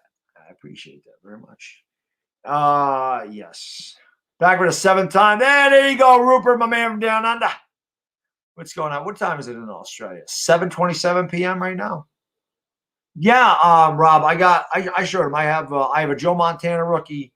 I have a Dan Marino rookie, Randall Cunningham rookie. I have Russell Wilson, Lawrence Taylor. I never John Unitas. I have a John Unitas rookie. I never collected a ton of football. You know, you only Lucas. At least you have gray hairs. I have no hairs. I still have some, but not nearly as much as I used to. I'd much rather have the gray, my man, than the not gray. At least you could dye that if you want. And once your hair is gone, you can't get it back. The Duke of Flatbush, yes, I love Duke Snyder, man. Listen, I love the Brooklyn Dodgers team is freaking awesome. Yeah, Drysdale. I have a Drysdale rookie. You had Drysdale. You had Koufax. You had Roy Campanella. You had Duke Snyder. I think Gil Hodges. I don't remember Gil Hodges. I think Gil Hodges. P.B. Reese. I love the 50 Dodgers. The 50s Dodgers. Andrew says, I want to sleep so bad, but I'll be here to the end. Andrew, you don't have to stay here to the end, buddy. I still got 4.5 hours. I still have 4.5 hours. Rupert says 9:27 in Australia. Lucas, it's 8:27. You're 16 hours ahead. Lucas is 15 hours ahead. Okay. Nomar Garcia, they're not much. Nomar, unfortunately, he fell apart. When he was with the Red Sox, his 92 tops trade was quite a bit, but it's really not worth much now because he just, unfortunately, had a lot of injuries. Oh God, it's not a 48, it's a 49. It's a 49 moment. The Satchel Paige stuff is off the charts. Satchel Paige stuff is worth a fortune. I'll never be able to afford a Satchel Paige rookie. I wish I could have. Wish I had the money to buy all the damn cards I wanted to, but I don't. But I love that card. I love the 49 Bowmans. I think they're cool. That's a lot. Of course, it depends on the condition. But even in the worst condition, I'm going to start yawning now. We're now getting into the really difficult part where we come up on the last 4 hours of this thing because these are the 4 hours that I normally sleep in a day. What was I saying? This Satchel, it depends on the condition, but Satchel Paige, even in the worst conditions, probably $1,200 to $1,500. It's the same thing with the Jackie Robinson rookie, which I always wish I would have bought a Jackie Robinson. There's another Brooklyn Dodger, Jackie Robinson. They were good. That was a good team, and the Yankees always beat them. Go figure. Looking forward to the Nuggets and Lakers tomorrow. Yeah, well, for me, it's tonight. Johnny, I don't know, man. I'm sorry because I always say I'm going to do calls, but man, once I start listening to people, I'm going to fall asleep. It happened to me. It happened to me one time. I was taking the Skype calls, and I think Oni Kuno was on the line with me, and he's a Sooner fan, and he just started talking, and I just started dozing off. Like if I'm not talking at this point, I'm going to fall asleep, or I'm going to want to fall asleep, and I can't. So I don't know, man. We'll see. Do I have a big poppy card? I do, Mike Nixon. I have a 1997. Let me see if I can pull that. Let me see if I can find that. I'll show you this. I do have an Ortiz rookie here someplace. Oh, where it is.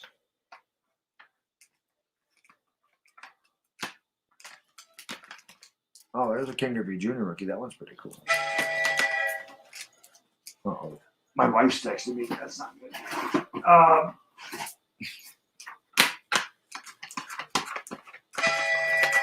Where the hell is my David Ortiz? I have one here. These are cool. There's a Kobe Bryant rookie. Kobe. There's a Stephen Curry rookie. Where the hell is my Ortiz? I do have an Ortiz in here somewhere. Oh, there it is. There you go. Right there. There's a David Ortiz rookie. And you got to have the PSA 10. Of course. But, yeah, I have a big poppy rookie, even though I hated him because he just killed the Yankees all the time. Let me see what my wife wants. 430 in North Dakota.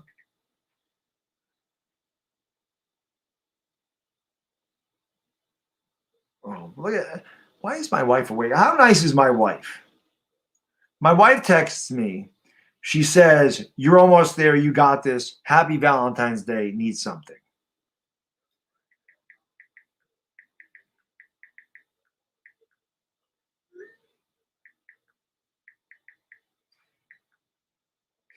Actually, you know what? I'm going to never do this.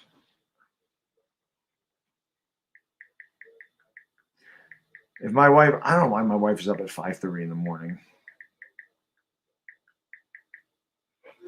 But that's awesome.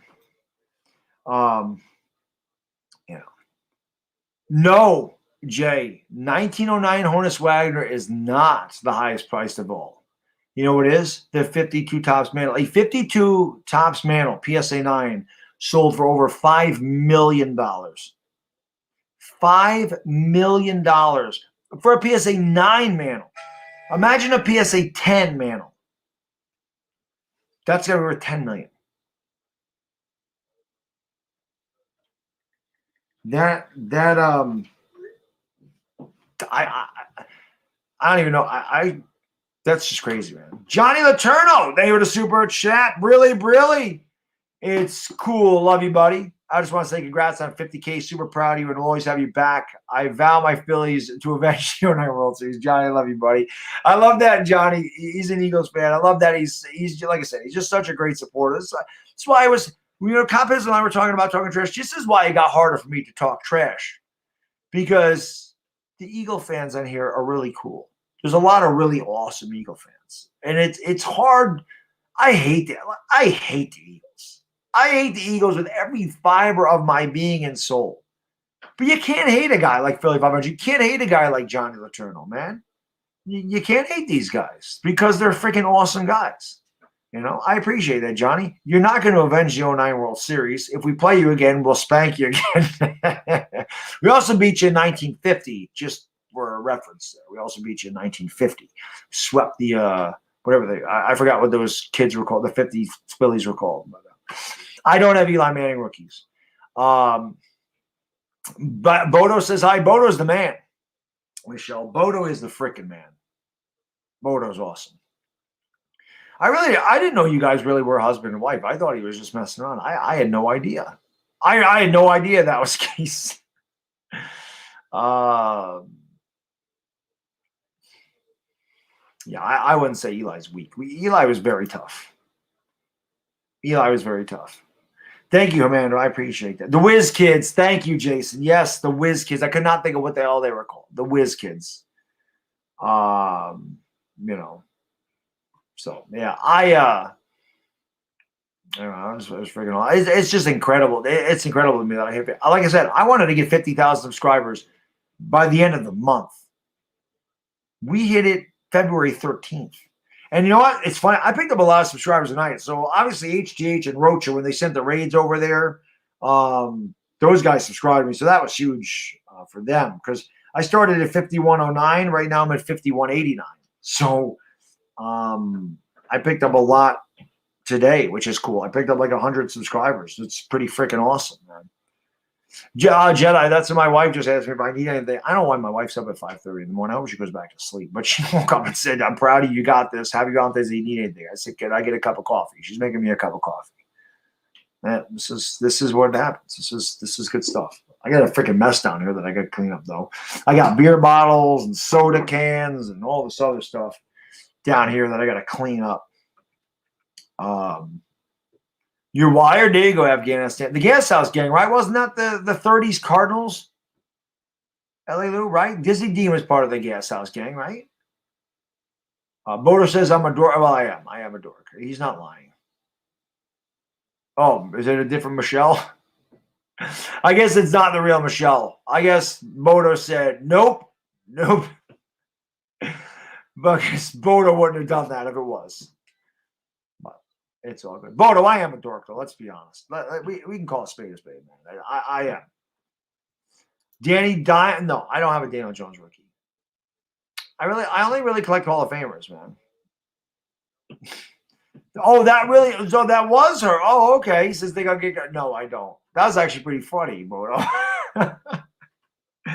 Dominic Pope's still in the house. Jay Berman's been here forever. Sugar Tits has been here all the time. You guys are insane, man. There is really like 15 people that have been here, maybe 20 that have been here like the whole time.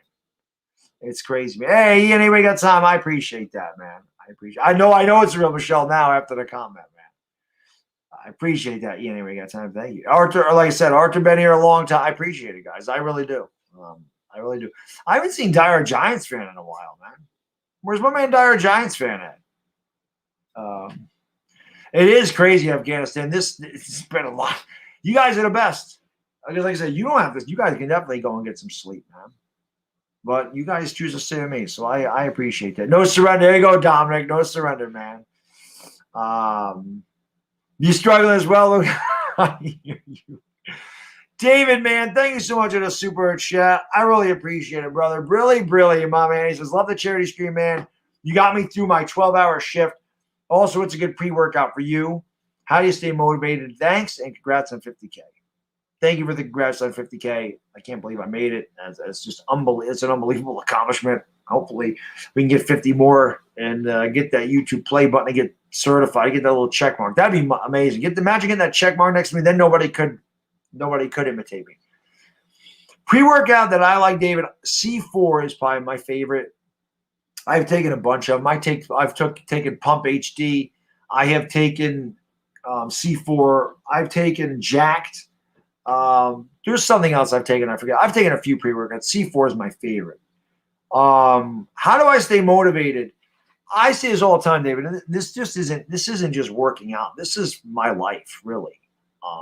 You set a goal for yourself, and you do everything you can to accomplish the goal. But once you accomplish the goal, set another one immediately. So you're always reaching. When I do all these streams for the Lakers, I'll say we got to get 100 likes. We get there, but then I'm like, now we got to get 200 likes. So let's get 500 likes by the end of the first quarter, whatever. Let's get 700 likes. Say let's get 1,000 likes by halftime. We got 1,000 likes. Okay, let's get 1,200 likes. Let's get 1,500 likes. Don't stop. We can't stop going. That's really how I stay motivated. Me personally, when I'm driven to do something, I'm going to do it. Like these 24-hour streams, I am tired. I am dead by but I will not quit. I do not have quit. I don't have any quit in me. I just think that's just how I am generally. I feel like when I want to accomplish something, I just set my mind to it and do it. There's definitely some times I don't. It's not like every goal that I've ever said I've accomplished. And it's not like I don't say, you know what, the other day, or was it last night? Like I was supposed to go to the gym last night, and I just kept thinking to myself, I'm like, man, I got to make dinner. And I still have to do, and I keep thinking about the stream. And I'm like, I got to stream the Lakers tonight. I'm like, I really need a night off of the gym. I really just kind of need to relax before the Lakers stream and just chill so I can get through the 24-hour stream, knowing that I'm also calling the Laker game at 9:45 tonight. There was no way that I was not calling that. Once that game got moved back to 10 o'clock, I was like, there's no way I'm not doing the Lakers game. I'll be back for the Lakers because I'm insane. Jay, thank you so much for the super chat, my man. I really appreciate it. Really, he says, Dizzy and Daffy Dean boys, Ducky Medwick, Leo DeLip, Pepper Martin, Frankie Fish, the Gas House Gang. Right? Those are the 30s Cardinals, right? Frankie Fisher's another good one. Pepper Martin, I thought should have been in the Hall of Fame. I don't think Pepper Martin is a Hall of Fame, but he should be. I'll tell you what would be a good matchup. You guys talking trivia and everything, man? L.A. Louver's Jay Berman would be a good trivia match. Those two guys are some of the most knowledgeable fans that I see in my chat. They know so much. Like I feel like I know a lot. People tell me I know a lot, but I learned so much from those two guys. It's unbelievable. Those type of fans I love. The guys that have been around a little bit longer than me and have seen even more than me, and they educate me. I love that. There's my man Dyer John. I knew he was in here. The Dyer Giants fan. There's no way Dyer Giants fan was not going to stay in here at all 24 hours. I knew he was in here someplace. Jason Brown, what's going on, buddy? I appreciate you being here, man. I'll be honest. I think even Chris would tell you this. I would crush Chris in trivia. I think even he knows that. Listen, online Big Blue Sports, Tim. And it sucks because he came in right as I was ending my last stream. And then I started a new one and he didn't come back, which sucks because I would have liked to have had him in here. He did a trivia show the other night, and he said, "Here's a trivia. It's going to be math." He said, "Take Eli Manning's number, add it to Jeff Hostetler's number, and subtract Phil Simms' number. And what Hall of Famer do you have?" And I said, "You have Y.A. Tittle." I said it immediately. I said, "You got Y.A. Tittle, 14." And somebody after me said Fran Tarkenton, and he's like, "You're right. It's Fran Tarkenton. You win." And I said it again. I'm like, I thought it was Y.A. Tittle. And then I put it on after. I'm like, I don't get the math question. I'm like, 10 plus 15 is 25 minus 11 is 14. It's Y.A. Tittle. He's like, "Oh, my God, you're right." So it is what it is, man. Yeah, but Benjamin, I don't even think that guy's around anymore, man. I think he gave up the ghost about me and Chris donating to ourselves. Where's the side girl? Oh, only for the Laker games, Bodo. Only for the Laker games. Ivana's always here for the Lakers. But she don't hang out with me any other time. She's my Laker co-host. I wouldn't say tons of people think that Sports Expert. I think one person thinks that. I don't think tons of people think that. I know one guy that says Chris and I do that, and it just doesn't make sense. Leo DeRocher, there you go. Drug and alcohol addicted age 12 to 37 took a toll for Jay. I don't know. You seem to know a lot there. I don't know what's taking a toll on me. I just think it's old age. My own husband timed me out. How dare you? Yeah, see, I didn't even know. I thought he was just an imitator. That was hilarious. That's like me taking KP's mod, which I know that she had love. Every one of my mods took a chance to time out KP when they got the chance. Mike, it's okay, buddy. You're not cheating. Like Bobby Woodruff right now, Bobby's sleeping. I know Bobby's sleeping someplace. Giants vs. Eagles Thursday. Well, I can tell you this, Andrew. Usually the Thursday night game is the defending Super Bowl champion. So if we played opening night, it would be against the Bucs. But I'm pretty sure that's usually how it goes. But Sunday night football, Giants and Eagles, that could happen. The name King of Trees is my brother. Is that true? I think you said that the other day, Punkum. Is that really your brother? Like legitimately, like biologically your brother? Just like, yo, that's my bro. Because I have seen King of Trees come in here, and when he comes in here, I was like, yo, King of Trees is in the house. 4:20 crew, you know what to do. I missed that call, by the way. So I missed the call. So 4:20 a.m., an hour and 25 minutes ago. So my bad. 4:20 crew, you know what to do. Smoke them because you got them. It was 4:20 an hour ago. And in the Central Time Zone, it was 4:20 25 minutes ago. So you might as well just hit it twice if you got it. There you go. Oh, he's your biological brother. There you go. Well, it makes sense. I just heard a loud thunder here, so I can't sleep anyway since last Jedi. I slept 4 hours only because I'm about to fly from Louisiana. Yeah, I know you're going to Turks and Caicos. I love that. That's awesome. Buck Skull Gang, what's going on, man? There you go. Look at that. 420. There it is. Hey, all the 420 people coming. I wish that my damn merchandise, my 420 merch was up, man. I wish. Pick one, down four. I don't know what that is. Where's KP? KP's around, man. It's past 420. No, I know, Bono. Retro 420. I missed the call. I had to retro it. I felt good sleeping for 3 hours last night. No, I know. But Punga, were you in here earlier? I think you were when I said I woke up to go to the bathroom and I checked my phone for whatever reason. And I think it's on the Lakers stream. I don't remember where he put it. I saw a comment and Punkham says, going to be hard to stay up tomorrow. It's seeing as I'm up at 1:48 in the morning. So I obviously woke up at like 4:48 to go to the bathroom. Whatever time I woke up, I just saw that. It was 1:48 Pacific time when Punkham typed that. And here he is because he's a damn trooper. You know, this is crazy, man. All you guys, there's so many of you guys here from the start. It's really just my mods have pretty much been here from the start because you're all lunatics like me. Which is why I appreciate the living hell out of each and every one of you guys and girls, man. This crowd's actually bigger than the last one. Last time we had like 90. We got 117 people in here going on 6 o'clock in the morning. 6 in the morning. Oh, pick one down by 4. Eli, man. I got Eli. You're not giving me Pat Mahomes. You're giving me Eli down by 4. You know, definitely. I know Afghanistan is crazy. There has been a lot of people here from the start today, which is awesome, man. I forgot what P count I'm on at this point. But I have to hit the head again. So let me put this. Put the cards here. Let me do this. Get this out of the way so I don't kick it over. All right. Anybody lose count? Where am I as far as piss breaks go? 11. Mega number 12. We're going for trip number Terry Bradshaw, number 12. I'll be right back. Hit the like, hit the subscribe button. Yeah, you're all subscribed, but hit the like button. What the hell? And I'll be right back. Got to go to the old bathroom.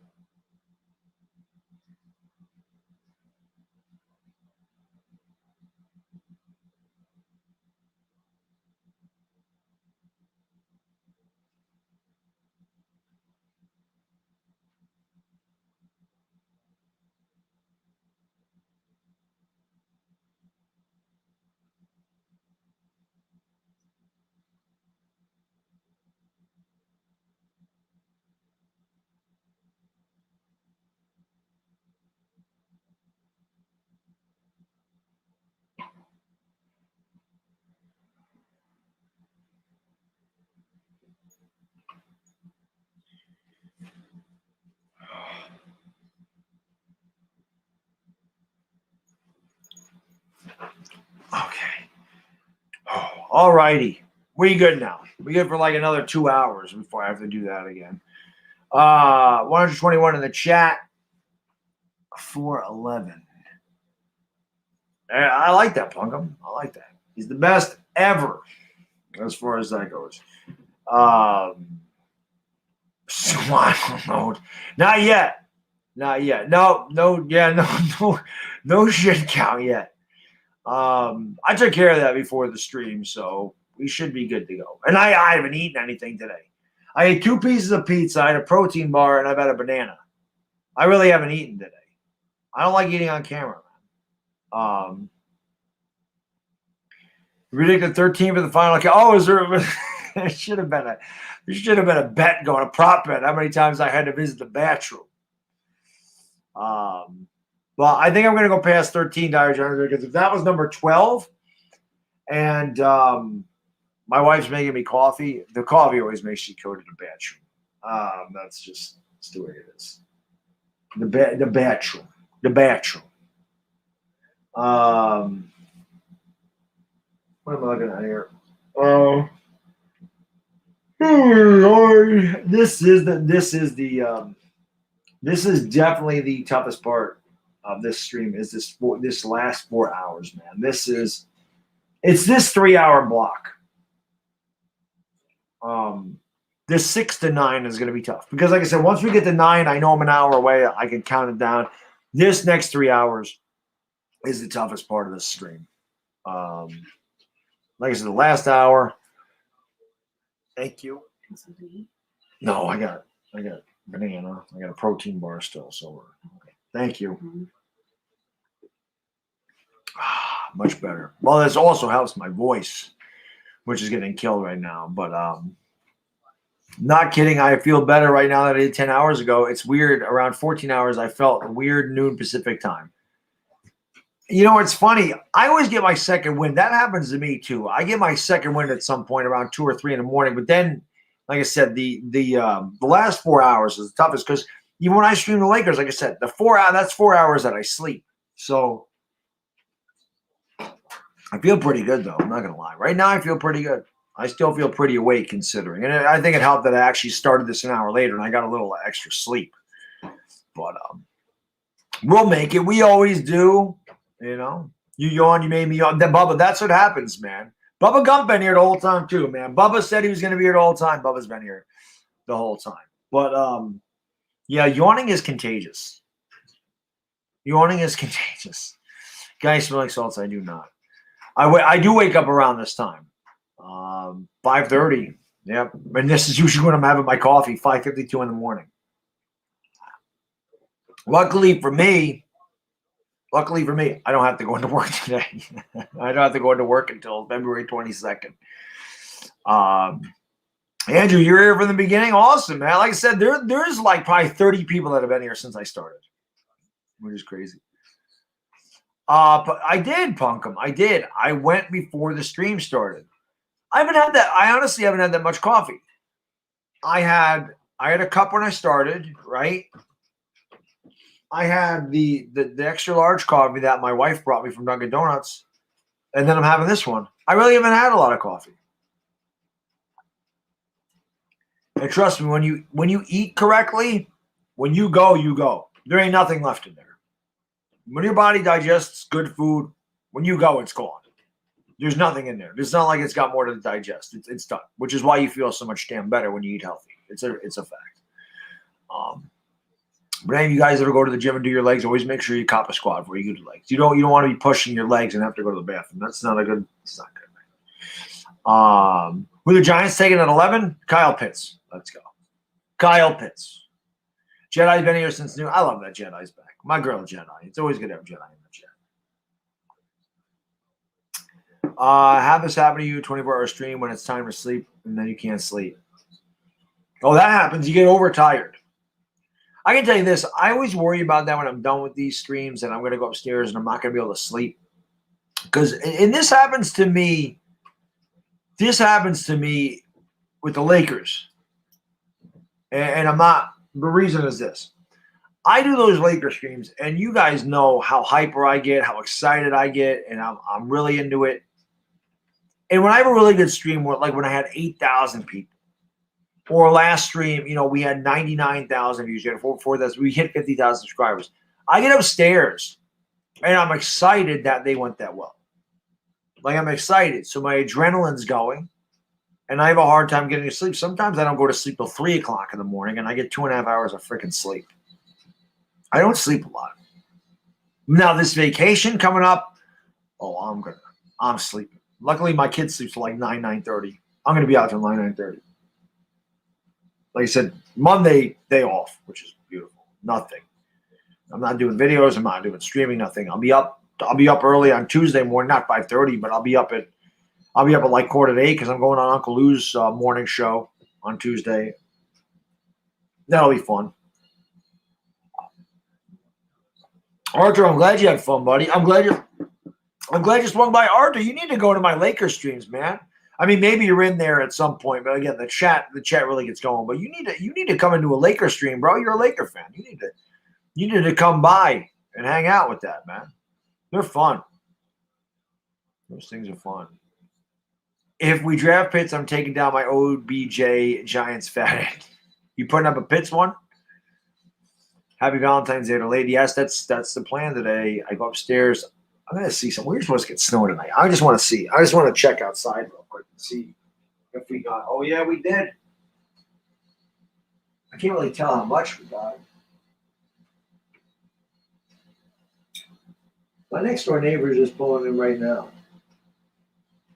Well, we didn't get any snow. You got nothing on the car. It's like a dusting. They said the weatherman guys said we were supposed to get like 2 to 4 inches overnight. We didn't get no damn. We got nothing. There's a dusting out there. Good. I don't want no damn snow. But that's the plan. Go upstairs, sleep for a few hours, wake up, take a shower, eat something little, and then take my wife out to dinner for Valentine's Day. As long as I've ever gone, even when I had some type of sleep, when I came into one of your Korean baseball teams. No, Jedi, you've been in these streams for a long time before. I've always been a Laker fan. My dad's little league team was the Lakers way back in there in Minnesota. There you go. The Philly 500 stories are great. I think more than Philly 500 stories, I like when Philly 500 is telling a story, and I'm reading the chat. Like, I'm reading people's comments about his stories. That is funnier to me than his stories even. The KBO is rough. Max, you were doing that for a while. You were getting up and streaming those games, man. That is rough. That sounds good. Yeah, Arthur will be live tonight, man. 9:45. I'll be live tonight for the Lakers and Nuggets, man. I am the Laker dog. That's why I have to be there. I have to be there, man.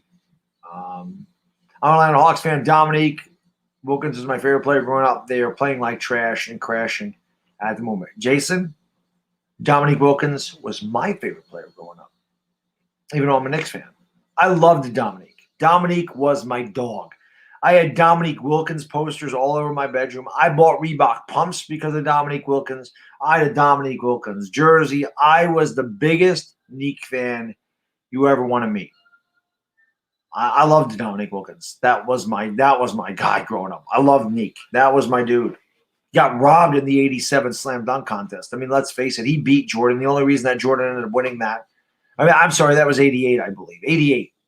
Dominique, the All-Star game was in Chicago, and they just didn't want to give it to Dominique Wilkins. But we all know Dominique Wilkins beat Jordan twice because he beat him in 85, and then he beat him again in 88. Dominique should have won it 3 times, 85, 88, and 90. The Web Slinger, thank you so much for the super chat, my man. Brilly. He says, you're the man. How can I be the man when you're the man? Again, guys and girls, just in case. Oh, I didn't do this. Whoops. Let me get this up. That's it. And this, and this, this, and this. Again, I just want to say thank you guys for being here. If you are just tuning in, wondering why the hell somebody came in here and said, you guys really streaming at 4 in the morning. If you're just coming in here wondering why, I'm still up and streaming at 6 o'clock in the morning. Every 6 months, I do a 24-hour live stream, and I donate half of any proceeds I make in that 24 hours to a charity. I have done this for the V Foundation. I've done it for a local affiliate up here in upstate New York called Boys Day Out. In August, we did one for Make-A-Wish. And Dire Giants fan recommended that we do it this time for St. Jude's Children's Research Hospital. And that is why I'm streaming for 24 hours. I don't do this every day. I don't do it every month. I couldn't do it every day. I don't do it every month. It's a special occasion. Somebody asked me before, they said, man, Doug, why don't you try to do a 24-hour stream? And I said, you know what? I'll give it a try. And then as I approached, I said, you know what? If I'm going to stream for 24 straight hours, let's do it for a cause. Let's do something nice for a cause. So that is why I'm still live at 6 o'clock. I've been streaming for 20 straight hours, and I have 4 more to go. This is the roughest part of the evening, or this stream is these last 4 hours. But it is 6 o'clock Eastern Standard Time. So we are, what is that? About 83% of the way. We are 5/6 of the way home. So 20 hours in, 4 hours to go. But like I said, that is what it's for. It is for the kids. And I appreciate all you guys and girls that are still here, man. You guys and girls are insane. I appreciate it so much. So thank you guys, man. I really appreciate it. Andrew, I'm putting restriction on no Mad Dog until the next 24 hours. Arthur, like I said, man, I appreciate it. Tonight, we live tonight, man. We live tonight. LPG. Who is LPG? LPG. Who's LPG, Jay? I'm trying to think of who LPG is. Yeah, no doubt. I mean, I don't get that when I do the Lakers streams, I don't get to really chop it up with anybody. I'm calling the game, so I mean, I'm in it, but I interact with the chat as much as I can. But those streams are insane. Adult Swim is over. Must be 5 o'clock Central Time. It is, Bodo. What's my routine before you work out? That's sure to be your next video. What is my routine before? I don't have a routine before I work out. I work all day. And then I come home and I make dinner and I take pre-workout and I go to the gym. I really don't have like a routine before. I just go, 4 in the morning, yes, Jedi's and Jedi. Did you get snow? What part of that? No, you said it was warm in Dallas. Or I don't know. I forgot what part of Texas you're from. But Texas is supposed to get snow. Texas is supposed to get a lot of snow for them. 3 there, 4 there. Oh, Jedi, you're 4 in the morning, so you're at Mountain Time? I didn't know Mountain Time actually existed. Mountain Time actually exists? Somebody's actually in the Mountain Time Zone? Jedi, I always thought you were in the Central Time Zone. I never realized you were in the Mountain Time Zone. So you're on the west side of Texas. Best time zone for sports. I agree with that, Bodo. Giants, those Lakers streams are so much fun. Smack controls. Well, you guys, I'm sure get a lot when you have 7,500, 8,000 people in a stream. I'm sure you get a few that you get to use your shovel on. That's for sure. You live in El Paso. It's supposed to snow tomorrow late night. Yeah, good luck. I saw Dallas was supposed to get like 6 inches of snow. I don't feel bad for him. I'm like, enjoy that. Now you know how New Yorkers feel. Like everybody down south, like, oh, I love snow. It's so pretty. And now this, wait till you have 6 inches of it pile up in your driveway, and you got to go out and shovel your car off and warm your car up, and then you got to drive in the slippery ass snow. And it's not only you that you're worried about on the road. You're worried about you're worried about the other idiots on the road that can't. That was probably the favorite part of my stream today. Was that road rage rant that I went off on, and then the people panicking and going to the grocery store. I think that happened. I think that happened before Uncle Luke came up. That was early, or maybe it was. I did that after Uncle Luke came up, but that was fun. That was good. Snow is ugly, Mitch. I agree. Yeah, my favorite Russian. Yes, sir. Less than 4 hours to go, but we're gonna make it, man. We're gonna make it. Tomorrow, Harmony? No, tomorrow's Monday. But tonight, 9:45, yes. I'll be live for the Lakers and Nuggets tonight. But bank on it. I don't have predictions for the Raptors. LA Sports. I don't watch the Raptors. I don't know much about the Raptors. I know they're struggling this year, but I haven't paid a lot of attention. I don't really pay attention to the East like I do. And it's funny because I'm a Knicks fan, but I really pay attention to the Knicks, and that's the Celtics, the Sixers, and the Heat. Those are really the 5 teams in the East I pay attention to. I pay attention to pretty much everybody in the West. But I don't know much about the Raptors this year. I go to Houston every year, and the people there piss me off. Get your bandwagon cheating organization out of my face. Well, you guys spanked them you spanked them 4-1. Can't imagine working for a dealership. Oh, that's gotta suck, Dyer. I never even thought about that. Especially when you got hammered with that 3 feet of snow in Pennsylvania. I can't imagine. They must have some kind of machine or something that would help them. It's got to be. They have something that helps them get that off. They can't just be like a broom or something. BB Gun says, I'm tired. No, that makes a lot of us, I'm sure. Capizzle's part in the stream. What'd you talk about? The Giants? We're talking about the Giants. He had to make fun of Philly 500 for a while. That was awesome. That was awesome having those 3 guys on, man. That was fun. I know North Carolina, since I've been here, when it snows, everything shuts down. Sunday, again, I mentioned it earlier, the South isn't equipped to handle that. They're just not. They're not used to it. So I understand that. When you're in North Carolina, South Carolina, Georgia, Louisiana, Texas, and it doesn't snow there, you get an inch of snow a year if you're lucky. And then all of a sudden you get a storm that dumps 10 inches of snow on you. You're not used to that. You don't know how to drive in it. It's a different aspect for you guys. You guys down there have no clue what a blizzard is. You don't deal with that. Here in upstate New York, in the Northeast in general, Pennsylvania, New Jersey, New York, Massachusetts, Vermont, Connecticut, Maine, Michigan, Wisconsin, we all get a ton of snow every year. We average 60 inches of snow a year here in Saratoga, okay? So that's 5 feet of snow. That's our average snowfall a year, 5 feet. We're used to it. So why the hell New Yorkers still don't know how to drive in the snow and panic and go to the freaking grocery store to buy all the bread and milk and the eggs? I'll never understand that. You know that if we get a foot of snow, it's a pain in the ass and it sucks. I don't want to drive in it. I don't want to shovel it. I hate it. I hate the snow. I don't like the cold. I don't like the snow. I don't like the dark. I want it sunny and warm. But at the same time, in a day's time, they're going to have the roads cleared off here because we are equipped to handle it. They have a ton of salt trucks. They have a ton of plows, and they go through the city and they get it cleared off. It's not like you're going to be snowed in for days. You're down in the south. I'm just making up a number. So say in the capital region, we have,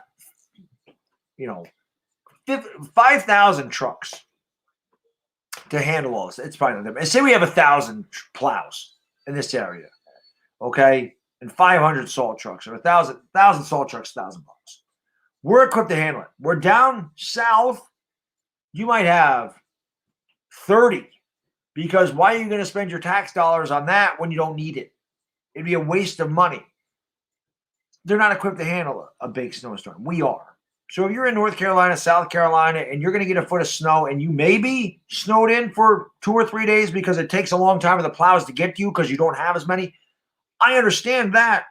But up here, we know it snows. We know what the weather is. You know it snows. It's not like the first time you've ever seen it. It's not like the first time you've ever been here and had a snowstorm. You know what to expect. There's no need to panic. It's not. Now, when we got 3 feet of snow, that's a different story. That's a big snowstorm. 3 feet of snow is a lot, even when you're used to snowstorms. That's a lot of snow. A foot, that's a pain in the ass. That's a lot of snow, but you know that's going to be okay in a day. 6 inches or less, who gives a damn? We sweep that here. Lots of snow in Toronto. Well, I can imagine. Well, Toronto's not too far. I mean, it's not close, but it's not far. Toronto's closer to me than Buffalo is. I remember I got to about 20 degrees in Louisiana. The price froze in school. Yeah. Again, we get time. It's because you guys just don't deal with that. You know, it is always bread and milk. I've never understood that. I've never understood the bread and milk thing. That's why Vic DiBattista did a whole thing on it, and that's what made him popular on YouTube. That video went viral. He got like 20 million views on bread and milk. It was like a 20-second video. It's crazy in Russia. Well, I don't see my girl Batgirl. I haven't seen her lately, but yes, somebody was telling me, what is his name? Vitaly. He comes into Lake Streams. He's from Russia. He must be from Siberia. He said one time it was like minus 38 degrees or something. I was like, he has got to live in Siberia with how cold that is. I saw that freaking Yukiakvik, which was Barrow, Alaska. They were like minus 35 with like 20-mile-an-hour winds. Same thing with the Yukon Territory in Canada. It was like minus 45. I think I've told you guys this. I keep the coldest areas on Earth on my phone so I can see how cold it is in other places, so I don't feel so bad when it's 15 degrees here. When I look at places like Oymyakon and Verkhoyansk in Siberia, and it's minus 48 or minus 62. I'm like, I don't even know what the hell that feels like. I can't even imagine what that feels like. If I were to come here to Texas, what would be the first place? Oh, God, yet I don't know any places in Texas. I don't know any places in Texas. My wife went to San Antonio. She loved it. But I don't know any places in Texas. I don't know. I didn't get to go there. There's a work thing for her, and I think something was going on where I couldn't go. Normally, I always went to her conferences. That's how I went to Vegas. That's how I went to Louisiana. That's how I ended up going to Maine. But I don't know where I would go, Jedi. I don't know. I'd probably go to some kind of restaurant, though, because Texas has some good food, from what I understand. Russian has Steven Seagal blocking the wins. Lucas says, I'm a bread man here, and every bad weather outbreak scare. And it's oh God, I can imagine. Lucas, do you guys have, like, I know what the weather in Brisbane is. I know it, like in Melbourne and Sydney, it's not like warm in the winter, but it's like in the high 40s, low 50s. Do you get snow? A lot of snow in Brisbane? Because I don't really know where I've heard of Brisbane, but I don't know where it is in Australia. So do you get like snow and ice and all that stuff? Is that regular? Or is that like just once in a while and you get it? I'll go to Corpus Christi, hang out in the boat and slam it. Yes, Techie. Yes, that sounds good. She says, you need to come to this burger joint named Whataburger, a.k.a. the best place in the world. Do we have a Whataburger up here? I don't think so. Like I said, I would love it. Good. Michelle says it's minus 35 in the wind chill. Oh, yeah. The north part, like North Dakota, right now is freezing cold in North Dakota and International Falls, Minnesota. It's insane. It's insane how cold it is there. It's crazy. Sunny and warm here in Hong Kong, says Sunny. Well, thank you for rubbing that. I appreciate that. We're the last major city. North of us is the Outback. But I don't know what that means. Like the last major city. The last major city north of us is the Outback. It's probably like you're the northernmost part of Australia. But I'm trying to think of my listen, Lucas, I've been up for 20 hours. I'm trying to think of where the hell that is in Australia. I'm 44, Andrew. It's getting hot here in Las Vegas. Oh, I'm sure Vegas is nice and warm. I love Whataburger. Is it better than Five Guys? Because I'm a big Five Guys guy. If LA Lou says, okay, I'm confused. I appreciate that you appreciate my appreciation. This is what happens when we've been up for 20 hours, guys. We start to say things like that. Damn, it's cold. Let me see how cold it is. I know it's cold here because I can feel it on my feet right now. Because again, I'm downstairs. I have a carpet down here, but it's a concrete slab under the carpet. I know it's cold out when I can feel the cold on my feet. What is the temperature here right now? Oh, it's 18. Nice.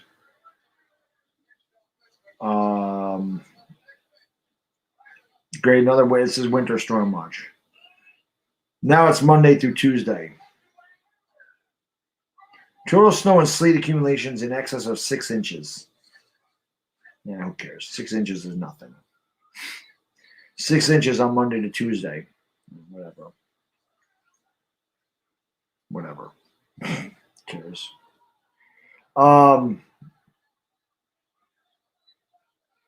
No wind here. Feels like 10 degrees. So not bad here.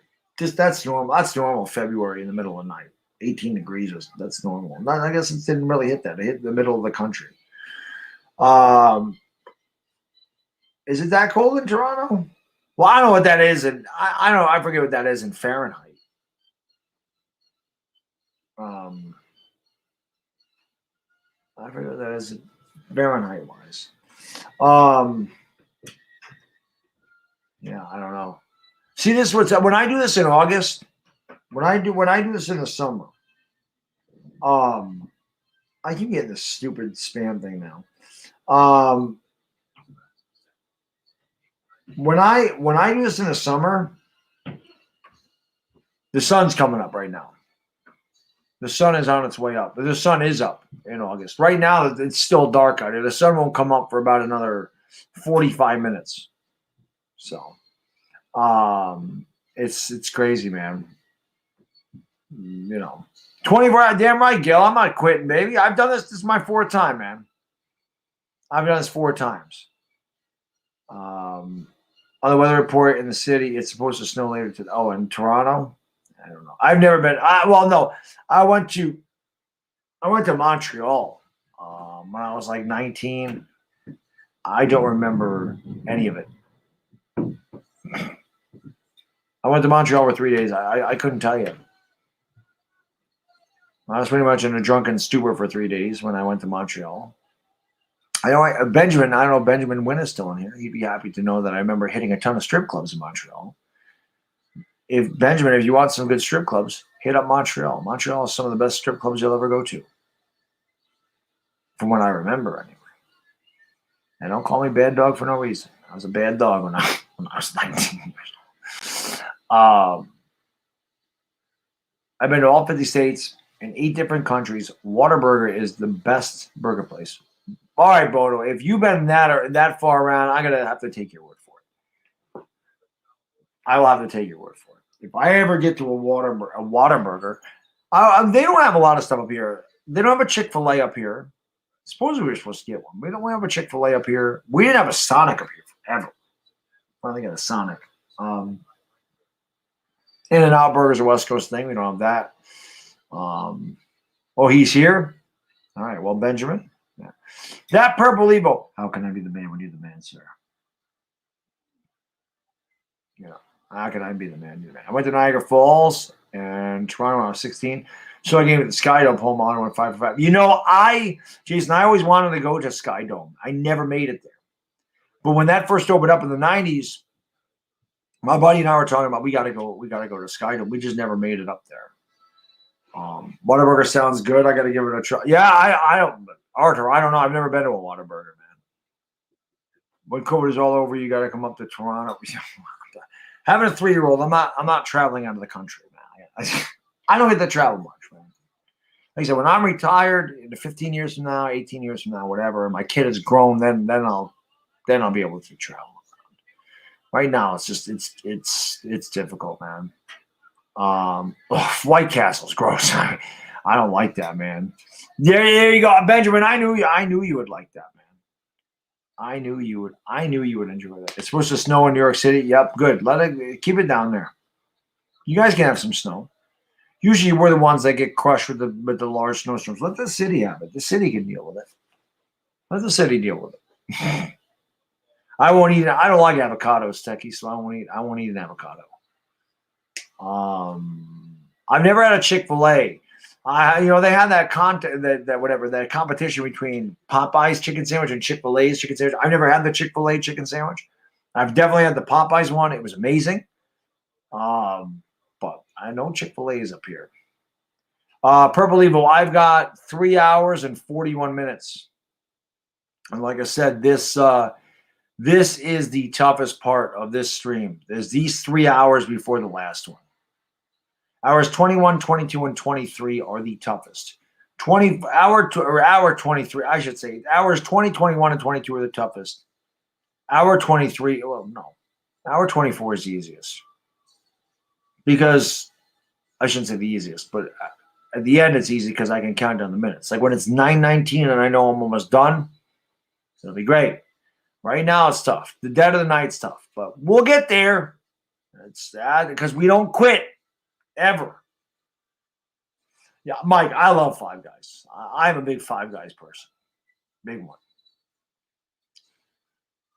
I would love to go to Chavez Ravine, Jay. That's a place I would love to go. There's a lot of ballparks I want to visit. Wrigley. I mean, who doesn't want to go to Wrigley?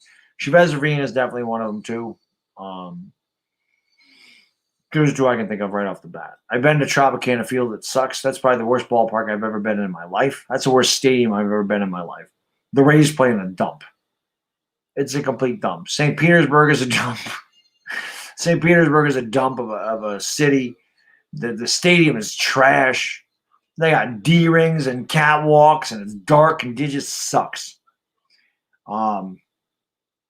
Citizens Bank Park in Philadelphia is nice. Fenway's awesome. I hate the Red Sox. I love Fenway. I have not been to the new Citi Field. I've been to Shea. Shea was a dump. I've been to both Yankee stadiums. The old one was a dump. I liked it way better. I've been to where the Nationals play. Loved their park. Great park. I've been to Progressive Field in Cleveland. That was a really nice park too. I've been to Camden Yards. I really like Camden Yards. I think that's it. I think those are all the ballparks that I've been to. Yeah, I think that's it. Yeah, there's no In-N-Out up here, Matthew. The In-N-Out burger is a West Coast thing. It really, Jay, it is disgraceful, man. It's really bad. Mind control, yeah, damn right, Dominic. Damn right, man. I don't know why we don't, Dan. I don't know why we don't have an In-N-Out. Bubblegum says, whoever fell asleep will just have to watch the 3 different replays to make up for it.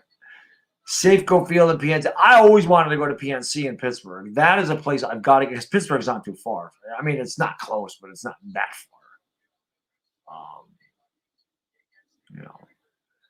My favorite basketball team is the Knicks. The only one I've been to is Giants Stadium, San Francisco Giants. Unfortunately, not New York. During the Bonds Big Mac days, I don't know shit about baseball. Yeah. Well, at least you got to see Bonds play. Bonds is the best player I've ever seen in my life. Steroids or not. That guy was amazing. That guy was incredible. There's no doubt about that. There's no doubt about that.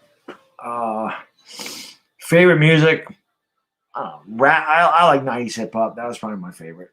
90s hip hop, 80s new wave. They're probably my favorites. Or 80s rock. 80s music and 90s hip hop are probably my favorite, man.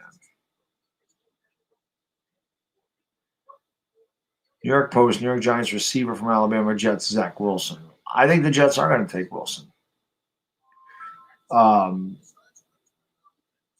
He was amazing in Pitt. Do I watch a lot of hockey? I started to again this year. You know, I don't know how you can tailgate at a hockey game. The Rangers play Madison Square Garden. There's nowhere to tailgate in Manhattan. You hate their fries. I've never been. Obviously, we don't have that. Yeah, Jet, I love the 80s music, man. But we still have the huge aluminum peach. Yes. Yes, they do. I hate those things. When I was in New Orleans, I went into a bar. They had one of the peach offs. They had ice in it. They had a shitload of ice in the peach off. I was like, why is that there? Why is all the ice in the peach off? I couldn't figure that out. David Bowden, how can I be the man when you're the man, sir? Kansas City, yeah. Royals Park, that always looked nice, the waterfalls, man. Soccer, no, I can't say I have, man. Up for like today, Jason, you mean today at 9:45 p.m.? I'm doing a Lakers game later today. Yeah. Yep. I'll be live. I'll be ready to go. I only need 5 hours of sleep, which is what I'm going to get. I'm going to go upstairs. I'm going to tell my wife, wake me up at 3 o'clock. Get 4.5, 5 hours of sleep. I'm going to get up. I'm going to come down here and clean this mess up. I'm not doing this when I end the stream, but I got like Coke bottles here, beer bottles, a couple of cans. I got a can of soda here. I got the coffee cup. I got to clean this mess up. This hurts my head looking at this mess. But like I said, when I'm done streaming 24 hours, I'm not about to sit there and clean this up. I'll do it when I wake up. There's a record prediction for the Giants. I think 10-7 is. Matthew, no, man, this is for charity. This is for the kids, man. There's no way that I'm not going to finish this. I say this every time. When I do a 24-hour stream, it's for charity. There's no way I'm not finishing it off. I will not quit. I would not quit on the V Foundation. I would not quit on Boys Day Out. I would not quit on Make-A-Wish. I'm certainly not going to quit on St. Jude's. It's not happening. There's no quitting me. I will make it. I make it every time. Am I tired?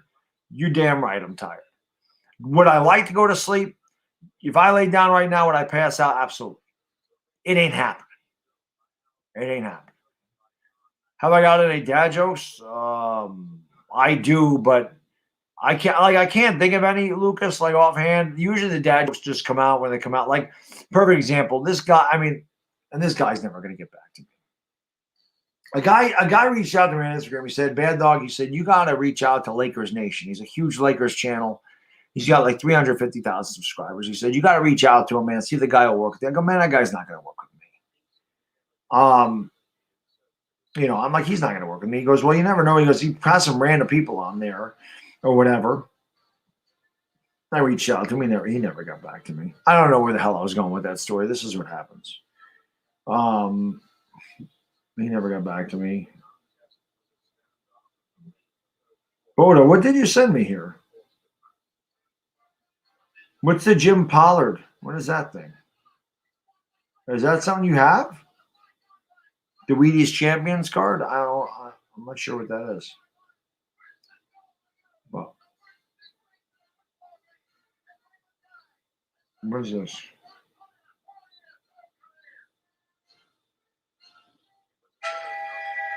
Philly 500. I'm trying to sleep. Philly 500 just texted me. It's 3:26. Dude, I'm trying to sleep. I got explosions going on outside all around my house. This is the third time this week. The house is shaking. I'm going to try to record it. Sorry I had to tell you, but you're the only one I know that's up.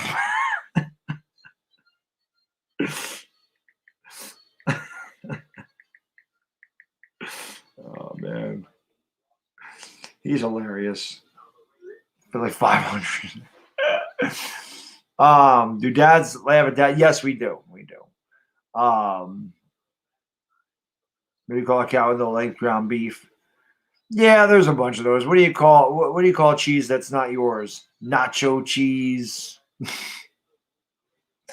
Whoa, that's what I was saying. So anyway, The guy tells you to reach out to this guy. He don't get back to me, which I figured. But I commented on his page about something.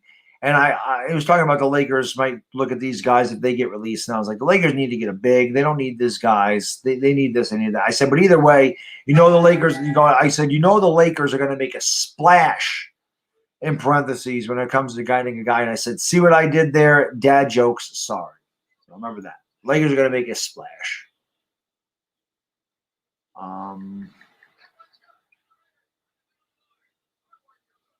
My wife told me to lower the TV. It's not even on. Oh, man. Philly 500. You know what? Philly 500 is haunted. I think that is. Philly 500 is haunted. Puerto Ricans rip you off with a switchblade. Italians use a gun. Jews. Oh, man. That's pretty good. I want to see Demon Philly. Yeah, but you can't see him. It's invisible. What's got 4 wheels and flies? A garbage truck? Oh, man. I can't even think straight. I can't even tell you dad jokes. I mess up the punchline. Would I rather have for one season? Mahomes or Brady? Yeah, always Brady. Always Brady. Always Brady. Right. I'm gonna stop this for a second. I'm still alive, but I gotta eat a banana here real quick. A banana. Like something. I'm hungry, man.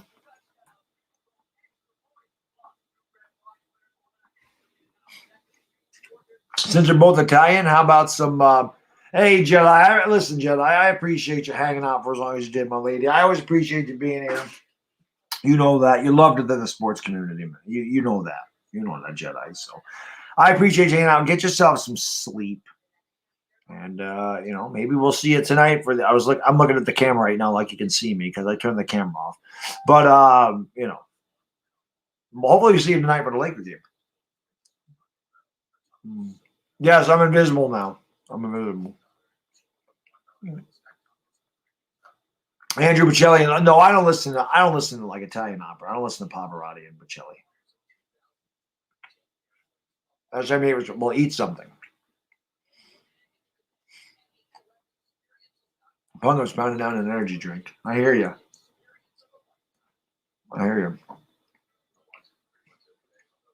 Jedi, all you can do is try, my lady. Get some sleep, girl. I don't ever drink energy drinks, Punk. I could use one right now. That I do watch Afghanistan. Lucio Fulci, Dario Argento, Mario Bava. Those I do watch.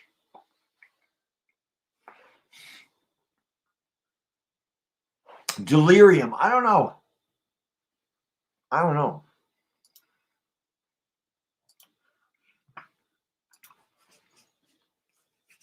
if I've ever seen Delirium or not, man. Tobias, thanks, sir. Listen, like I said, I do this every 6 months, so it's always for a good cause, man. Bang doesn't have sugar in it.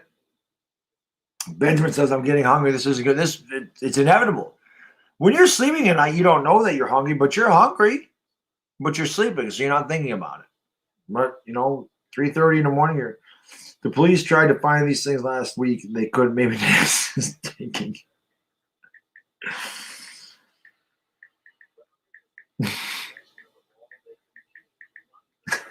Philly 500, man. It's funny. Thoughts on Cujo?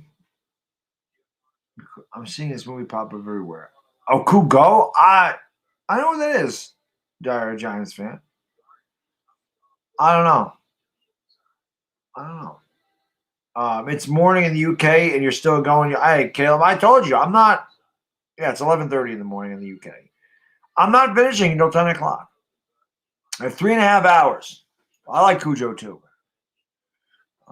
That's true, Punk. We did bust a lot of. He definitely busted loads when I took KP's motto. And when he was able to time KP out, he busted numerous loads.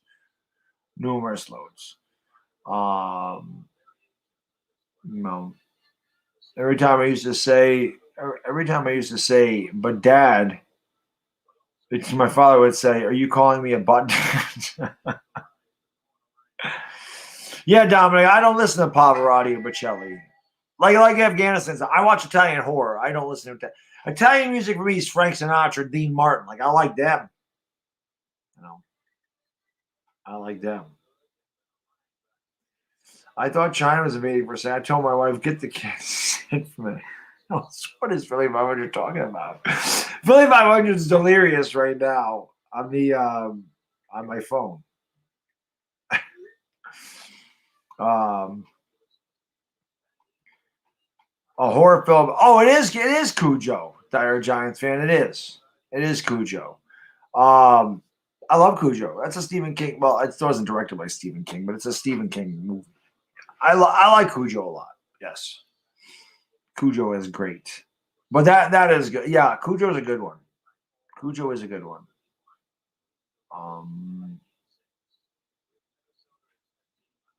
Yeah. Well, in the movie, he tries to get, like, a woman brings her car in to get fixed, and Cujo goes after her, man. Yes, Caleb, I do this for charity. I don't know, Punk. I mean, he must have some special powers. Maybe his wife does this to him just to mess with him. Maybe his wife pulled him off the bed. I don't know. I love Philly. I love him. It's funny. That's there. Very nice. Yes, when the moon hits your eye like a big pizza pie. That's amore. Yeah, I think you'll like it. I mean, I think that's cool. Is it on TV or something, Dire Giants fan? That's what I'm saying, Afghanistan. Maybe he did marry. Maybe he married a demon. Maybe he did. Maybe he did. What the hell is going on here, man? I just tried to get off of this. Sabres Classic games. What is on TV at 6:35 in the morning? I got that. I don't want that though. What do I have on here? Oh, it's on Hulu. I got you. I don't have that down here. I have all that stuff upstairs. I mean, I have horror movies. I'll be put on. What did I put on over here? Creep Show. Creep Show. Let's put on Creep Show. Put that on here.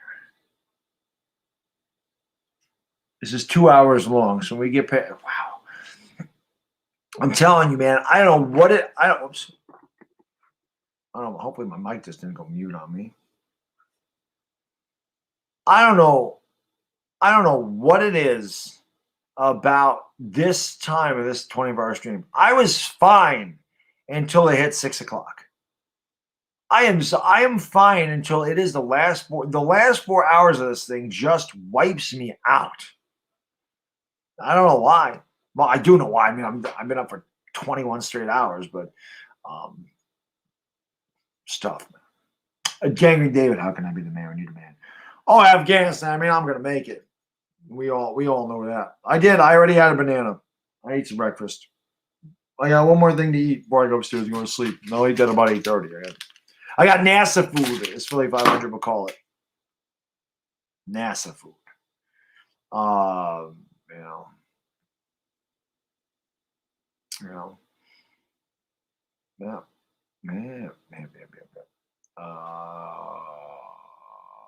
Taking that long, I don't know what you're talking about. Sugar tits. No, you hear about that's good, Michael. That's Cornelius. 3.5 hours. I gotta go till 10 o'clock. 3.5 hours.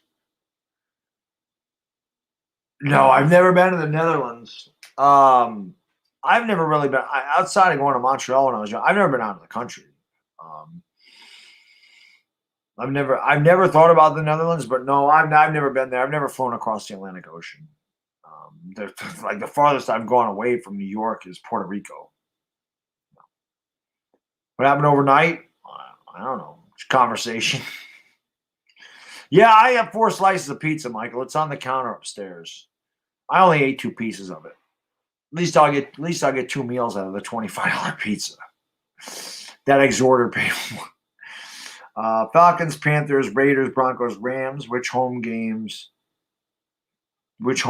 is the home game, do you think? I think the Raiders are coming here. I think the Raiders travel. And I think I don't remember if the Rams travel or not. Oh, those are the home games? Well, I mean, you're a Giants fan. The other ones, I mean, of course, don't forget about Philly, Dallas, and Washington. Those are always good too.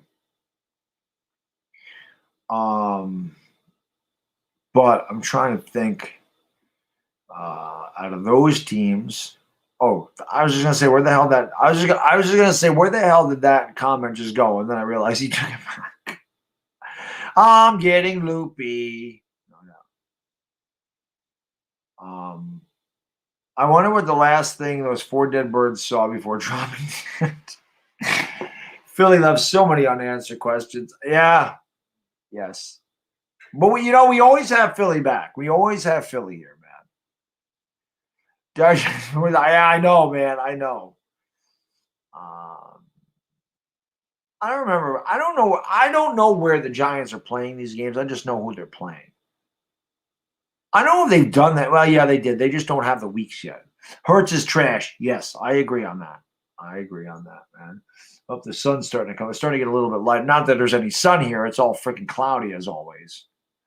That's the other thing. In August, the sun actually shines. In February, it doesn't. Favorite current Giants player right now? Tough question. I mean, I really like Xavier McKinney. I think McKinney's going to be great. I don't know. It's a good question. I don't know, man. It's probably still Barkley. I love Saquon Barkley. I want the guy to be healthy. What I think about Tanaka's career, I think Tanaka did a great job for the Yankees.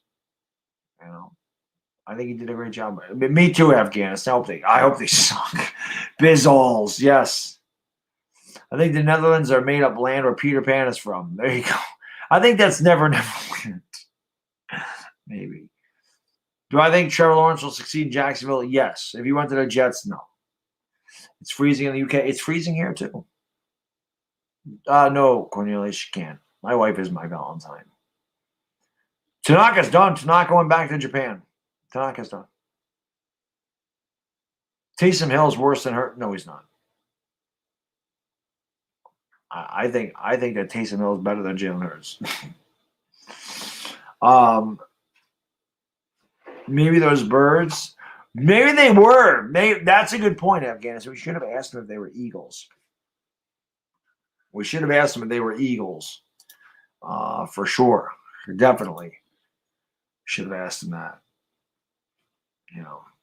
Tanaka sounded, yes. Yep. Nope. I just need 5 hours of sleep. 10 to 3. 10 to 3. I said this. I'm going to get through this.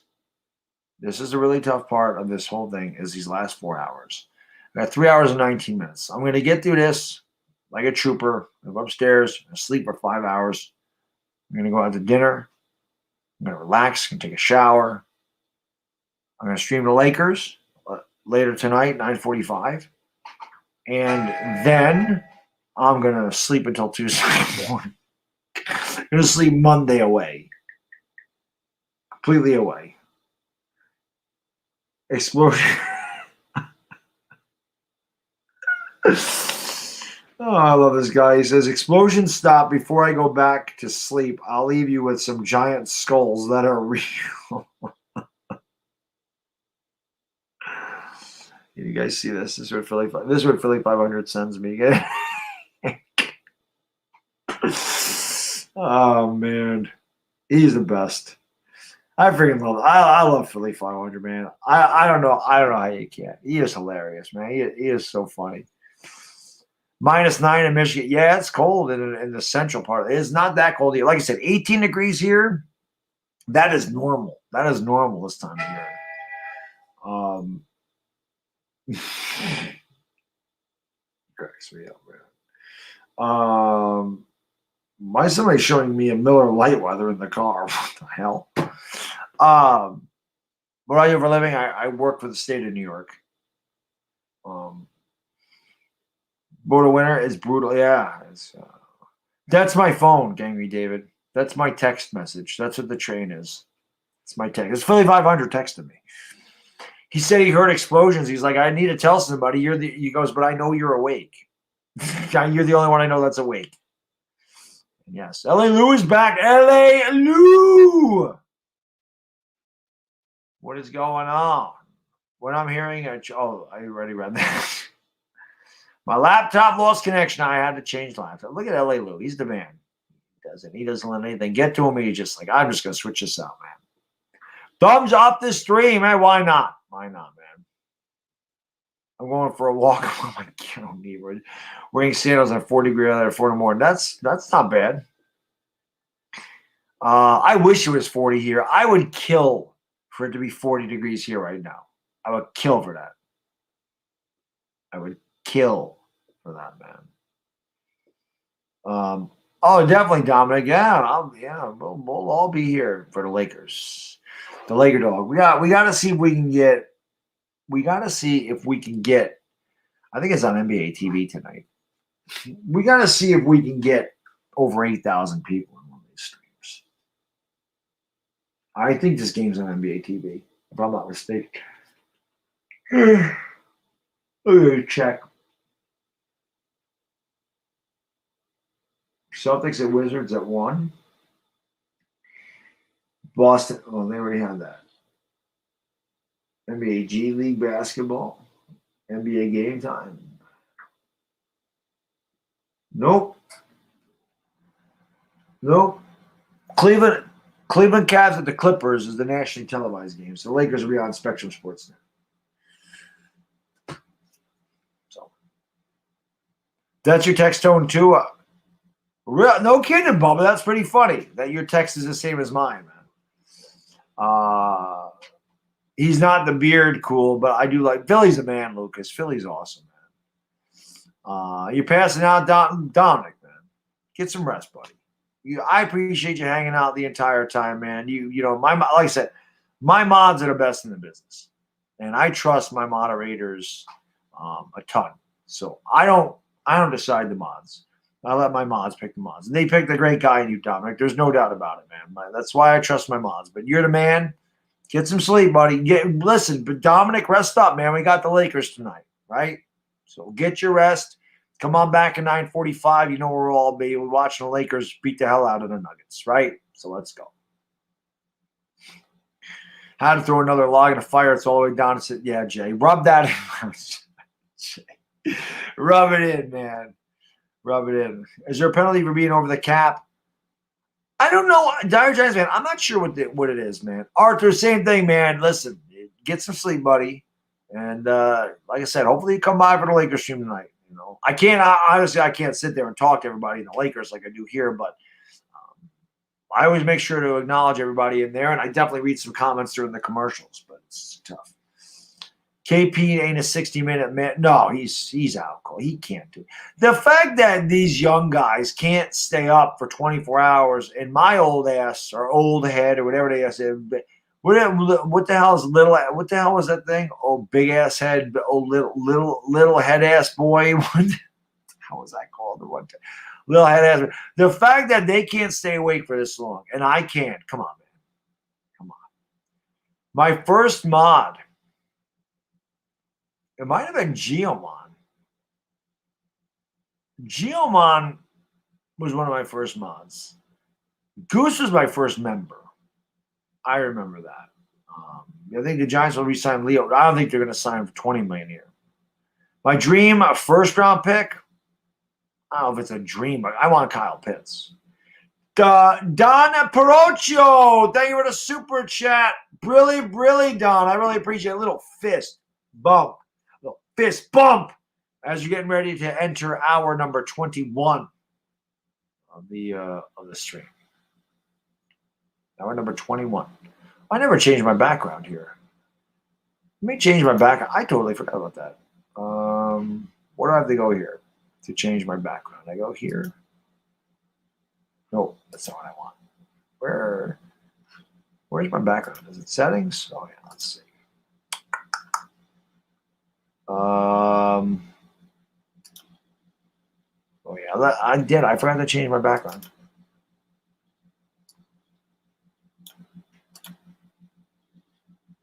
Bam. There we go. I forgot to change it. I wanted to use this one. I totally forgot. I totally forgot to change my background, man. There it is. I had to go to work, out, truck driving now, still charging. There you go, man. The groundhog came out, didn't see his shadow, said 6 more weeks of winter. Then he realized he was in a Bill Murray movie, and it happened over and over again. I like Groundhog Day, Motor Winter. I like Groundhog Day. I think it's a pretty cool. It's not my favorite movie, but I like it. I like Groundhog. I always like Bill Murray anyway, but I like Groundhog. My wife hates that movie. She hates Groundhog. I'm like, why do you hate it? I don't know. She hates Groundhog Day. She does not like that movie. I just saw a dude in a big ass 90s pickup, was obviously drunk. Boy was all over that road. Yeah. I'm surprised he wasn't driving I was surprised he wasn't driving a pickup truck, man. Dire Giants fan. How can I be the man when you're the man, sir? I'm feeling it. Got to call me up again. My Elixir Cafe Cubano. All right, Jet. Look at Jet. See, and Jet, listen. These kids that are 15, 18 can't stay up all night. L.A. Lou is 57 or 58. I forgot. Jay's in his 60s. These guys in their 50s and 60s are staying up for 24 hours with me, who's in my 40s. And these kids are, I got to go to sleep. I can't make it, Mad Dog. I got a gay day. Get out of here. You kids today, man. I swear to God, you're lazy. Stay up for 24 hours. It's good work. But I guarantee you, if they were playing a video game, they're going to be up for 24 straight hours. Yeah, I like Groundhog Day. I like it. S. Marie, what's going on? How you doing? Thank you for joining the stream. I appreciate it very much. I really freaking like this card, man. I got to get another red man card. I really freaking like this Duke Snyder. I love the color on these things. It's amazing. I really like this card. I'm glad I got that. I really liked it. Really liked it.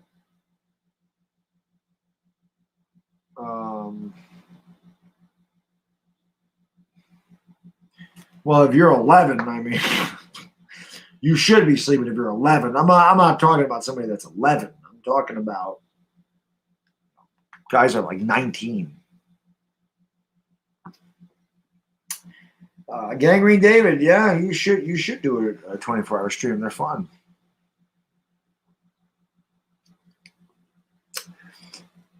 What's my favorite giant cornerback ever? Jason Sehorn. That's not close. Jason Sehorn is definitely my favorite cornerback, without that. Jason Sehorn is one of my top favorite Giants of all time. I love Jason Sehorn. That was my dog. Groundhog Day is basically a guy that spends 1,000 days trying to have sex with a woman. But Bodo, is it really 1,000 days or is it just one? You see what I mean? Is it just one day or is it really 1,000? No, it's Diet Coke, man. I live in Diet Coke. From Cali, no, I live in New York. That's why that's behind me. The Empire State Building. That's why that's back there. I live in New York.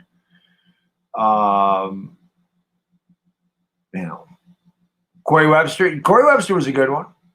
Corey Webster was good. I loved Sehorn. Sehorn was the man. I stayed without my parents. Yeah, you should listen to your parents. Yeah. You should always listen to your parents, man. 1,001 days. Oh. Right, he lives the same day over and over again. So is it 1,000 days or is it just one? He lives the same day over and over and over again until he gets the girl. So is it just one day? He doesn't age. She doesn't age. Right? It's a one day. Don Periocho. Really, my man. Grazie, paisana, grazie. He says, Will Allen went to my high school back in Syracuse. Will Allen. I hated Will Allen. No offense. Will Allen stunk. I did not like it. Seafood said, "Are you tired?" Yes. Yes. We're hitting the 7 o'clock hour. We just eliminated the 6 o'clock hour, almost the 7 o'clock hour. So that means I've been live for 21 hours in a row. 21 straight hours. Yeah, I'm tired. I'm human. I'm tired. But we're gonna. I mean, I'm not gonna stop. This is for charity, man. There's no way. There's no way. I love Terrell Thomas too. I was a big Terrell Thomas fan. It sucks that he got hurt. I love Terrell Thomas.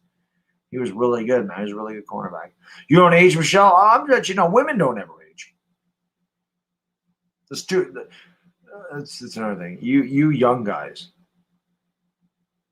don't ever, ever, ever in a million years, even if they ask you to, don't ever guess a woman's age.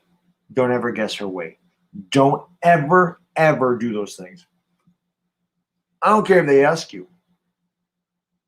They can say, "How old do you think I am?" You just say, "I don't know." Don't ever tell a woman how old you think she is. Don't ever do that. And definitely don't ever mention her weight. Don't ever do that either. They don't like that. Don't do that. That's not a smart thing to do. Some women Afghanistan. I mean, you're right about that. Some women age like milk.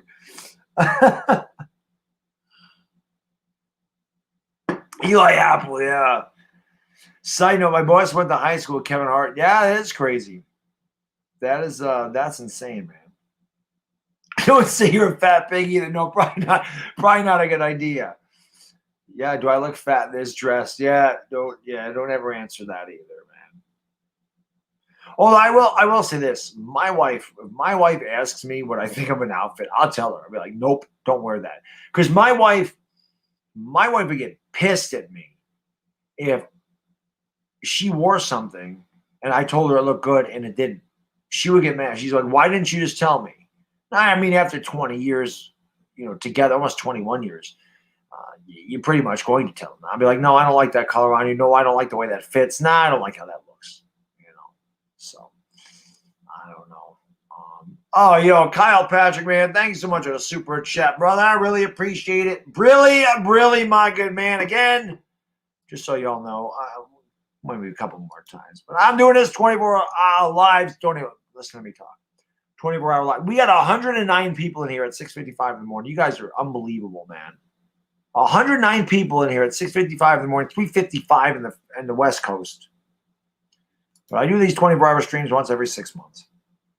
And whatever I make in this 24 hours, whether it be from donations or merchandise sales or ad revenue or people becoming new members, whatever I make in this 24-hour period, I'm going to take half of it. I'm going to donate it to St. Jude's Children's Research Hospital. I've done this now 4 times. That's why I know I can get through the 24 hours, although it's tough, and there's no way I'm going to quit.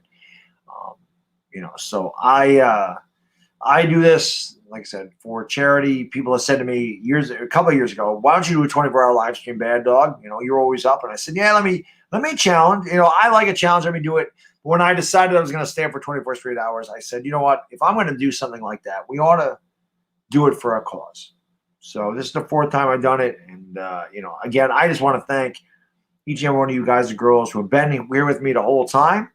I really could never do something like this without all the support you guys and girls are showing me. The fact I'm at 50,000 subscribers is amazing to me. Kyle, thank you again, my man. I appreciate it, brother. Really. He says a couple bucks for St. Jude, especially on the Lord's Day. God bless, brother. Hey, Kyle, I appreciate that, man. I appreciate it very much. And of course, I was just going to say, and of course, any of you guys today, that donated, that bought merchandise, that became members, obviously that's huge because that's what this is about. So I appreciate it, guys. Thank you so much. Of course, big shout out to Dire Giants fan who recommended this great cause. And yeah, man, like I said, there's no way I'm giving up on the kids. It's not going to happen. So as tired as I am, we'll press through the next 3 hours, and I'll sleep in 3 hours. No, not a big deal. Not a big deal at all, man. We'll sleep in 3 hours. And then we'll sleep for 5 hours, and then we'll get up, and we'll do some stuff, and then we'll go do the Laker game, and I'll be hyper, My voice still feels pretty good. Let me see with the kiss, so I can still do that. So we're good. After I sleep and relax and eat and everything else, my voice should be good to go. I can't believe Eric Flowers was a Giant. I must have put it out of my. Yeah, he sucked. Irish Giant. He was terrible, man. He was terrible. That is what it is. Honestly, I just found your channel recently. I regret not finding it sooner. You're a genuine dude. Jan Michael, I appreciate that, man. I always say, man, I always feel like I'm very genuine. I always feel like like I said, I'm just being myself, man. It is what it is. I love my subscribers. It's amazing. It's amazing how much support I have. Like I said, the fact that I'm doing this for 24 hours and the fact that there's literally like 20 people to 25 people who have been in here the whole time with me. Like 20 people are staying up the entire 24 hours to help me get through this. That means the world to me, man. That means the world to me. 50th wedding anniversary for the Jewish wife. Shouts to her husband, honey. I want to go celebrate somewhere I've never been before. Jewish husband was like, great idea. How about the kitchen? Was that Henny Youngman that did that one, Jay? Was that a Henny Youngman joke? I think that was Henny Youngman that had that one. One of my other favorite Henny Youngman jokes was this one. He said, patient came in, doctor told the patient, hey, man, you got 6 months to live. Patient couldn't pay his bill. Doctor said, you have another 6 months. Appreciate that. I can't even talk. ECK. Eli Apple was worse than Flowers. I agree, man. I agree.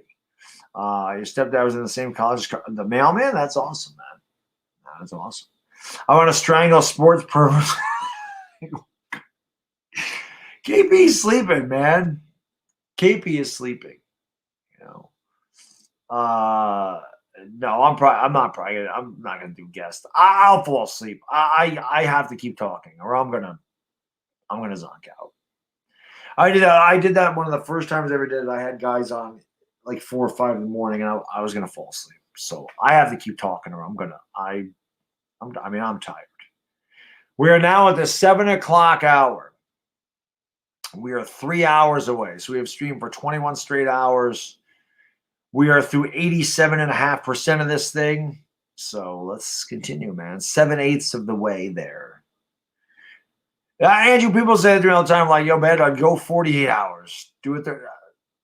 Somebody else can do it. Somebody else can do a 36-hour stream. I'm good at 24. It's good at 24. It's colder outside than it is in the freezer. No, that's always the case here, Michelle. It's always freezing here. 7 o'clock, sun is up, but there's no sun. It's dark and cloudy and dingy and garbage. This is how it is.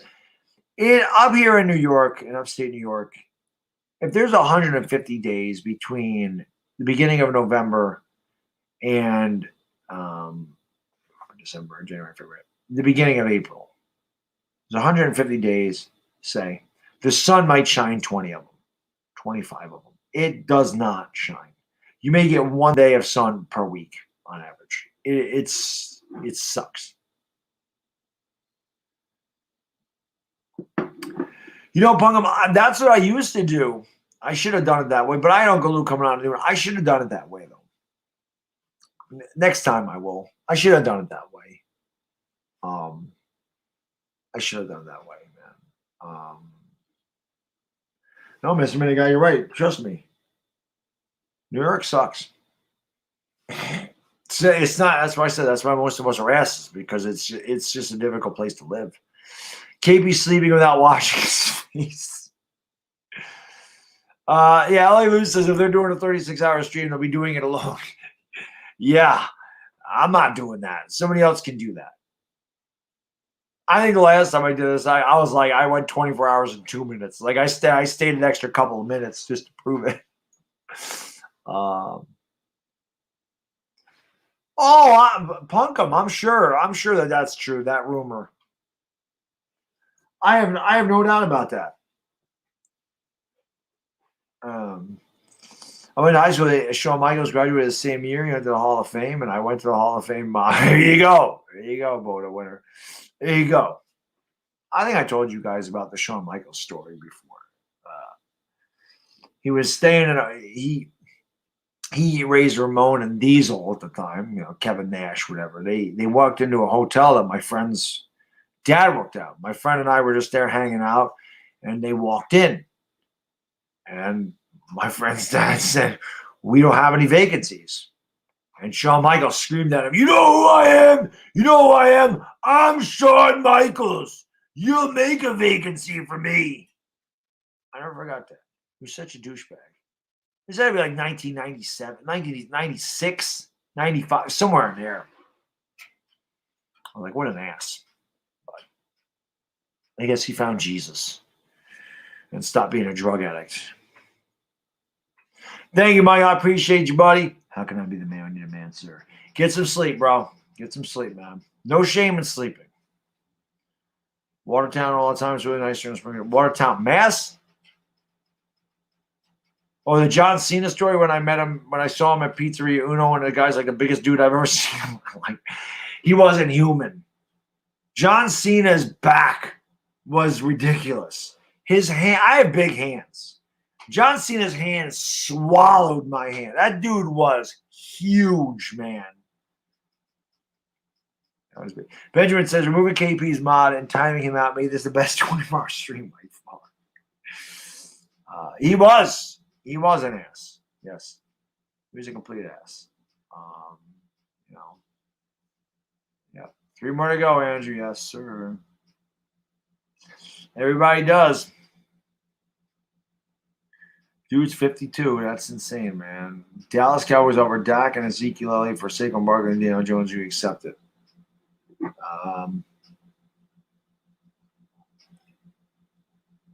No. I wouldn't take that. I wouldn't take that. Dak Prescott would fail here. Dak Prescott does really well because he's in a good situation in Dallas, but he'd be in a bad situation here, and he would not be. He would not be good. I'm from New York, Kyle. I don't live in New Jersey. John Cena. I could use 2 arms, and John Cena would kick my ass in an arm wrestling match. Zeke is done. I agree. I agree. That I don't think Zeke has it anymore. What's going on, Mike? How you doing, buddy? When I do these 24-hour streams, I always pray that when I get to this point where the sun comes up, that the sun's actually out, because the sun would wake me the hell up, But the fact that I live in New York and the sun rarely comes out here, and I have to look out at a freaking dull gray ass sky all the time, it sucks. If the sun was out right now, I'd still be tired, but it would actually wake me up. I have to go into them damn sun lamps. That's something I always talk about getting. I have to get a sun lamp. I have to, man. I have to.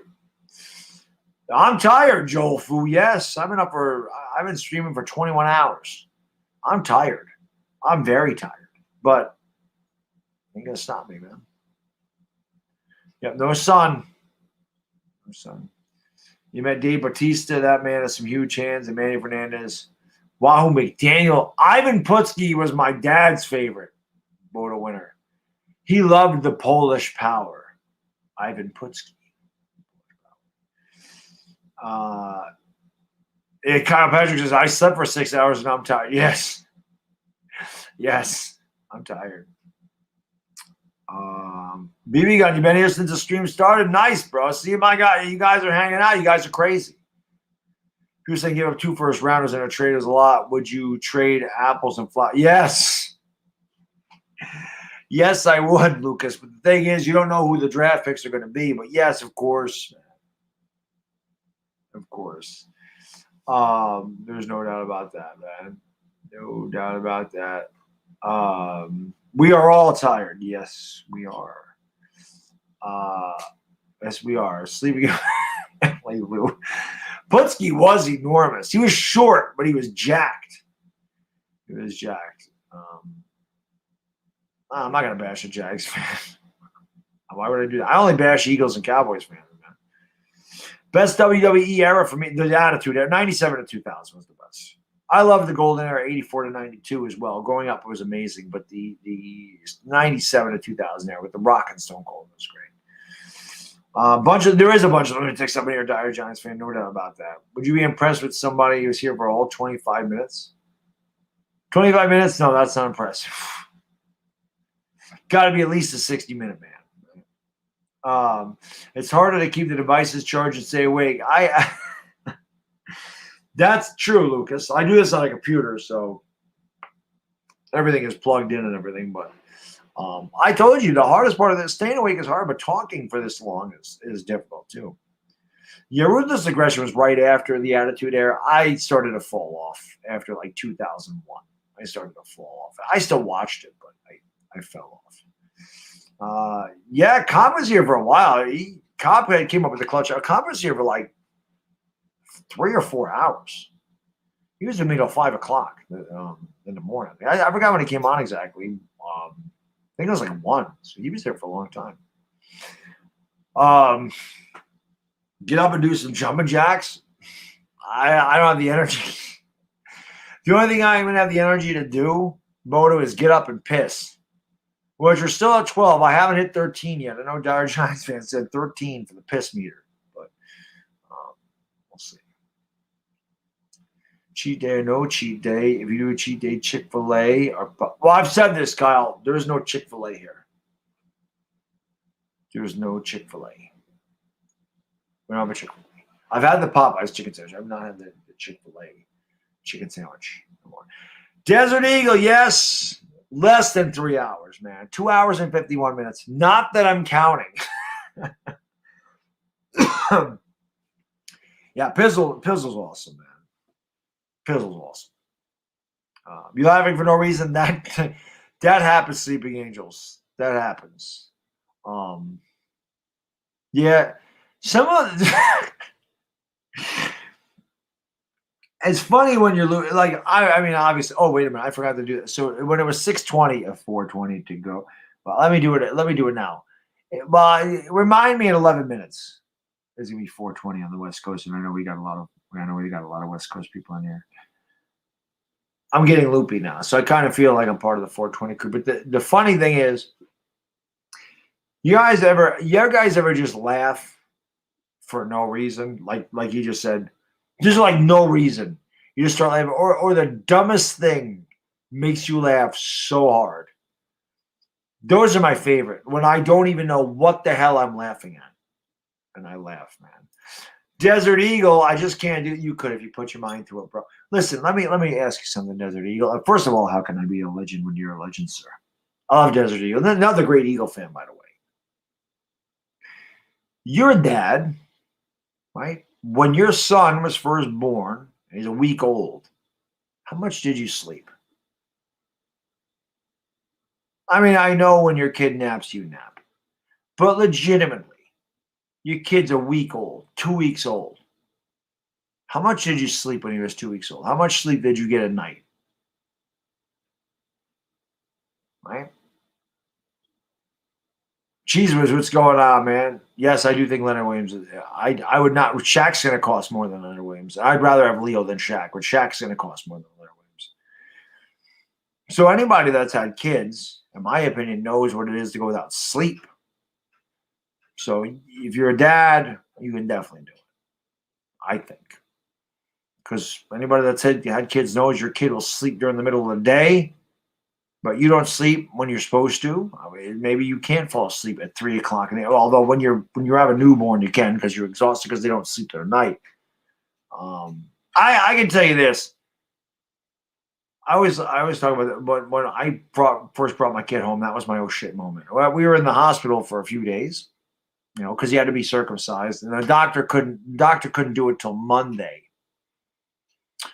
And he was born on a Friday, so we spent the weekend there, and he went home the next day. So we were in the hospital for 4 nights. Didn't sleep at all. My kid didn't sleep then. My kid don't sleep now. He does, but he doesn't. He'll go to bed really late, and then he sleeps late. But he would not sleep as a child. And when you're in the hospital. Every hour, the nurse is coming in checking my wife's vitals. you got people there all freaking that you don't sleep. But I remember at least it's structured. When you take your kid home for the first time and you lay him down and he's crying like, I don't know what to do. That was crazy. But if you're a dad or a mom, you know what it is not to sleep. You're gonna make pancakes. Would you like some with some bacon? Yes, Michelle, please. Please. Pancakes and bacon sounds pretty damn good right now. Not gonna lie. Laughing at nothing and everything when I started getting stoned at age 12. I should have bought stock in Frito-Lay too. I bet. Frito-Lay. I can't do the Fritos, man. I can, but I definitely not my favorite thing. I like Bugles. Should the Giants consider Leonard Floyd? I would love Leonard Floyd. Leonard Floyd, I wanted to draft. I just don't know, man. It's going to be interesting to see what the hell the Giants do. 11 sacks, that might be worth 18 and 20. That's just what they get paid. Jen, that's just what they get paid. Shaq Barrett's going to make more than that. I'm in Alabama right now. Time to get the hell out. I hear you, man. If you're a New Yorker and you're in Alabama, you're like, I'm in a different country. Top 5 NBA players of all time. In no particular, well, Jordan's number one. But after that, no particular order. LeBron, Kobe, Bird, and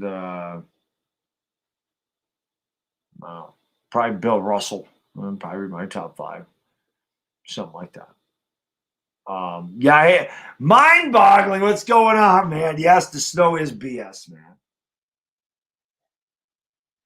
I lost a lot of sleep. I felt really bad for my wife. She really couldn't sleep. He kept waking up. We kept waking up everything. We put him down. Oh, when we put him down. Yeah, I know. That's what I'm saying, my man. That's what it is. It's tough. My kid was colicky when he was born. So he would sleep a little bit during the afternoon, and you try to get your 2 hours of sleep when he's napping. But their stomachs are small, so they wake up when they're hungry. But then he would get colicky around 10:30, 9. He would start crying, and he didn't sleep. And finally, we got these little tablets that cured all the gas that must have been building up or something. We put these little tablets in it, and that cured it. And he wasn't colicky anymore. So I would say my kid was 5.5 weeks old. He slept for 6 hours. Because I can remember he was in this little rocking plate thing. He would not sleep. The kid would not sleep in his damn co-sleeper. You put him in a rocking plate. And I think the fact that he was kind of angled up actually helped him. He must have had acid reflux or something. So when he laid down, it must have bothered him. But when he was kind of angled up, it helped him sleep better. And I remember, there's a love seat and a couch up in our living room. I would sleep on the couch. It's longer. My wife would sleep on the love seat, just in case he woke up. We were right there. And I remember I remember falling asleep around 11 and waking up at about 5:30 when he woke up. And I said to my wife, I go, did you wake up with him? She's like, no. She's like, did you? I'm like, no. I'm like, oh my God, he slept through the night. He slept 6 hours. And then he got really good. Then he started sleeping like 12 hours. And I never got more sleep. But then he outgrew that stupid thing, and we had to put him in his crib, and he didn't like that, and he never slept again. So I think that's part of the reason why I don't – well, I mean, I'm tired, but I think that's part of the reason why I can go on no sleep. I think that's a big reason why. I took over. I need you to piss twice. Well, Lucas, I'm about to hit the head again. But I'm definitely gonna piss more than one time. I slept 2 hours and 45 minutes here.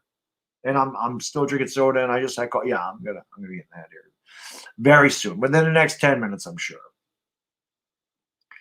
LeBron, Jordan, Kareem, Bird, Magic. Again, nothing wrong with those guys at all. It's not fair to compare Kobe to MJ. He said that's how far MJ was ahead. Well, Kobe patterned his whole game off of Michael Jordan. So, MJ and Wilder tied for the highest vert record in the NBA. AJ was born soon after the Sixers lost to Toronto. I was literally impressed that 5 minutes. I'm excited when his time. Oh, Desert Eagle. There's nothing. And again, you parents can understand this. There's nothing like when your child is born and you get to see what they look like. That is the coolest thing. Because for 9 months, 9.5 months, my kid would not come out. So my wife had to have a C-section because he just wouldn't. What happened was his head had dropped, but the doctor told us, when their head drops, it's almost like a light bulb. If the head does not go down perfect, he said it could be tilted a tiny bit here, tiny bit there, and he's not going to come out. So I just remember, they're, like I said, 9 months, 9.5 months, they're pregnant. You're wondering, you see ultrasounds, but you can't really see what they look like. And finally, you get to see your child. There's nothing like it. Man. I always say that day when my son was born, little bad dog was born. I always say I don't know who cried more that day, him or me. I always remember my wife. She said he looks just like you. I remember that was her comment when she saw him. He looks just like you. He's a combination. There's no doubt. My kid is a combination of both of us. Thoughts on IQ? I think IQ is fantastic. I think that the Knicks finally found somebody in the late rounds. That's good. He's been better than Obi Toppin. Now, Toppin's playing much better with Derrick Rose there, but IQ is an electric player. Great free throw shooter. The Knicks need that guy. What's he shooting? 93, 94% from the line? And he's exciting. Manuel quickly is the freaking man. I was born without one eyelid. They used the foreskin from my circumcision. My parents asked if I would see. They said yes, but I'd be a little cockeyed for the rest of my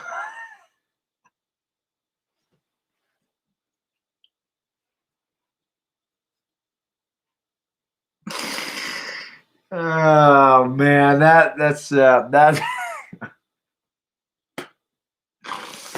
that's good, Border Winner. That one is that one is good. That one is good. Me, I have two. I have two kids. One's 27. Long story.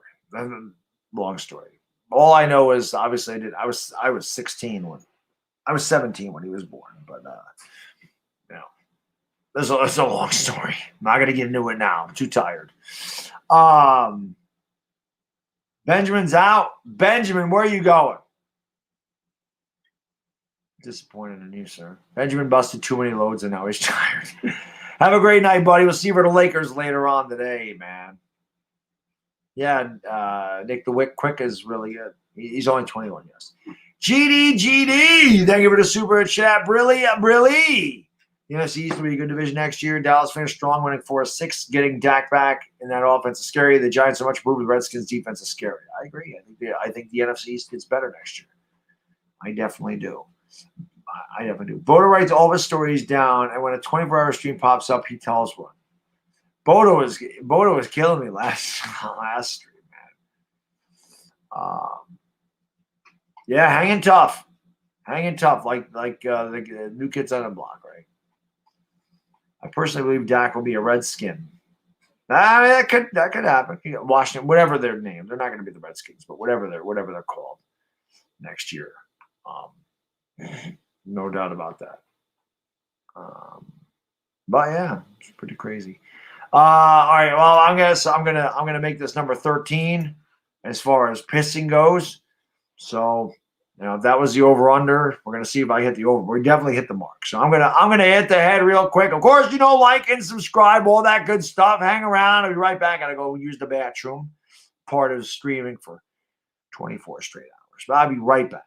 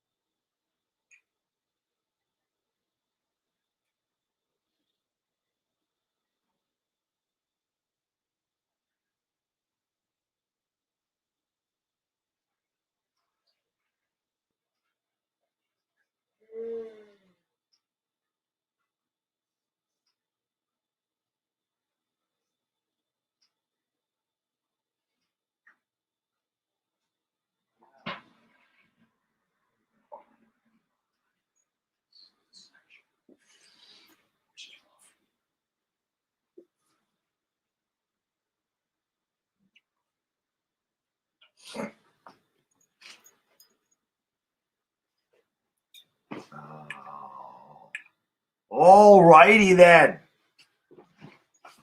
No, Jan, I'm married. I don't need to do that.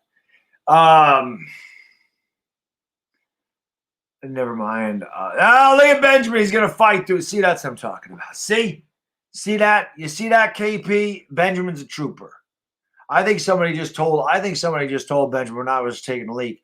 I think somebody told Benjamin, so you're tapping out like KP. And Benjamin said, I'm not KP. Lucky number 13, you are a loser.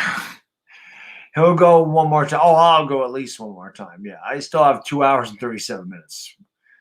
Bathroom. Yes. Spider. Yeah, no, I'm not afraid of spiders. LeBron or Kobe, I don't choose between them.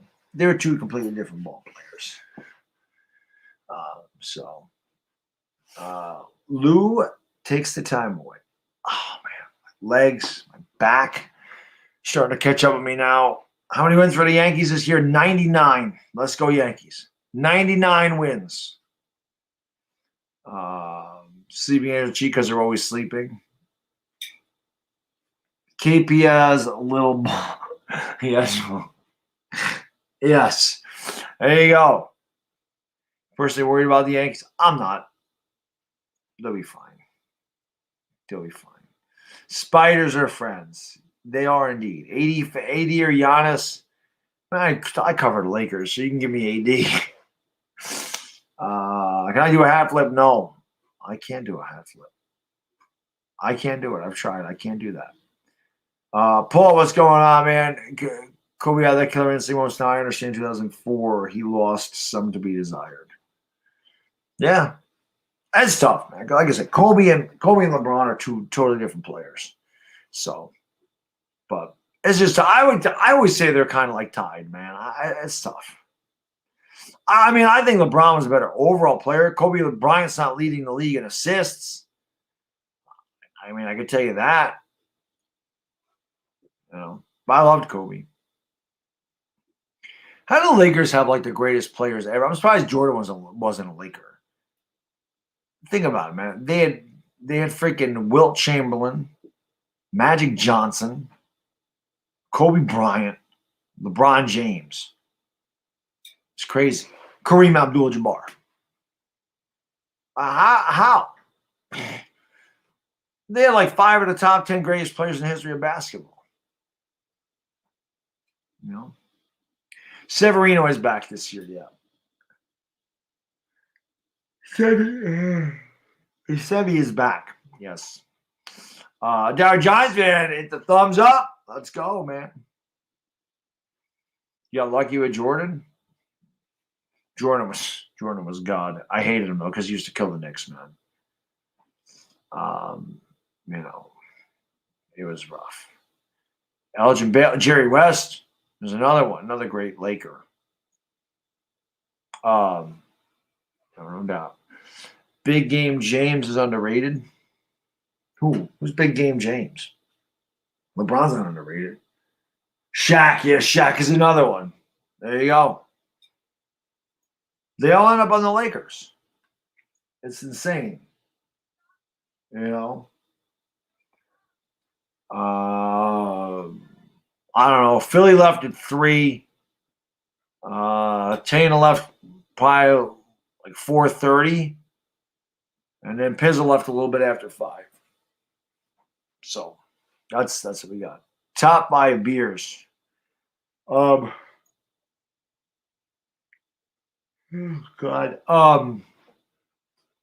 Stella. I mean, not. I don't know if it's in any particular order. Stella definitely up there. Heineken, Corona, Sam Adams. I mean, it's tough. I like so many beers.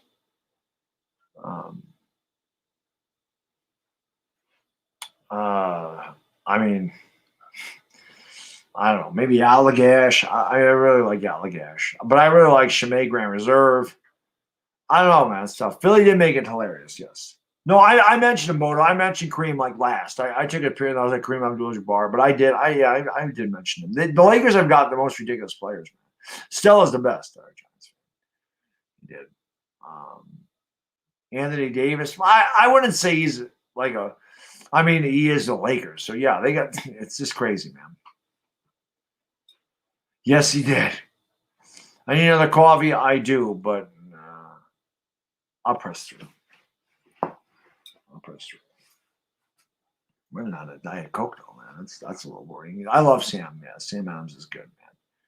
Oh, Big Game James is James Worthy. I thought you were LeBron James. Yeah, they were good. That was a fun time, man. That was a fun time. There's no doubt about that, man. Yeah, man. Once you get past the 7 o'clock hour, I think I'll be okay. It's just this is getting tough. This is getting tough. We still got 111 people in here though, which is unbelievable, man. Unbelievable. I think that most of these people in the chat have fallen asleep with their phones. Their phones on the stream. That's what I think. Do I like Julius Randle? Julius Randle better be in the All-Star game, man. He's had a hell of a season. You know, for no doubt, man. It is Sleeping Angels. It is getting rough, man. It's getting rough. I'm not gonna lie, man. And that's what happened to you. That's what I'm saying, man. 141 minutes. Yes. Dire Giants fan. 141 minutes. No, I don't want either one of them for the Knicks. No. Yeah, of course I remember that. The hit against Denver, Bobby Humphrey. Yep. Yeah. You have to go to work in an hour. Man, you should have been sleeping, Abrax's voice. Oh, you were sleeping. Orange Julius. I remember that, man. I remember that place. Photo winner. I remember that. I totally remember that.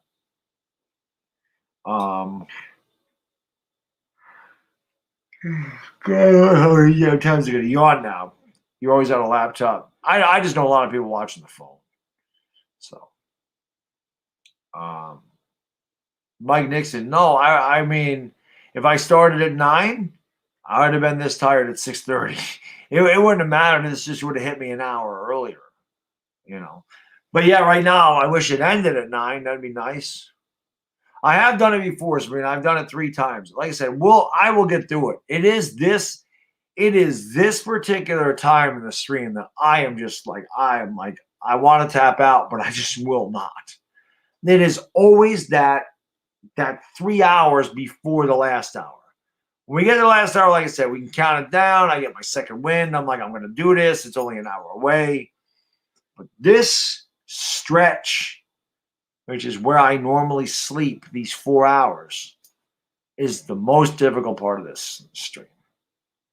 You know, beer 1, beer 2, beer 3, and then after that, it doesn't matter because you got your buzz going.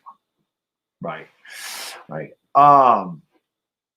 Yeah, it's Nick the Wicked is. Am I a hockey fan? I started watching hockey again this year because of Hot Take Hockey.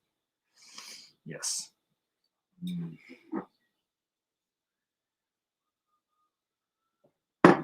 Do I have that on?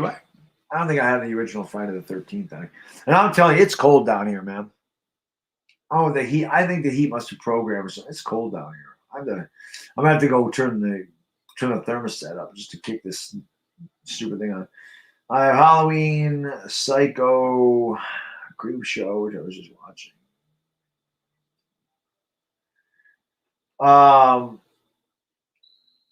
Where are we? Yeah, let's go there. I'm sure half a sip of beer will take me down. That's why I'm not drinking beer. Let me hit this. I gotta put this thermostat up a little bit. I want this to kick on down here. I don't know what the hell is going on. It says it's 70 down here. I'm not feeling that, man. It feels way colder than 70 down here. It could be because my feet are cold. Because it's so damn cold outside. That could be the problem, man. Did they meet? The demon might have taken them out. Yeah. Might have taken them out. Hockey is fun to watch, Sleeping Angels. It is. Watch the final chapter. It's the best one.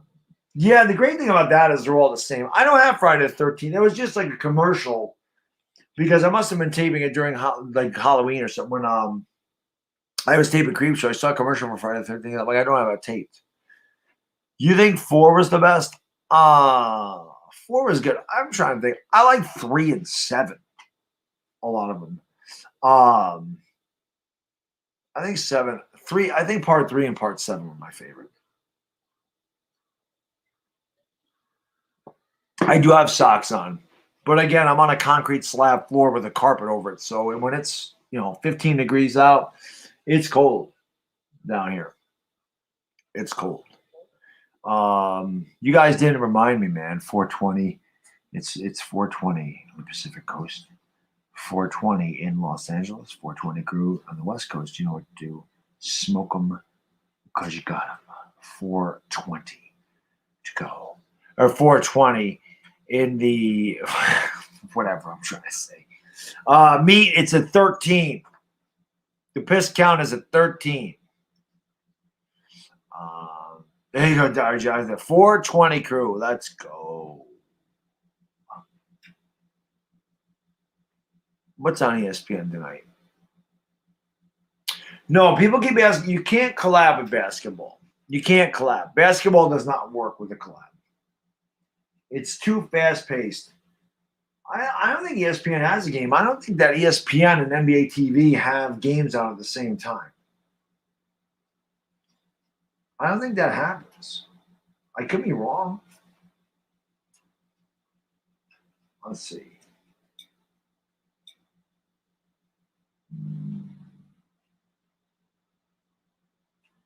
Well, maybe it is. So I take that back. They are on national television. I look at NBA TV. NBA TV has a game on. So does ESPN. That is strange. That is strange that both NBA TV and ESPN have the games on at the same time. So it is on national television.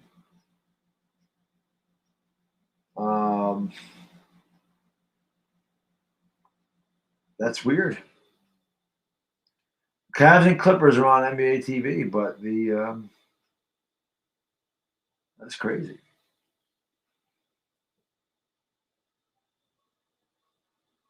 Super Bowl classics. The hell's on here? Super Bowl 49. Well, actually, that one was a good one. The Super Bowl 49 was a good one.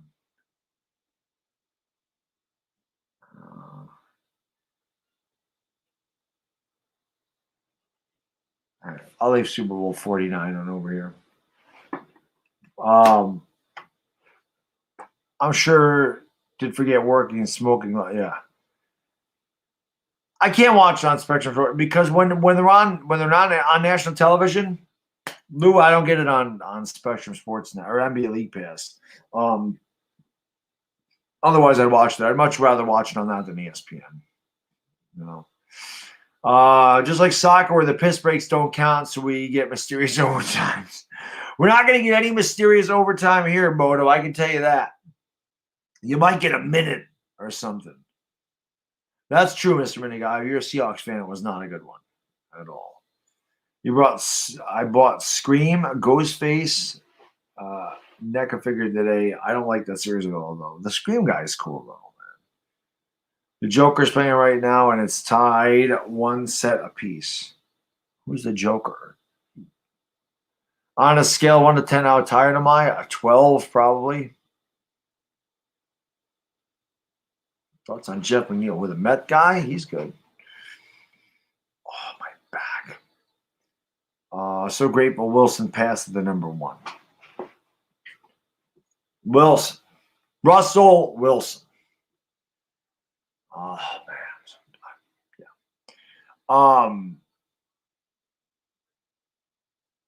Yeah. Yeah, I don't know. It's interesting.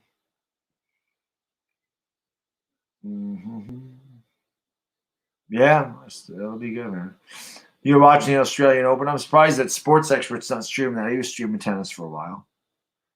When I'm on the Jerry side pits, I mean, Devontae Smith, Jalen Waddle, Jamar Chase, man, any of those guys I'd be happy with. About 10 hours away from me watching this. Oh, man, you're crazy, Dire Giants fan. I'm about 10 hours away from getting ready to do the Lakers game. Can I sing you a Valentine's song? I can't sing, man. I couldn't sing when I was wide awake. I can't sing now. It's crazy. I forgot today was Sunday, Landon. You rooting for? Oh, that's what you're talking about. That's what you're talking about. What channel's that on, man? ESPN? You Australian Open? What channel's that on?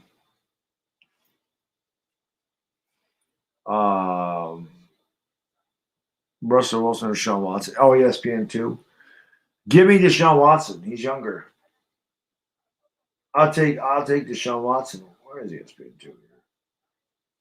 What the hell? ESPN 2. Why don't I have ESPN 2?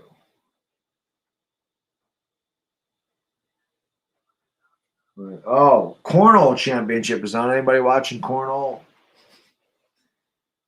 When the hell is ESPN 2? FS1, FS2, NFL Network. Rugby's on too.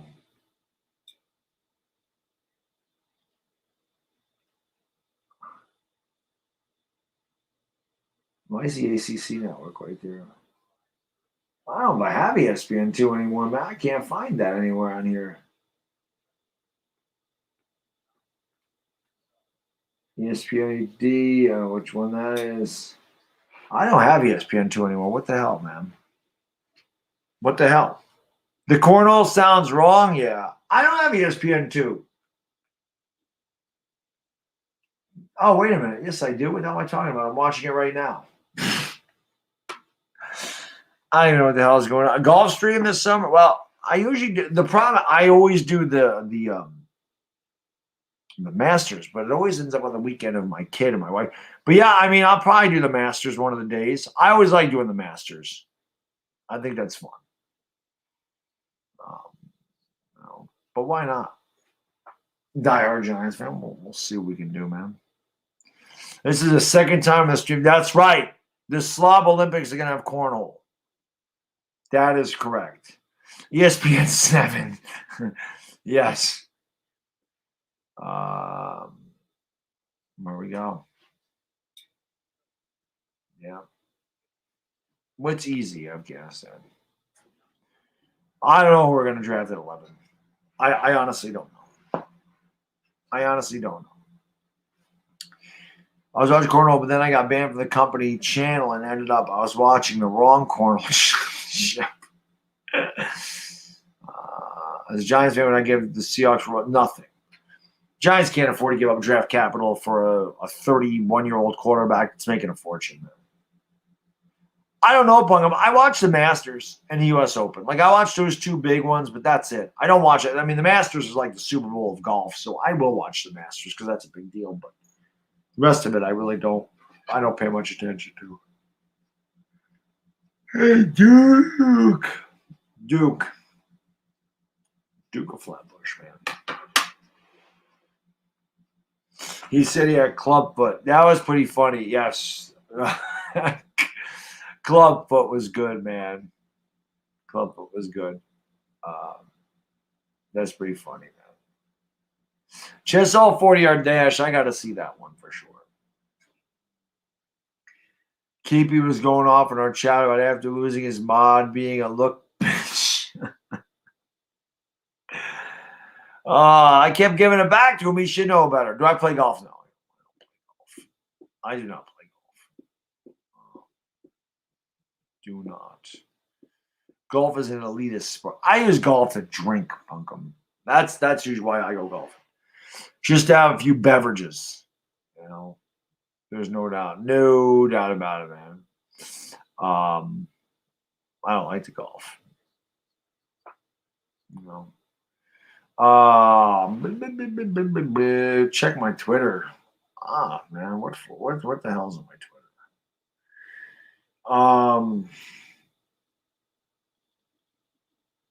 I don't see anything in there.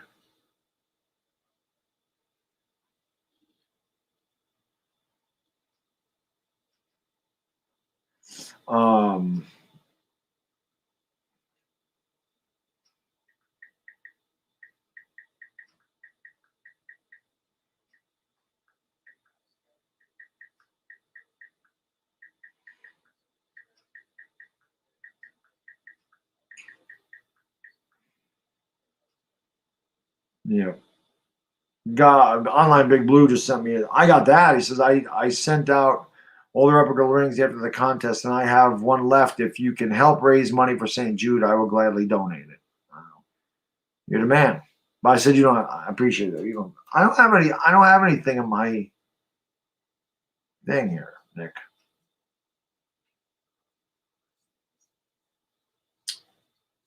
My Twitter. Oh, Nash, thank you, my man. I appreciate that. I'm looking at my DM. I don't have anything in my DM. Oh, now I got Benjamin. Okay, Benjamin's just came in here. What is this? Oh. Giants fan, that Eli Manning is the most overrated player in the NFL? Are you kidding me? Are you kidding me?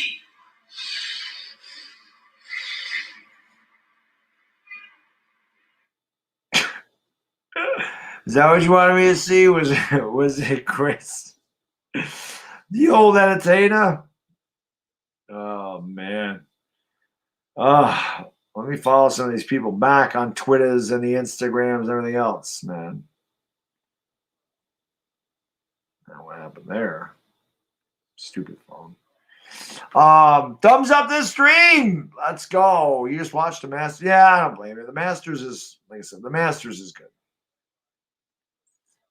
Why do I keep getting all of this crap? All this stupid spam on my damn Instagram, man. Let's follow some of these people. I'm picking up some followers on Instagram and Twitter tonight, whatever it is, tomorrow, yesterday. Upside down, inside out. Yep. Do I like Apple or Android? I don't really have a preference. They both have their strengths. They both have their weaknesses. I've had them both. So I don't know. I'd say I like the iPhone better, if I'm being honest. But I like that better, to be honest. Yeah. Let's look at this. Oh yeah, I see it. I see in the group chat.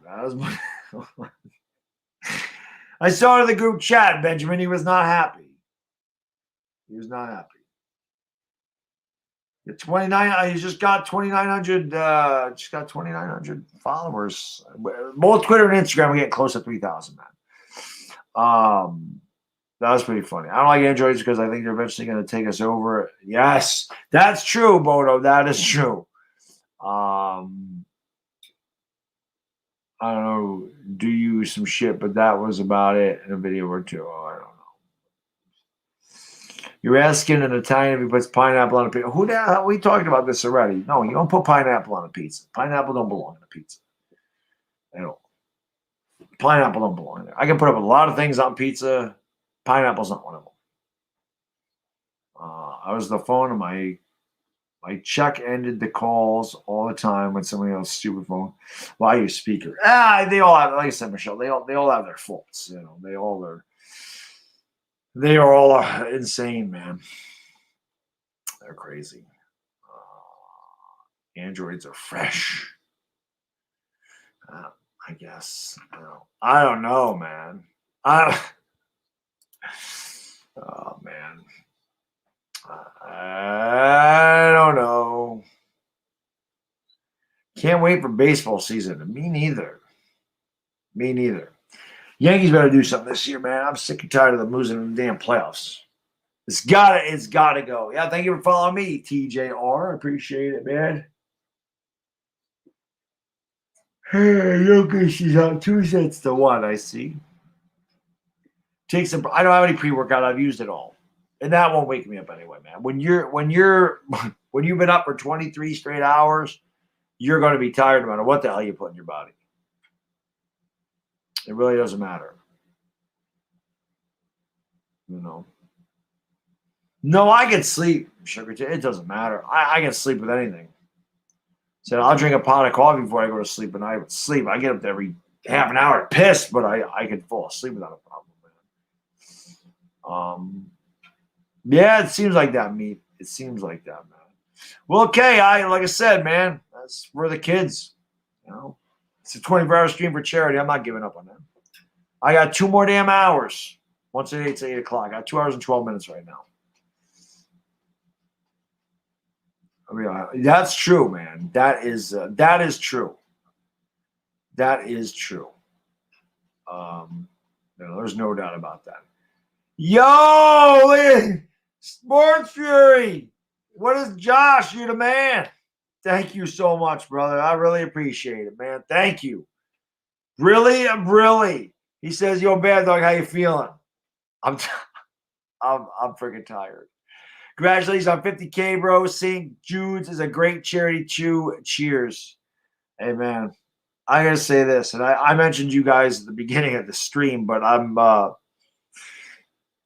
hitting 50K obviously is a huge accomplishment. So I got to do a thank you video for that. But I'll just tell you, and I mean, you guys, you know how I feel about you guys. I pretty much told everybody, and I'll say, because I'm going to do a premiere. I got a lot of people to thank, but you guys are the whole. If it wasn't for you guys, I would never been here. Yeah, I mean, you guys are my inspiration for pretty much everything I do on this channel right now. So, I appreciate the hell out of you guys. Everybody streams because of the Sports Fury. It's not something I did. They were the first ones to do this. Everybody followed them. They are inspirations to everybody that streams. And like I said, when I started doing this and streaming and everything else, they helped me out. They got me started. They had me on their channel a number of times. They shouted me out. They sent raids my way. They did all this stuff for me. They've done 24-hour streams. I commend them for doing all those fundraisers during Christmas time. I was glad that I could be a part of those fundraisers with those guys. But those guys, they do an amazing job. And I mean, they're freaking awesome. What can I say? Josh, you're the man. You owe Philly 500. You owe Philly 500 a bet where you have to drink like 4 beers in a half an hour, right? You do know that you have to pay that. I can't believe I remember that. Philly 500 was on here not too long ago, but you owe him that. You gotta pay that up, man. You gotta drink something other than Bud Light on the stream. Oh man, you guys are the best, man. I really appreciate the super. I really appreciate the donation, man. Thank you so much. I really appreciate it. But those guys are great, man. Seriously, they're the biggest inspiration for me. Those guys, man. I appreciate it, man. And see what the Sports Tree has right there. That's my goal. That little check mark, so that when somebody tries to imitate me and they go into a stream and someone says, "Oh my God, it's Bad Dog," and then they notice the check's not there, they can say, "That's not really him." But they say, nothing but respect for the hard work you've put in and all that you do for the YouTube community and the great times that you bring so many people. And like I said, if it wasn't for you guys, I wouldn't even be doing it. So you guys always be my inspiration. I talked about that today. I said, no matter where, if I don't gain another subscriber on this channel or I ever got to 1 million subscribers, I said, I will never forget where I came from, and I'll never forget everything you guys did for me to start. So I'll always have the utmost respect for you guys. There's no doubt about it, man. You guys are the best. The best, Jerry. The best. But I love those guys, man. They're amazing. They're great dudes. They're good people, as Uncle Louis said. They're good people. Yeah, he's verified. That's what happens when you get 100,000 subscribers. That's what happens. You get that. I'm halfway there. Halfway there. Sing Sports Tree, you are the one beneath my wings. Nah, man, I hate that song. I would not sing that one, Bodo, but ever. But I'm not singing that. They are the best. If you guys are not subscribed to them, I don't know what the hell you're doing, but you guys got to subscribe to the Sports Tree. You have to. I mean, that's like I said, they're the whole reason everybody streams. If it wasn't for them, nobody would be streaming. They are. They're the guys that really, to me, change the sports. They're the guys that change the YouTube sports community into what you see it is today. They are the inspiration for all of these people that do play-by-plays. And nobody can tell me any differently because I've been on YouTube a long time. Nobody was doing that before them. Not the way they do it. So everybody that does it now, they owe Josh and Sean, gratitude because they wouldn't be doing it without them. That's the truth. Can you believe it's snowing down in Texas? Josh, I said I saw you. I don't know where you guys. I forget if you guys are in Dallas. I said I saw Dallas is supposed to get like 4 to 6 inches of snow. They don't get 4 to 6 inches of snow in 5 years. So I was sitting there going to myself, I'm like, well, 4 to 6. We sweep that off the sidewalks up here. 4 to 6 inches is nothing. But I'm like, I said I don't feel bad for them. I said I want them to experience a little bit of what I go through. So driving 6 inches of snow, go out and shovel it off your car, scrape it down, shovel your driveway. I don't know if you guys have driveways, wherever you live, but shovel that around, move that around, and deal with 6 inches of snow. Because I deal with it all the time. Like experience New York, So he said that check mark coming soon for the bad very soon. We can't wait to see. Hey, I hope so, man. I can't believe I reached 50,000. I wanted to get to 50,000 by the end of February, so I can't believe that I reached it in the middle of February. You guys are amazing, so I appreciate the hell out of you guys, man. Like I said, the fact that you guys did all those fundraisers for charity, when I got involved with that with you guys, I can see the total of the fundraisers. And I only did like a couple streams. So this is most of you guys for sure. But when I see the 2 streams or the 2 fundraisers that we did, and between them, it was like $7,000 between Toys for Tots and Salvation Army. I was like, that is freaking awesome. It was like $4,900 and $2,200 or something. Like, wow. I'm like, they raised $7,100 for charity. I was a small part of that. So, like I said, that's to me, that's massive. Like I said, I applaud you guys for that. I appreciate that because not a lot of YouTubers do that. They just don't. I'm not telling anybody what to do, but they don't do fundraisers. They don't donate to charity. But when you have a following like they do, or you have a bigger channel and you can do stuff like that, I appreciate the hell out of that. I applaud that because it just shows you're thankful and you want to give back. And I got all the respect in the world for people that do that. Yeah, it was like $7,100 or something crazy, man. It was short. I got more hair on my eyebrow. I have more hair on my face. I have more hair everywhere than I have on my head. It costs $100, Afghanistan. It costs $100 to show my head. In the charity stream, yes. In the regular stream, no. That's usually the going rate at this point in the stream. Yes, sir. We all did that together for people who need. It's why we love all these great people. Yeah, it's freaking awesome, man. I got to have Hot Take Hockey on the channel today. I ain't got to work with John until today. That was a lot of fun. And that's the thing, man. That's the other thing that you guys, pretty much showed was the collab stuff. I never knew how to do that. Like, I never knew you could even do that on YouTube, where you could collab with another video maker and have them on your channel or vice versa. And shortly after I did that with you guys and you pretty much showed me how to do it, that's when Chris and I started working together, and the rest is history. But it's awesome. That was amazing. Like looking at that total to see that, the YouTube community, or we raised $7,100 for charity. That is amazing. Sure, TJR, you can definitely send me a background and make a background and send it to you. Yep. I appreciate everybody that does that for me. Like I said, this is, Tricks Graphics on Instagram, made the background for me.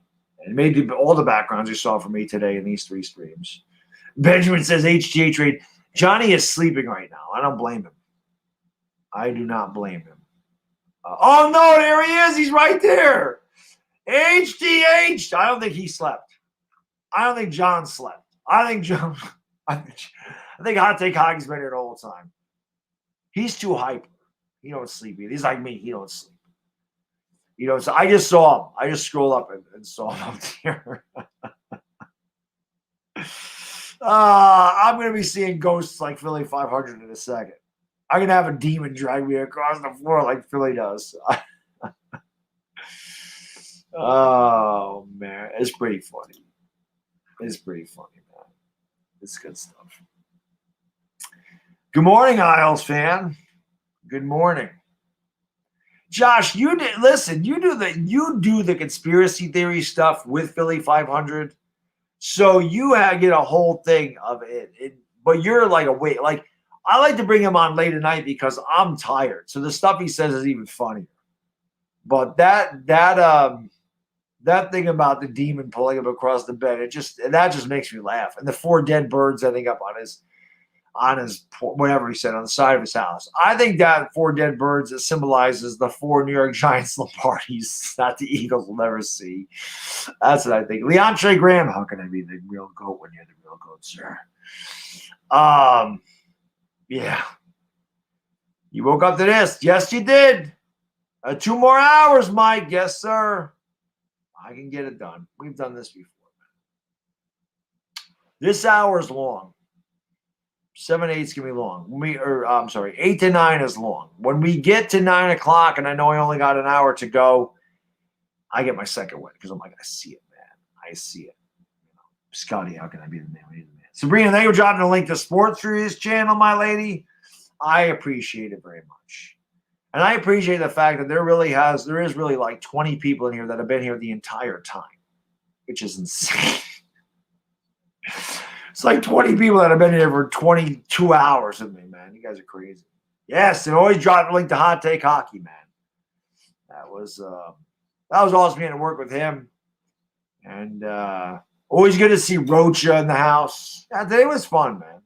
Today was good. Like I said, I had a lot of awesome guests. Like the biggest content creators on YouTube. Some of the biggest content creators on YouTube for sure. Uncle Lou, huge college guy, HCH, huge hockey guy, of course, Entertainer, Philly 500, Authentic. It was fun today, man. It was Cop Pizzle. It was fun. It was good, man. Just started collecting Funkos. I don't know what that is, man. You almost fell asleep twice. That happens. Talk about the Yanks. What do you want me to say? February 27th we started. I've been talking about the Yankees a lot. If the Giants got Galladay, I'd be happy because then we could draft Kyle Pitts. That's what I want. That's what I want them to do. Daniel Jones not going to make the cut. We'll find out. Daniel Jones needs weapons, man. Let's give him some weapons. Man. Thank you, okay. Appreciate that. Weirdest thing I've ever done. I shouldn't say it's probably illegal. I don't know, Michelle. Listen, I can't think straight right now. The next time I go piss, we're gonna go over the over for the P breaks at 13. Forgot what I was gonna say. Lawrence Taylor's in the house. Obviously not Lawrence Taylor. One of my mods that has changed to LT. What is going on, LT? There's the real GOAT right there. The real GOAT. For sure, man. Check out DJ LeMahieu. What do you want me to say? I'm glad the Yankees signed him back. The guy should have won MVP a couple years ago. He won the batting title last year. He's the man. I love DJ LeMahieu. No more Giants talk. Not much to talk about at this point, Bodo. Pretty much covered it all in the last 22-plus hours. Used my diet, lost 15 pounds in 2 weeks. That's what I'm talking about, Sweaty 4K. That's what I'm talking about. See that? My advice did work. I used your diet, and I lost 15 pounds in 2 weeks. See? Does work. Does.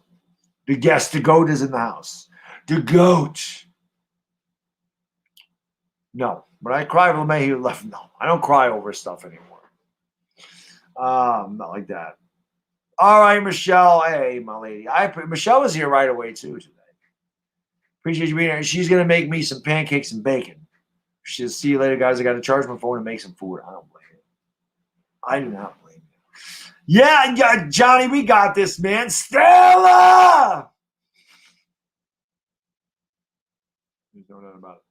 You want to come back on the channel, Johnny? I'll bring him back on. We're gonna get hyped. The funny thing is, I got to stream the Lakers in like 13 hours. Like I said, I just gotta hope the voice holds up, man. When my kid graduates kindergarten, you will cry. When my kid goes to kindergarten, I will cry. I'm going to have a hard time with it. I already know. When he started going to the babysitter, when my son started going to the babysitter, first of all, his aunt used to watch him. And then she started working at different hours or whatever, and she couldn't watch him. Even when I dropped him off, because, he was home with my wife for like 8 or 9 weeks before my wife went back to work. And even dropping him off at his aunt's house, I had a hard time letting go. So my wife brings him to the babysitter, and I pick him up. I don't know what it is. I just would have separation anxiety. Like I hated dropping him, especially when he was young, because he would cry when I left. He didn't, he was scared. He was young, he was very young, whatever, but he would cry. And it would always break my heart. I'm like, I don't want to leave him there. I don't want to, but I know he would get over it, but it was hard. So we just made that agreement. So now when I pick him up, I just look in the window and he's like, Daddy's here. And just jumps up, gives me a huge hug, and I carry him out to the car, and that's the best. That's the best. Benjamin says, I appreciate you filling in for me, LT. We need to get hyped. Yes, we do. Oh, Johnny's going to come back on for a little bit. Yes. This is the clutch, man. Getting somebody else on, like getting Johnny on here, because he's gonna bring up the energy, man. Where'd he go? There he is. There he is. Is Josh still in here? Josh, you still in here? Sports Reader still in here? I want to put him on too, if he'll come on. If Josh is still in here. I don't know if Josh took off or not. But check your Twitter DMs there, Johnny. And my kid does the first line of blowing me mad because he found my stash. Where is Josh? Is he still in here? Or did he jet? 50 Jim Beans binge 9 months later. Lucas, I was always, but because of what happened with my first, I was always a little skeptical. But like I said, little bad dog's the best thing that ever happened to me. So he was not a shy kid. He loved going to daycare. He went to schools. No, someday I understand. Even when my kid goes to kindergarten, even if he doesn't cry, but he gets on the bus, even my mom, like my mother would be like, let him spend the night with me. You take a night off, let him spend, and I'm like, no, Mom, I can't let him spend the night. I can't have him be away. That was when he was young. At 3 years old, I'm like, Mom, will you just take him now? Will you just take him, please? Take him for a couple nights. He's getting on my nerves. He's whining too much. I wouldn't be surprised if the fake Lawrence Taylor was KP. He trolls a ton. So, I mean, I have an argument. That could be sports expert. That could be. I think Josh left. Let's go.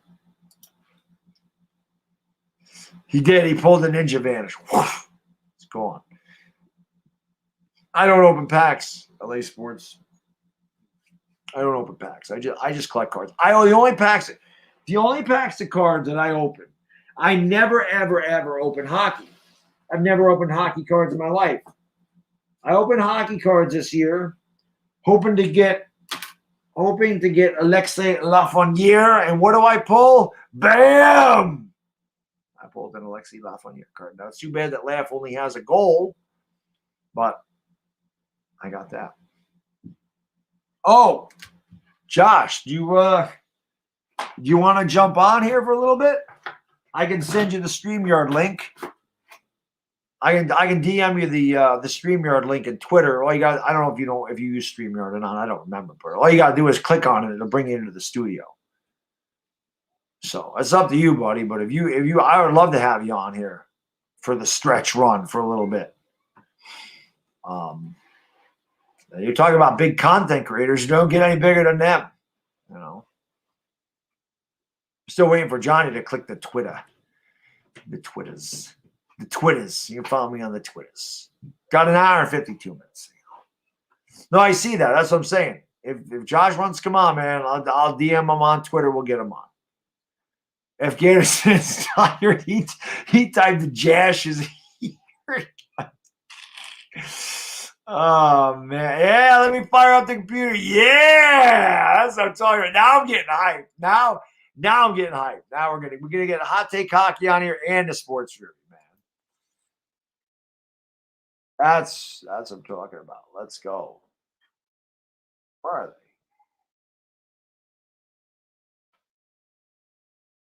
they? There we go. Yeah. Oh, Bad Dog. Yeah. What's going on, man? Let's go. I fell asleep for a few hours there, but I had to get back on to fire you up. How's it going? Oh, man, we're getting there. We're less than 2 hours away now, so we're doing good. There you We're go. doing good, man. I appreciate the ratings too, man. Thank you. Hey, of course. Have the last couple hours been a little up and down for you? No, it's a lot of down. You've done this, man. You know. Yeah. It's not easy at all. No, the last few hours are definitely tough, but the people get me through it, and I'm hoping that me coming on hopefully give you that extra boost here. Especially with Josh coming on now, to have a couple guys that are hyper as hell, that helps. That helps bring up the energy, man. You know. When did Tana and Cop Pizzle go off? Cop went off around a little after 5. Tana went off around 4:30. Yeah, that's exactly when I dazed off when you three were on, and then I just woke up 20 minutes ago, and I was like, he's still going. Let's go. Yeah, we always make it, but it's there you go. Yeah, man. It's like I said, you've done it. Sports Tree's done it. You guys get this bonus stream that just every minute takes 20 minutes. It's insane, man. What was the score in the Leafs game today? They lost 2-1. So what happened was the Leafs were up 1-0, controlling the whole game. Then the third period, things changed. And then I kind of told you, Habs tie it up and go up 2-1, and then the Trolls just come rolling in. It goes from it doubles in views. I think it went up by 150 views in 5 minutes, and all the Trolls came in. And then Bad Dog, you'll get everyone. I'm fired up for a couple minutes, and then I chill out and I'm going, GG's, respect to the Habs fans. Everyone's like, oh, you're acting like a 14-year-old girl. You're getting so mad. And I'm like, bro, I was mad for 5 minutes, and I moved on. Don't you love it? That is always my favorite, though. You lose. Oh, you're mad. You're big mad. No shit. I don't like it my team loses. Yes, I am mad. You're right. And for this one, I was mad for a couple minutes, moved on, and people will still come at me. It doesn't matter in what scenario. They'll come at you no matter what because they love it. It happens with the Giants, too. The Giants be losing. You get all the Trolls in there. You get 400 Giants sucks comments. Yeah. Yeah, thank you for letting me know. I couldn't figure it out. When we've won 19 games in 4 years, I couldn't figure it out that we suck. Yeah. Let me know. That's a tough one to figure out. Hey, Bandit, what's up? Got a familiar name in there. Subscribe. I think you're subscribed to Bad Dog. There you go. Well, thank you, man. I appreciate that. Anybody that subscribed, I appreciate that. Hey, Bad Dog, it's good to see you at 50K. It's good to see. I appreciate that, man. It's hard to believe. It's hard. I told you 2 weeks ago or a week and a half ago. I was like, Bad Dog, you're gonna get 50K before the 24-hour live stream, and then you're like, oh, yes, Johnny, I don't know. Yes, you did say that. You said you're gonna have 50 before that. I said I don't know about that, but yeah, we got it the day before. Andrew Christopher, really, thank you for the super chat. He comes in with his one kind, just hi. Everything Andrew Christopher comes in the live stream, hi. Comments on the videos, hi. That's good. I love it. Speaking of high, in 8 minutes, it's 4:20 crew somewhere 4 hours. There you go. I don't know what the hell 4 hours. Maybe in Alaska somewhere they're 4 hours behind. I don't know. Up there in Nome or whatever. LA Sports says, do you collect sports memorabilia? Me or you? You. Yeah. I was sorry. Yeah, I collect obviously the jerseys, and then I collect cards, and I collect some hats. Outside of that, not really. I mean, yeah, obviously the jerseys, but no, I collect a lot of I got a bunch of books. I got 5 of these books below my desk right now, so I got a bunch of hockey cards. Did I show you this one? Is that the Law card? Yeah. Yeah, you showed me that. I saw the Laugh card before I got on. Yeah. You showed that. Yeah. But Bad Dog, what was great was my dad gave me a bunch of his cards from when he was collecting them growing up. So I got a bunch of the cards back in the 80s, 90s. So I've been able to. So hopefully I'll send it to the next generation, and we'll see the cards kind of collect from the 80s all the way to maybe the 2030s. Yeah. We'll see what happens. Pretty awesome. It just made me feel really old. That Johnny just said my dad collected cars when he was a kid. It's from the 80s and 90s, and that's and there you go. It's. Hey, as you said, well, you corrected it. It's probably the right. I mean, I'm Portuguese, so I'm the long lost nephew, possibly, or something. Right, I think so. I mean, like I said, that's why I tell everybody when they come into the streams, if there's a guy on here that brings as much energy and hyperness to a game, it's you. I don't know anybody else. And again, I will. Every time I go and watch, and I do watch that a lot. The Marinchen is so good. And I even use the word garbage. That's my word. My wife is garbage. I use it all the time. So when I'm watching that back for the first time and she hears you, she goes, "Is that you?"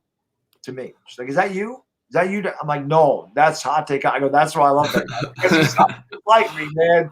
I love that rant. It's great. But the weird thing is people think if I get mad or there's a certain thing goes down. I don't know if you get this from other people, but some people think that it's I have this planned or something. I planned going into the stream to have this big rant the Leafs do wrong. No, I go in the game hoping my team wins. Before that game, I was talking to my brother, even though the Leafs have choked so many times, or it's probably the same for your Giants or Knicks or whoever. Right. You know your team has choked and done poorly so many times, but when it gets to that point, you hope it goes the other way. But then they choke again, and then you obviously explode. Yeah, you expect it, but you're hoping for a different outcome all the time. Your brother came in here after the fact. I saw him in here real quick. He sleaze walking. Yeah, but you Rocha rated me too, which was pretty awesome. Rochita. Yeah, I saw that. Rocha's a legend.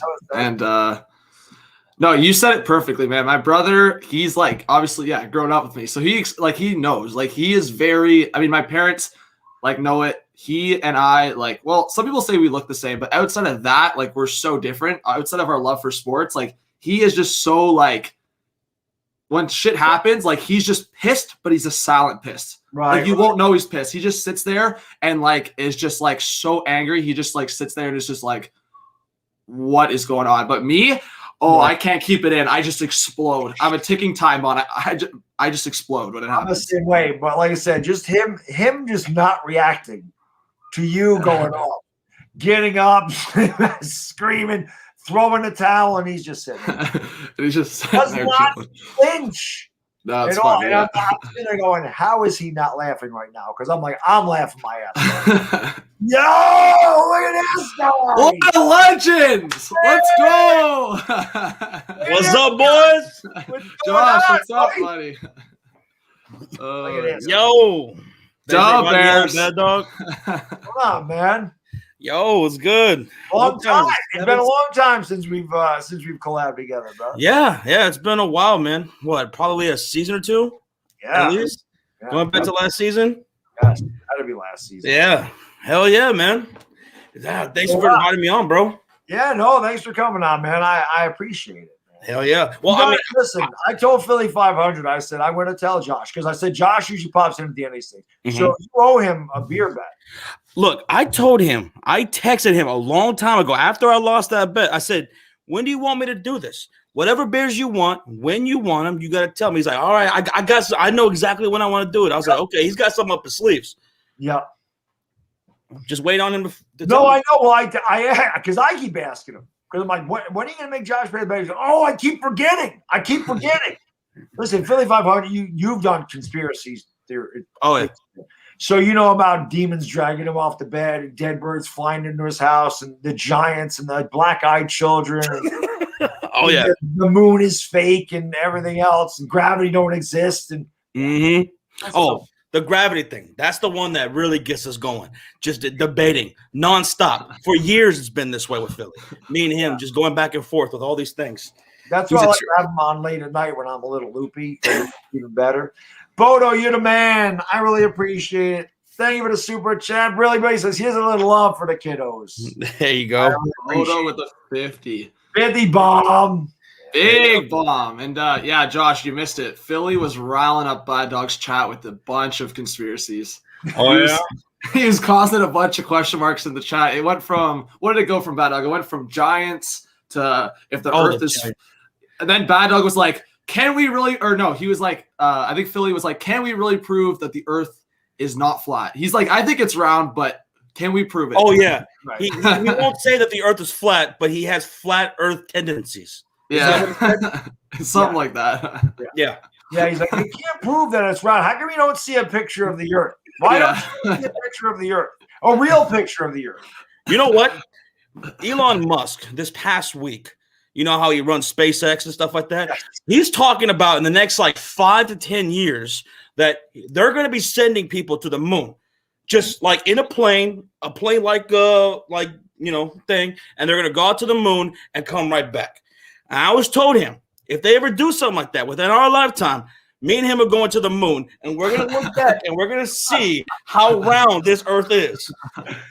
That would be amazing. Bad Dog, I was dying when you told the story about how he got blocked by the NASA YouTube channel. Yes. That was crazy. You heard that, Josh, right? Yeah. Oh, yeah. That was unbelievable. Because how does that even happen? Yeah, he's like, I'm in there. He's like, I'm in there right now. I'm saying hi to you. I'm like, no, you're not. I'm right in here. I go see. And he texts me that screenshot. I'm like, they blocked you. I can't even see your comments. I'm like, he's great. He gets blocked from NASA. They're trying to shut him up. They're trying to shut him up. He thinks I work for NASA. He thinks everything I do is. Oh man, because I show he always shows us pictures of my feet. Oh yeah. And then last time we did this, I took my sock off. I showed my foot. He goes, "That's just a green screen trick." We all like, oh, it's crazy. He said he didn't know if dinosaurs ever existed. He said they make those. They're not really remains, and they make them in China. Mm-hmm. Oh yeah, we've gone down those rabbit holes plenty of times. Many. Yeah, if I hold a balloon long enough, if I hold a balloon in the air long enough, when I come down, I should be in China. I don't know where he gets this stuff, man. What about you, John? Is there any conspiracy theories that get you riled up that you think might be true? I don't know. Like, I know me and my friend have talked about it. I know it it actually started from, I think you, Josh, you talked about it a bunch. Like, I think like for me, the government stuff and like the Epstein stuff and the island and stuff like that really for me throws me like through a loop. Like I don't all that stuff is just a big like question mark. And see, that's the thing about conspiracy theories. Like some of them are completely outlandish, like flat earth and hollow earth and is space real? Do we ever go to the moon? Like that stuff is crazy. But there are real conspiracies that do happen, have happened, right. In our own history and within our own government. That's happening right now. And Epstein's a big one. Well, they say he offed himself in jail. No, he didn't. I don't think anybody really believes that. And that's what fuels people's minds into thinking that all kinds of things are going in the works behind the curtain, things that we don't know about. People like Philly, his mind just goes wild because there are crazy things that do happen. Yeah. How about the Hernandez, the storyline, and then how he like killed himself in jail? Do you think all of that happened like to like Aaron Hernandez? Yeah, Aaron Hernandez. I think he did. I think he really did. Yeah. But they studied his brain and everything. He had CTE really, really bad. So I could believe that. Yeah. So do you have any? I know they talked about it because I asked when Philly was on with Bad Dog, I asked them, do you have any like crazy like sports conspiracies or sports conspiracy that has like gotten you thinking over the years? I mean, one of the biggest ones is Michael Jordan. I mean, of my lifetime, did he retire because his father died, or was his father killed because of a gambling addiction that Michael Jordan, couldn't control? And there's that conspiracy that Michael Jordan's father was killed, and Michael Jordan was in trouble with David Stern in the NBA, and they forced him to walk away for a couple of years, and then he comes back. That's a big sports conspiracy. Of course, gambling in the NBA, the 2002 Western Conference Finals. You telling me that wasn't fixed? I think anyone who watched that Western Conference Finals knows that was fixed, between the Sacramento Kings and the Los Angeles Lakers. Yep. That was insane. And if anybody doesn't know what we're talking about here, look this up. There's a huge documentary on YouTube. You can look this up. I mean, that series was fixed for the Lakers to win that day. Didn't the official get arrested? Yes.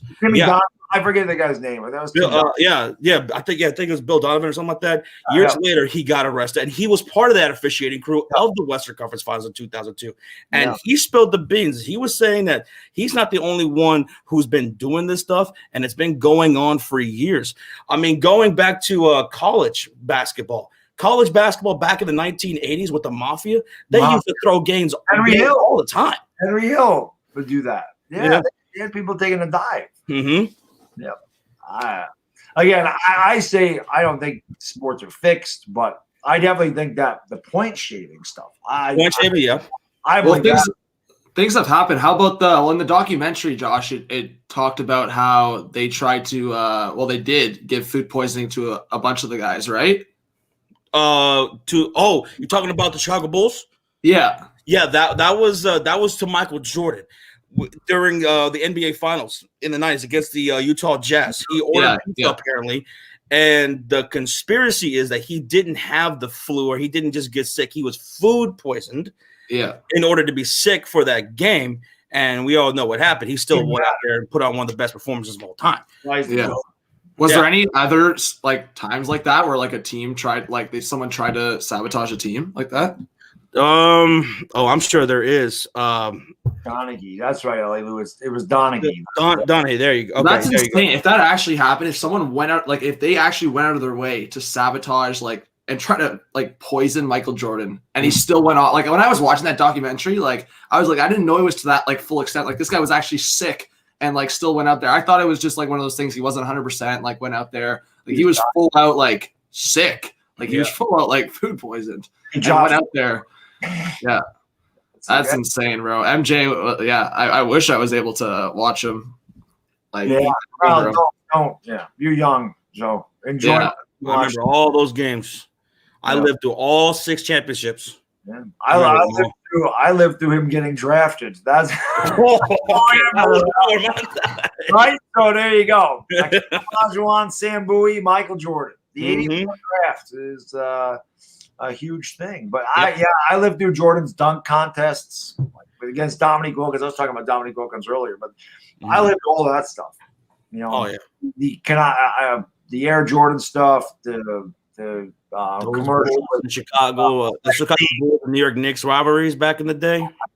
I hated Jordan, but I love him now. But I hate, man, when he was beating, I was so pissed. Every year, I'm like, can we just 93? I thought we had. We were up 2 games to none. Starks was out playing, and Starks had a dunk, and I'm sitting there going, "This is our year." The Knicks were 60-22. We have home court advantage, and I'm like, "Yep, this is the year we beat these guys." We played them really tough in 92. No one expected the Bulls swept them in 92. In the regular season, Knicks took them to 7 games. We were a better team in 93. I'm like, yes.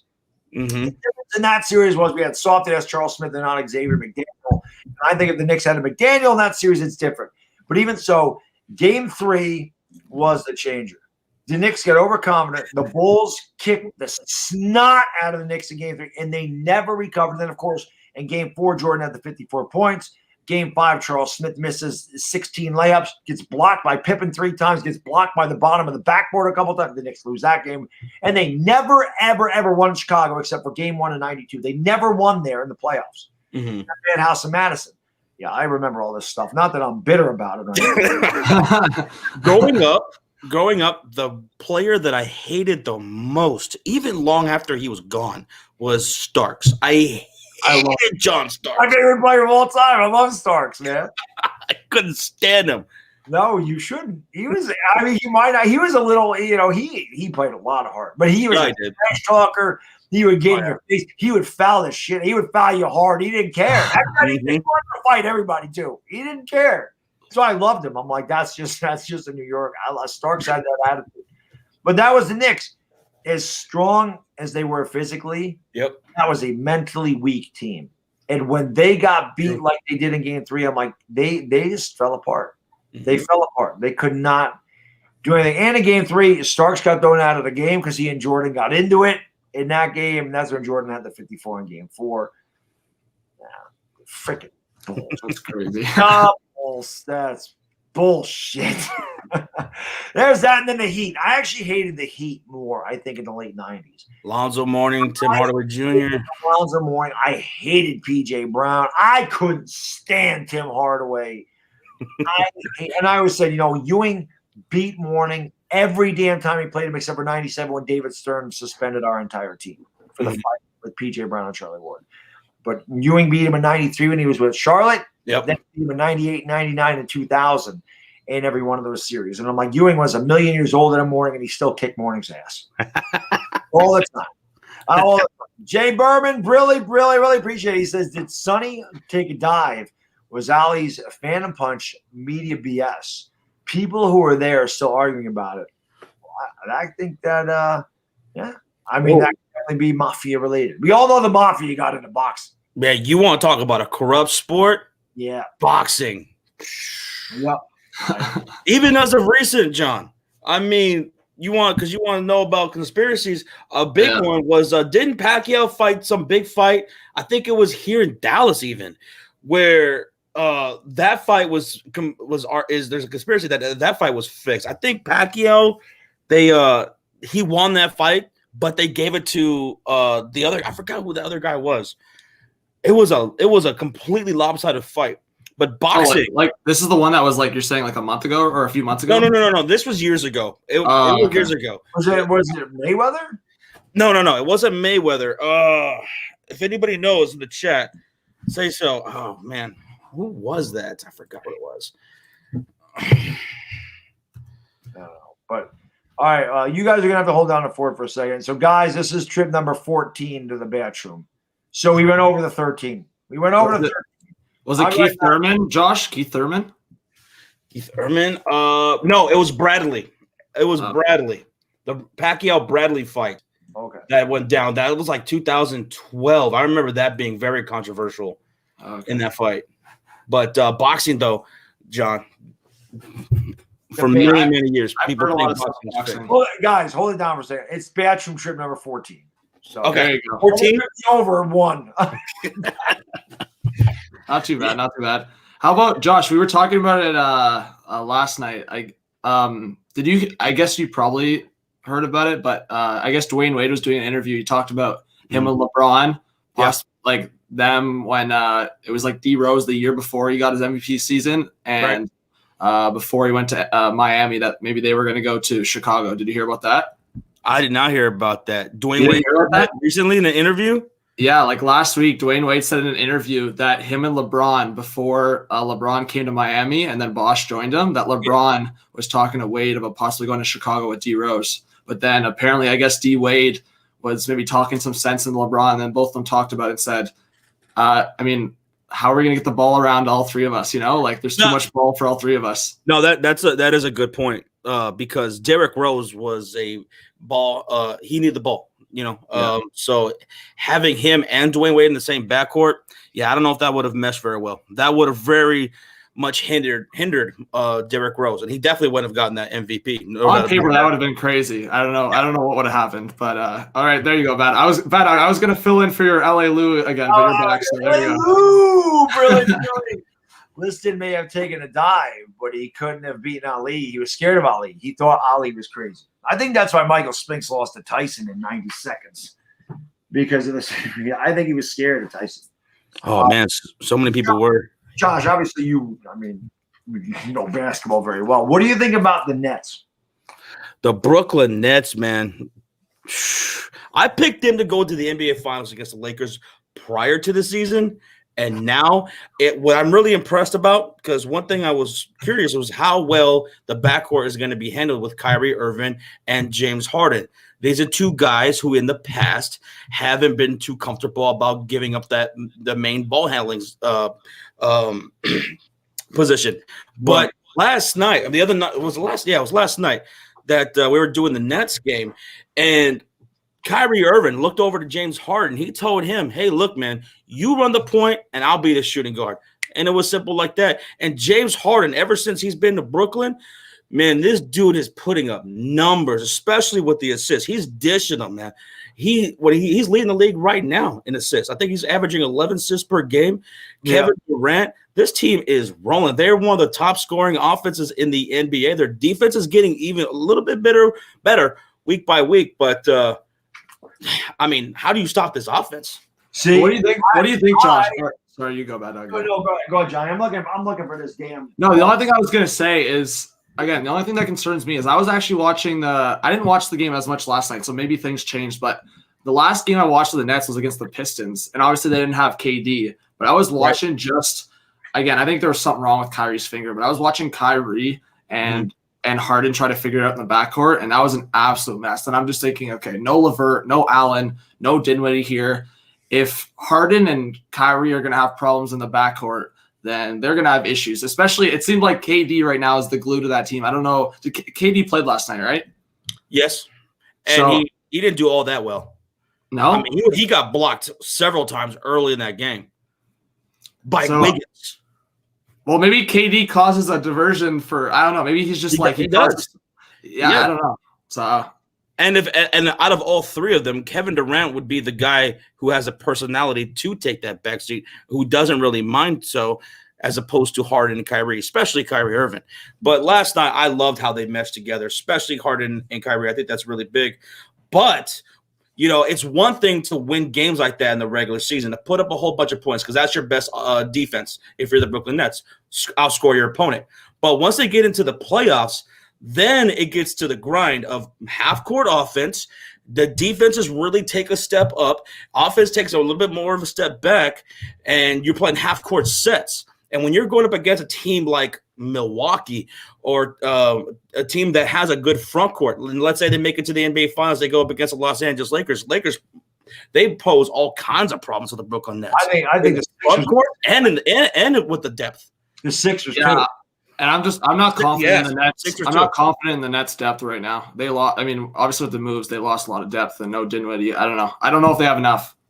That's we'll see. Jared Allen hurt them. I said the same thing. Well, you know, doing all the Lakers streams, once Harden went to, everyone's like, oh, you think the Nets are going to be – and I just came up with a little acronym for the Nets. Yeah. It stands for not enough talent still. It doesn't matter that they added Harden. I don't get – they have no bench. They have no big. And I said, like, I don't think they match it well with Boston. I don't think they match it well with Philadelphia. I don't think they match it well with Milwaukee. I don't think – or Indiana. What's the bonus? Yep. I don't think they come out of the East. I said I don't think they get past the semifinals. I really don't. Wow, really? Yeah. I don't. I think there's a lot of – I think they're like the fifth best team in the East. I still like the Bucks. I'm still picking the Bucks, to be honest. I think we'll see a Nets Bucks final, and then Bucks go against the Lakers. That's what I think. Or Clippers. Well, if that happens though, John, it'll be about damn time. Because Milwaukee, when are they going to figure it out? I know. Every year they're the number one seed. They're one of the top seeds in the East. They have one of the best scoring offenses. They have one of the best defenses, and then they just fold like lawn chairs. Something's always coming up. I'm just thinking it because this year is like the year people are giving up on them. So maybe this is the year that they make it because everyone just gave up on them and they don't have the pressure. Mr. Mini Guy, Brilly. Hello, boom. He says, I don't know the NBA much, so I really can't add to the conversation. Well, Josh, here's something you'll appreciate. No. You got a Michael Jordan rookie card. Get out. Yeah. Holy that is mint. Crazy, bro. That's sick. That's mint. It's near mint. It's a 7 out of 10. But yeah. That is beautiful. Yeah. Damn.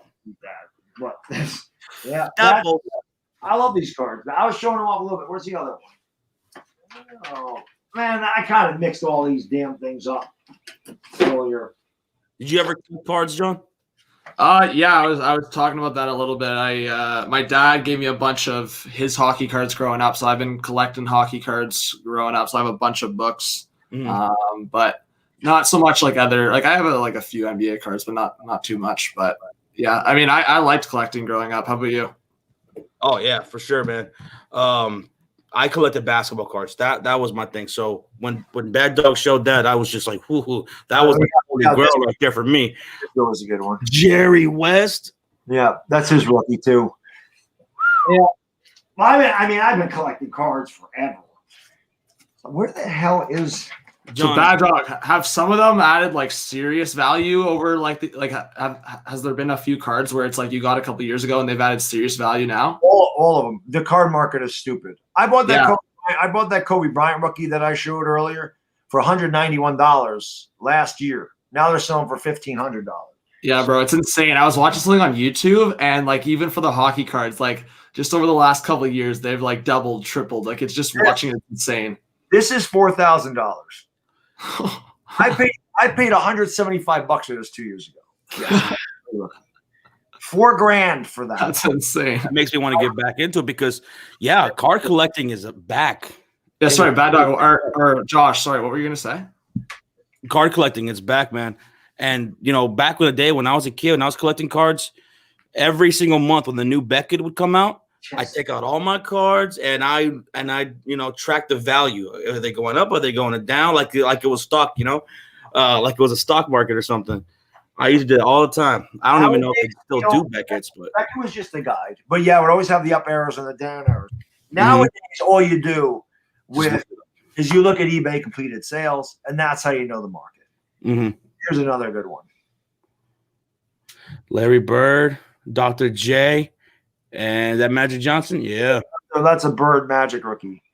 That's another one. Magic. Oh, $15,000. Just like the Jordan. The Jordans were $15K. This is what. So what's the plan on that? Do you keep those, or are you gonna flip them like eventually? Oh, I don't flip these. I collect. The only thing, and I've told you, I buy rookie I bought a ton of like TH. What I tried to do a lot is buy a bunch of cards. Well, not like those. Those are just different. I collect those. When I'm looking at like a player or something, a rookie, I'll try to buy a guy or something that I feel like has a lot of potential for like $1. I bought 34 THT rookies for $31 last year. I'm like, Taylor Tucker's 19 years old. He's on the Lakers. They're one of the best teams out there, and I like him. I think he's got a lot of potential. That's why I call him dynamite, not to mention the THT, the TNT, whatever. But he's explosive. He's got really good moves. It's kind of awkward, but he always gets to the basket somehow. But I really like him. I'm like, this guy could be a future for the Lakers. When LeBron's going AD, maybe he hangs around, but maybe Taylor Tucker and Kyle Kuzma are the future. Who knows? But like for $1 a piece, why not? If he shows up and he does anything good and he wins the Finals MVP, all of a sudden his rookie cards are $600. Tom Brady, nobody in 2000 is a nobody. He's $1 a piece. I bought a ton of them. So the Tom Brady stuff, I've had that forever. Whoa!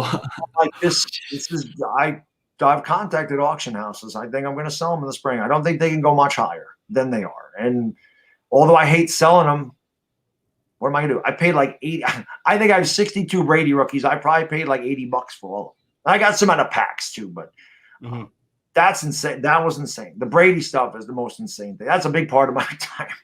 One thing I found interesting when I was looking at it about a few months ago, because I was thinking about maybe getting back to card collecting, I was like, where are all the brands I used to know when I was a kid? Where's like Topps and Fleer? Now it's like this company called Panini or Topps is still around. Panini owns pretty much everything. They own everything. There's a lot of companies that are not licensed, so they can't use the logos and anything else. Panini is licensed for like basketball. Topps is licensed for baseball. Yeah. I don't know if Upper Deck kept anything or not. Upper Deck, that was another one, yeah. I think Panini, Panini's got a bunch of different. They ended up buying Donruss. Donruss used to be a thing, but now Panini owns Donruss. There's a lot of different. They also own Score, so they own a lot of stuff. But Panini's the big one. Panini Prisms are the big, and that's the other thing, man. You like the Patrick Mahomes stuff. That's like $30,000. The not Donovan Mitchell, Jamal Murray stuff. Giannis, forget it. Anthony Davis. I mean, we're talking thousands and thousands of dollars for these things, and it just recently happened over the last year. With these, I don't know if it's because people are. I don't know what the hell happened. I've never seen the card market like this in the 32 years that I've collected. I've never seen. It has peaks and valleys, but this where it is now, I'm like, I don't think this. Another level. It's crazy. It's crazy where the cards went. It is absolutely insane. But like I said, I can't. I like cards too much, man. I miss it. I miss it. That's and you got some good ones. You got some gems. When I was part owner in a card shop for a while, and I didn't know that. No. So what I would do, what we always used to tell people, and this is true, if you've collected cards at one time in your life, inevitably you're going to go back to it at some time. Mm-hmm. There's a lot of guys that would come into the store and they would be like, man, I haven't been in a card store. There's no card stores around. You know, my buddy's owned one for 20 years or whatever. And he says, he's like, man, it's the first time I've been in a card store in 20 years. I haven't seen one of these. And he's like, oh, what's new? It'll buy like a couple packs. And it's like crack. You get a couple packs and then you're like, ooh, I'm fiending. And then they come back and they buy a box. Mm-hmm. And they buy a case. And then they're like, oh, let me get this card. Let me get that. And then next thing you know, you know who I got hooked on the cards? Entertainer. Yeah. He loves it. Yeah, I talk about it all the time. And now he's like, oh, look, I bought this, I bought this. He's like, you're right. I go, yeah. You're gonna start me collecting now too. Yeah, I'm like, you go on eBay on your phone. There'll be nights that I'm not streaming, and I'm like, I had to just go to bed right now. It's 9:30. Why don't I get some sleep for a change? Mm-hmm. Let me look at a couple things on eBay. And next thing you know, it's 12:30. And I'm like, yeah, that didn't go off well. I love that. Like I said, I've done it since 1988. So it's first card I ever bought was Ricky Henderson rookie. I'll never forget that. It's the first card that I ever bought was that. Wow. And I bought and sold a lot of stuff over my life, but you still have that first card? I do. I don't know where it is in here though. I said I used to when I was a kid. Basketball, NBA cards. You see that? Do you have them anymore? Yeah, I still have them. I still have if every single one of my cards. Nice, dude. Like there's inserts, like anything Jordan. Mm-hmm. Anything Jordan doesn't matter. But you know, Kobe's rookies from the mid '90s. The Shaq stuff.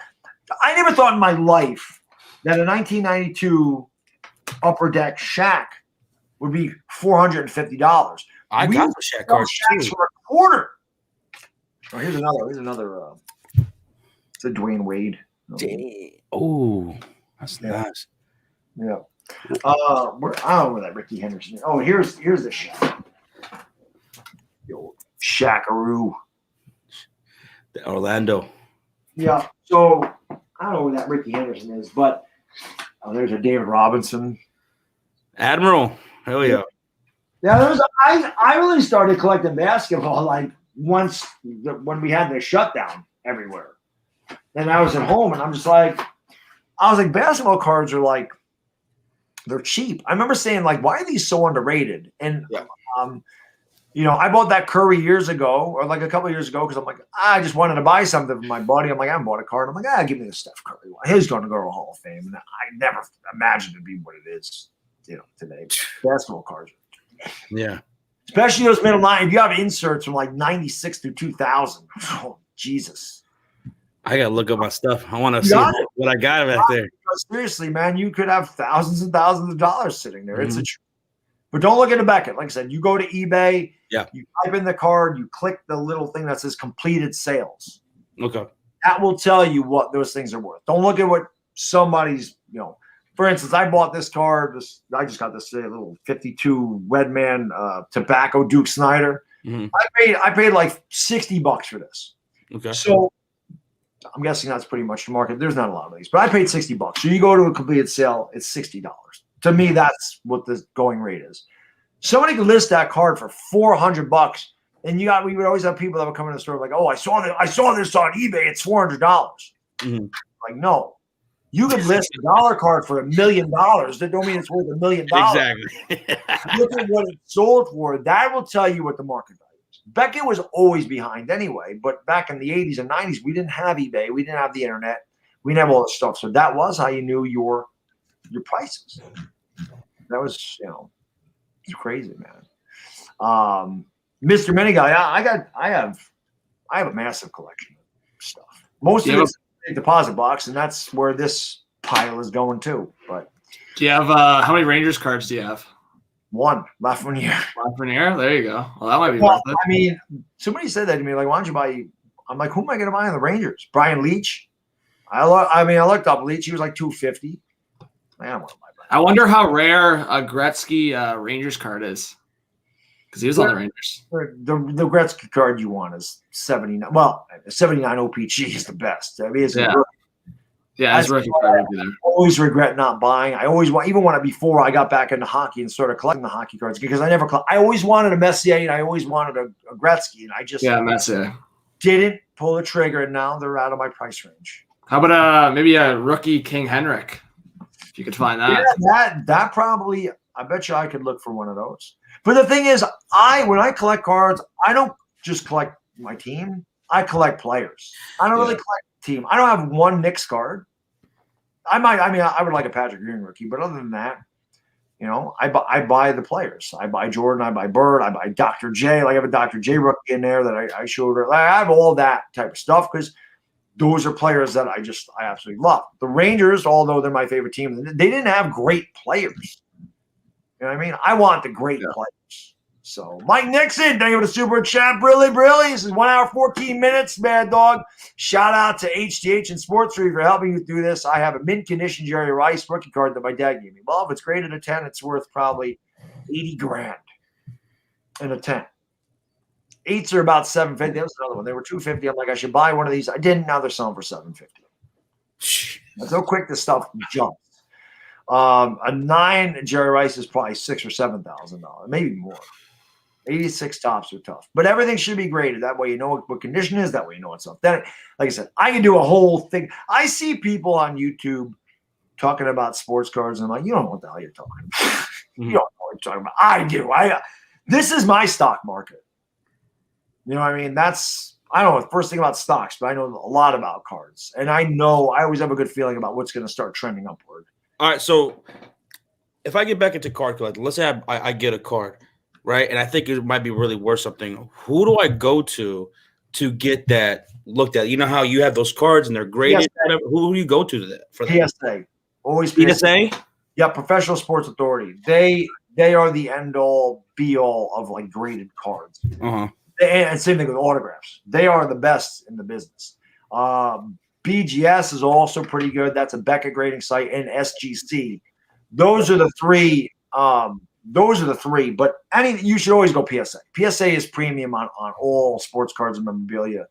It's always worth the most because they're the most reputable authenticator in the business. So PSA. You go to psacard.com. There's a bunch of ways to fill out stuff and everything else.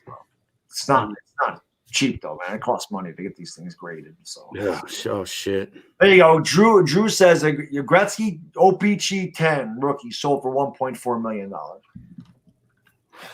That's stupid. $1.4 million for a PSA. No, I know. I saw stuff on the news about the Gretzky rookie cards. It's actually stupid. Like, it's crazy. I mentioned earlier. Somebody mentioned that Tobacco Honus Wagner card, which used to be the most valuable card in the world. Well, it actually got surpassed. Now, and Gretzky owned that for a minute, the PSA 8 Wagner. I don't know how it was resold. I don't know what it's worth. But a PSA 9 52 tops Mantle just sold for over $5 million. $5 million for a piece of card. A 10 must be $15 million if there any exist. I don't even know one exists. It's insane. Pure insanity. So, yes, anybody that has cards, I would say go through them and look and see what the hell they're worth, because this stuff is ridiculous right now. The 80s cards used to be worth nothing. Not anymore. Is there any other kind of memorabilia you like to collect besides cards? I'm not really a big memorabilia guy because it takes up a lot of space, and that was a big problem. It's hard to display that. But the cards, you can just throw them in a box like I do. You throw them in, like I said, safe deposit box. I go in there, I look at the stuff, and I put it back. I have a Nolan Ryan autographed hat up there from the Angels. I have a King Griffey Jr. autographed cap there. from the Mariners. I have a freaking 16 by 20 Jeter autograph over here with him making the dive. It's actually fell out of the frame, which I should probably put it back in the frame because that's probably my most valuable piece. I have a Steve Smith Giants autograph jersey somebody gave me on YouTube years ago. I have some Tommy Canley autograph stuff because I met Tommy Canley. I have a Walt Clyde Frazier 8x10. I have a Jim Bird 8x10. I have a Carl Banks 8x10 autograph. I have all the autographs that I got from Giants training camp, but I've never really been a memorabilia guy. Mm-hmm. I like the cards. One thing I started collecting recently is hats. Yeah. I've been buying hats like crazy. I just like to wear them, I like all the different styles, especially with the Chicago Bulls. I have so many Chicago Bulls hats that I bought before the season started. And what's crazy is I never used to wear hats before I started doing YouTube. I just kind of like started wearing them. It's kind of like, just something to have on, like to have a logo or something like that on my team or whatever, because I never was a kind of guy to wear hats. And now I wear hats all the freaking time. And now I'm collecting the hell out of them. And I can't stop buying them. I'm just buying them like every single day I see a new hat I want to buy. It's insane. It's become addicting. It does, man. It's crazy. It's been, like I said, especially with the internet. And when I was growing up, I had to go to a card show. Yeah. They ran once a month. Nowadays, it don't matter what time, where you are, what place, what you're doing, taking a dump, eating your dinner. It don't matter. I can get on eBay anytime I want. It's dangerous. And the worst, you never, ever drink too much and then go on there because then you're credit card bill in the mail. You're like, what? That's happened. And even when we had the lockdown, it was the same thing. I'm sitting there every day. There's nothing to do. I go out, I run for an hour, but then what do? I come in the house. Oh, look at this. Look at that. But it was good because I bought all those basketball cards before they exploded in value. Yeah. But I was like every day I was buying. So I started buying like 8 boxes of 87 tops. I never thought in my life I'd buy boxes of 87 tops. And they were garbage. 1987 tops were worth nothing. But I'm like, ooh, the McGuire 10's $400. Let me try to get a McGuire 10. It was worth it for $34 a box. But they're just sitting there now. I'm like, so Bad Dog, do you think it's exploded to the way it has in the last year because of COVID? I honestly think that's part of it. But my point. wife and I, who really collect the stuff, are talking about there's influencers that are telling people to invest in cards. And I think that it's driving the price way up. One thing I always tell people when they say they want to collect or they say, what should I collect? I always say, collect the people you like to collect. Don't say, I'm buying cards as an investment. That's the worst thing you can do. Buy the cards you like. If they go up in value, awesome. But don't ever expect them to go up in value. I tell people the best surefire way to make sure you get the best return on your money or whatever, buy like I do. Buy Hall of Famers. You can't go wrong with Hall of Famers. When I was, when A-Rod was playing, A-Rod was my favorite. I loved Alex Rodriguez. Loved him. When he was on the Mariners, I loved A-Rod. I was the biggest A-Rod fan. I had so many autographs of Alex Rodriguez. I had rare autograph cards. I had all of his rookies, all this stuff. So I always tell the story. I sold all of his autographs in 2007. He was having his best year ever with the Yankees. He had 54 homers or whatever it was and drove in 156. He had 56 homers, drove in 154. It was ridiculous. He won the MVP. I got married in 2007, and I'm like, I need money. I need money. I sold all my A-Rod stuff, and I got, I might have got like $8,000 for the stuff. And I paid for part of my wedding with that, but I also bought 2 cards with it. I bought a Roberto Clemente rookie, which I would have never bought without it, and I bought a Roger Maris rookie. So, they're worth a lot more than I paid for them now. I think I paid $400 for the Clemente. They sell for like $4,000 now. So, and then it comes out because I'm always like, you know what? I hate parting with these, but I can always get an A-Rod autograph later down the road. They're not going to keep making Clemente rookies. They're not going to keep making Maris rookies. They'll keep making A-Rod autos. So I sell them. I'm like, I can buy them later. Well, 2 years later, he gets busted for steroids. And the price plummeted. I never got rid of his rookie cards. I kept those, and the price plummeted. So I just said, once that happened, I was disheartened. I was like, I can't believe that my favorite player just did that. Here I am thinking this guy's one of the best players I've ever seen, and that happened. I sold all his rookies. I got like $700. I probably could have got like $3,000 if I would have sold them when I sold my autographs. Mhm. At that point, I said, I am not buying modern players anymore because what happens if that happens again? What if I spend all that money on a player and I believe in him and then he craps a bet? Cano, I bought a bunch of rookies for nothing. I had them graded. I sold them before any of this happened. So that's why I'm like, if you buy Hall of Famers, you know they're in the Hall of Fame. You know you don't have to worry about, God rest his soul. But Duke Snyder, I ain't gonna worry about Duke Snyder getting arrested for drunk driving or doing something stupid to where it's gonna drive the value of his card down. With these new players and Twitter and all this other, you never know. So to me, Hall of Fame, especially rookies, always buy rookies too. That's the best way to go. To me, you buy packs; they're fun. It's fun to open packs, but that's gambling to me. I gambled. I've never bought hockey cards in my life. I wanted Alexei Lafreniere. I said, you know what? I'm gonna open a box of Upper Deck and see if I get one. And sure as shit, I got one. I got lucky. That's crazy. But that's collect who you like to collect. That's really it. If you like to collect a player, collect the player. If you like to collect the team, collect the team. If you like certain cards, collect them. If you like rookie cards, collect them. If you like autographs, collect it. Just collect what you like to collect. Mhm. And you'll enjoy it. But if you're collecting cards and resell them and you buy 3 or 4 cards, like they go down in value, like, well, what the hell? These cards are worthless. It's kind of like going to the gym. If you're going to go into the gym and you're going to go there 3 days a month and think you're going to lose weight, it's not going to happen. Go there and do something you enjoy or you're not going to do it. It's the same thing with cards, man. Collect what you enjoy. Because if you don't, you're not going to, like, people go to the gym 3 days a week or 3 days a month and not lose weight. They're like, this doesn't work. Same thing with the card. Enjoy the cards, man. I freaking love. Good advice. And Bad Dog, I don't know if you saw the time, but you got 1 hour left, buddy. 1 hour.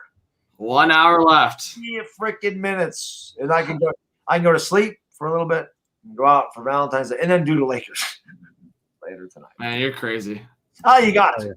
I'm the Lakers. There you go. Well, that's what I was saying to you when you said you're doing your 24-hour live stream. I was like, so this guy is gonna do the 24-hour live stream, go to bed, wake up to take out the wife for Valentine's, and then do another stream.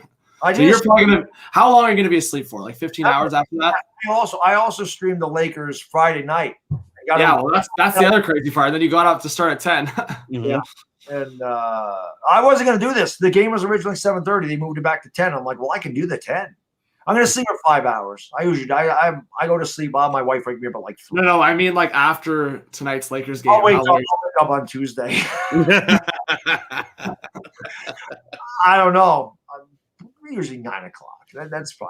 My kid will get 8 hours of sleep. That's plenty. I don't get that much during the week. So, and that's why I do this before my vacation. Mm-hmm. That way I have the whole week to recover. Where the first time I did it, I was good on Monday, but Tuesday and Wednesday, it was like jet lag. I couldn't wake up. I was exhausted. This does take a lot out of you. You guys both know this. You have both done this. So it takes a lot out of you to stay 24 hours. No doubt about it. People think streaming's not even after streaming, because I was doing 10-hour streams. You saw it in the playoffs when it was the bubble and it was just straight games from the afternoon to night. And I was streaming for 10, 11 hours. I was dead. I was doing that 3 or 4 days in a row, these 10, 11-hour streams. And I was by the end of the week, I was like, holy shit. I mean, again, you're just sitting there, but you're getting hyped. By the end, my voice was done. Oh yeah. Do you remember your first stream? I remember doing the first stream that we did. I had so much energy taken out. I couldn't move. I was just sitting on Sean's couch, and he was like, "Let's go get something to eat." I was like, "Bro, nah, man, I can't go anywhere. I'm tired, bro." You guys have done a bunch of overnight streams, right? Where you go from 6 to 6 or something, or those are so much easier because I'm up all night. I was up all night tonight. And, we'll get those started later on in the night, and we'll go through the early morning hours. And that's a, piece of cake, just easy breezy, walking right through that thing. But the thing about this is there's literally 25 people in my chat that have been here since I started streaming, and they haven't gone away. Whew. 25. Those are the real ones right there. I mean, it's insane. That is insane. It's insane. But there's a lot of Punkham, Afghanistan. Bodo's been here most of the day. Jay Berman, I know Mr. A. Lewis Sr. is hanging around. He's not commenting. Mr. A. Lewis Sr. is here someplace. L.A. Lou, diehard Giants fan. There's a ton of them. Sabrina's been here. Bubba Gump's been here all day. All day. There And you go. all night. And Hell all yeah. early morning. It's Hell yeah. what we That's do. awesome. That is how I get through this. That is why I love this community. That's why I say, and every channel says it. I got the best subscribers on YouTube. This is why. These guys, these guys are here for me, supporting me for 24 free. They don't need to do that. They can go to sleep anytime they want to. Mm-hmm. Go to sleep, but like, all right, man. Hey, listen, man, it's been fun. Good luck. I'm getting some damn stuff. Best. No, Lucas, there's another one, my man from Australia. Been here all 24 hours. I don't even know what the hell time it is in Australia. It's like 2 a.m, but he's still here. He's been here the whole time. It's crazy, man. Hell yeah. It's it's awesome. Mike Nixon, same thing. Mike's been here most of the day. It's the coolest. Yeah, Bad Dog. I had you on, so when I fell asleep there for like 3 hours, I woke up just to hear Bad Dog's voice. Still running. Still running with it. Yeah, that's what we do. Like I said, man, when it's for charity, there's no way people like you gonna make it. I'm like, listen, if I'm doing this for charity, I'm making it. There's no way. There's a lot. I always say there's a lot of fighting me, and there's no quitting me. I will not give up the shit. That's the way to be. That's the way to be.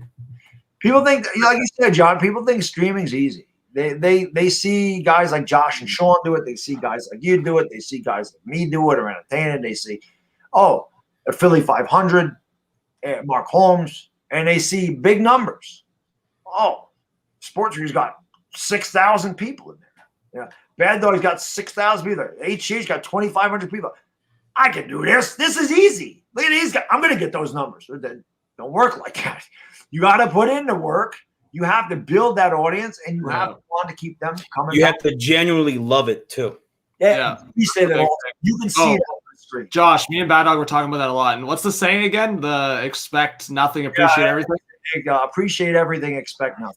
Yeah, that's the best saying probably there. I mean, yeah, Josh, I agree with you. I think a lot of people, I mean, I get it all the time. I'm sure as you guys have gotten bigger and bigger, and I've kind of noticed it as I've put in the work here, is like a lot of people just, I mean, I don't know if it's like entitlement sometimes, but there's like a lot of expectation where it's just like, okay, I'm going to start YouTube. I want everyone to like support me and do this. Like, you've actually got to enjoy it. You got to be relevant and you got to put in the work.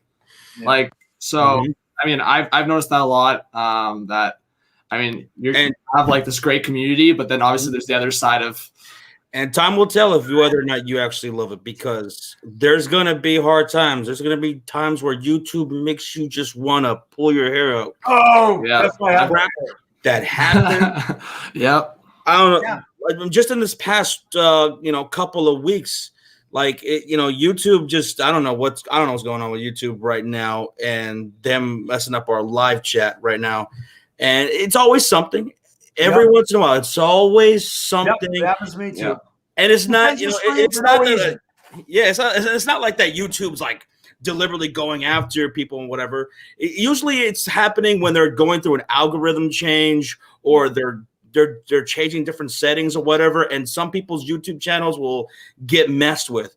Notifications don't go out a whole lot, so consistency and loving what you do. Because if you love what you do, you're going to keep doing it and keep doing it and keep doing it day after day, week after week for a long period of time. That's no matter what. Absolutely true. And even though they can't see us, they don't know us, you can always tell when a guy is genuine. You can tell when his emotions are real. And I say this to John all the time, because I think a lot of us, the guys that do have the successful channels, we all have that in common, that we love. We just purely love sports. And the people that watch us, the awesome subscribers in the community also love sports. So they can relate to, even if it's not their team, like I can relate to him, because when my team screws up, I'm screaming at the damn screen too. Yep. Yeah.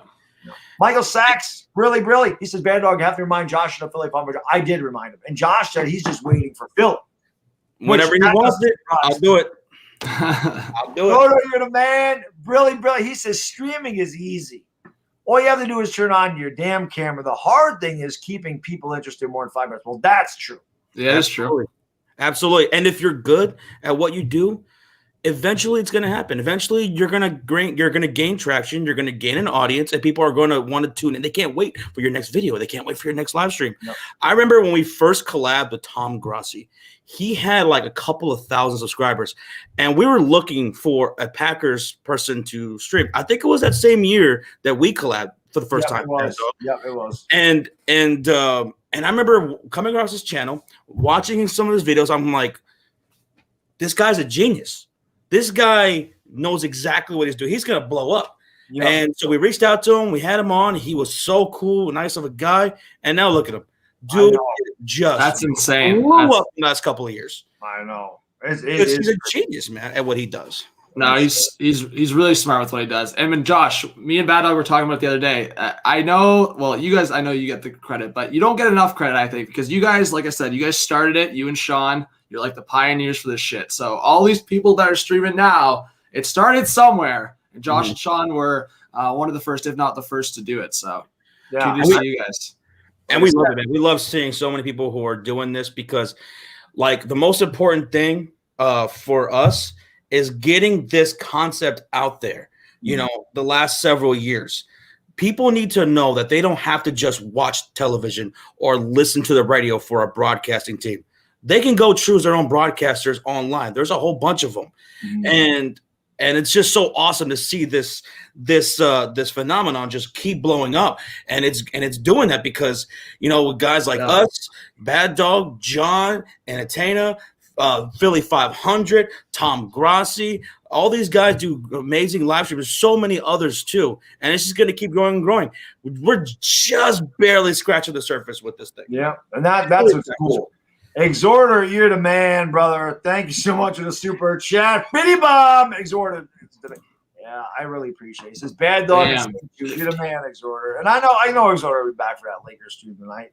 There's no doubt about it. But that's the thing, man. I mean, I just genuinely have that energy. People, the funny thing is, that's true, Josh. I'm sure you guys get this too. I have so many people say, I'm watching it, but I turn the volume down. I listen to you call the game. You know, I listen to you. Or there's 120 people waiting for me to get in there like, yo, I can't wait. I can't wait for the next thing. Somebody finds you, and I always love this. Somebody finds you like at the end of the game and you're hyper as hell. And you're like, yo, you got to subscribe. Yo, you need to be on ESPN. The biggest comment, and again, I don't even deserve this compliment at all. But some of these Laker fans that are old school, like been around a long time, before Magic Johnson, you know, back in the 70s, 60s, there are guys in there that are like, you're the best Laker play-by-play guy since Chick Hearn. Like, don't put me in the sentence with Chick Hearn. I don't belong there. But the fact that they think that highly of me to even put my in with him, I don't know what to say. That's extremely humbling to me to even be mentioned by guys. Like I said, these are guys that know who Chick Hearn is, so they're not 18 years old. Right. These are guys that watch the Lakers for 40 years and say, yo, man, I love what you do. And yeah, I'm quirky. I got a bunch of weird ass things that I say, and with the kiss. With the kiss. And 420 crew, you know what to do. It's 420. Smoke them because you got them. 420. I love that. They do. They like that. It's a lot of fun, but that's fun. I love calling the Laker games. It's funny, but you know, they're like, how are you a Laker fan? I'm not. I'm a Knicks fan. That confuses people all the time too. And what do you mean you're there? How do you do the Lakers? I can't do games at 7 o'clock. So, but when the Knicks play the Lakers, I'm rooting for the Knicks. I'm not rooting for the Lakers. I also love when people say, "Hey, man, I can't watch the game, or I can't watch the event or whatever," and your play-by-play is getting me through this. And that's where that whole concept came for us live streaming. I was doing a WWE stream. I had a horrible migraine. I was not feeling it at all. I was solo streaming, and I was like, man, this seems like a disaster. Like, oh my goodness. So I was like, all right, I gotta get into this. And I just started pretending to be Joey Styles. I don't know if you guys are interested in wrestling and who know who Joey Styles is. I know who he is, yeah. So I love Joey Styles. So I just started like pretending like I was Joey Styles. I started calling the match and just reacting to what's happening and everything. And people next thing I know, people started coming in and started staying into the stream and started blowing up. And one guy made this comment saying, hey, listen, man, I'm at work right now. I can't watch the pay-per-view. Your play-by-play is saving me. You keep doing this, I'll keep coming back. Yeah. Boom. I was like, that's what we got to do. Yep, and that's true, especially because like Bodo Winter. I don't know if New York for Life is still in there. Bodo Winter. There's a lot of truck drivers that are going over the road. Oh yeah, and they can't listen or watch, and they will say, like I had a guy say, "Ben, I'm going from New York to Alabama. That your stream is going to help me get through it." And he went 12 hours. Like, you got me through it. Trucker Tim, I think, was the first one I remember saying, "I'm going from Virginia to Indiana. I got you on. I'm listening to you call the football game." That always meant the world to me. That I'm like, so I'm kind of like on the radio for these guys, and that's what people get. You get it, John. You get, show the game, asshole. So nobody wants to see your face. I mean, you know me, bro. I always make a joke of it. I hype it up. I encourage them. I go, okay, put it in the chat. Show the game. But I always tell people when they ask, like, copyright can't. I said, just think of it, you listening to it on the radio. Yeah. That's the best thing I can tell you. So nobody on YouTube or Twitch or anything, you cannot show the game. It's illegal. We can't do it. Nope. So just pretend you're listening to it on the radio, Or sometimes I'll get into it. I say, I'll tell you what you do. You can pay $300 a year for NBA League Pass like I do and watch it like I do. You can pay for cable like I do and watch it like I do because everyone's like, give me a link. I'm like, I don't watch the games on the computer. I watch every game on television because I pay for it. Yeah, just chill in the stream, listen to the play-by-play, and hang out with everybody else in the chat. John, be part of the conversation about the whole game and everything. Sometimes John gets really wound up, and sometimes John's just like, yeah, bro, just chill. He laughs. And he's just like, yeah, okay. He's all kinds of that's not cool, right? I laugh, man, because it's like, again, how many times have we said probably can't show the game, copyright? Like, it's just so many times. So I literally have a command through Streamlabs that I might as well just put TV and it'll go #show the game. Yeah. See, Lucas, there's another one down in Australia.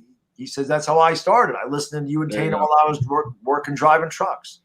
My dad was a long haul truck driver. So these guys that do this for a living, I know how hard it is. And I went on an epic rant. I don't remember if that was before I put you on, John, or after, when I went on the epic rant about my road rage. And then I led into why do people in New York panic because they're going to get 4 inches of snow and they all got to go to the damn grocery store and pile up the grocery. I was watching that. So yeah, I'm like, that was a rant for the ages. But I'm like, I have road rage just driving all pimps drive a 2016 Nissan Rogue. Every one of us drives one of those cars. I have a dad mobile. So I'm driving that. That's a piece of cake to drive. I can't imagine guys hauling a 53-foot trailer, dealing with the assholes on the road every day for 12. I ain't driving for 20 minutes. These guys are driving for 12 to 14 hours in a row. Don't know how they do it.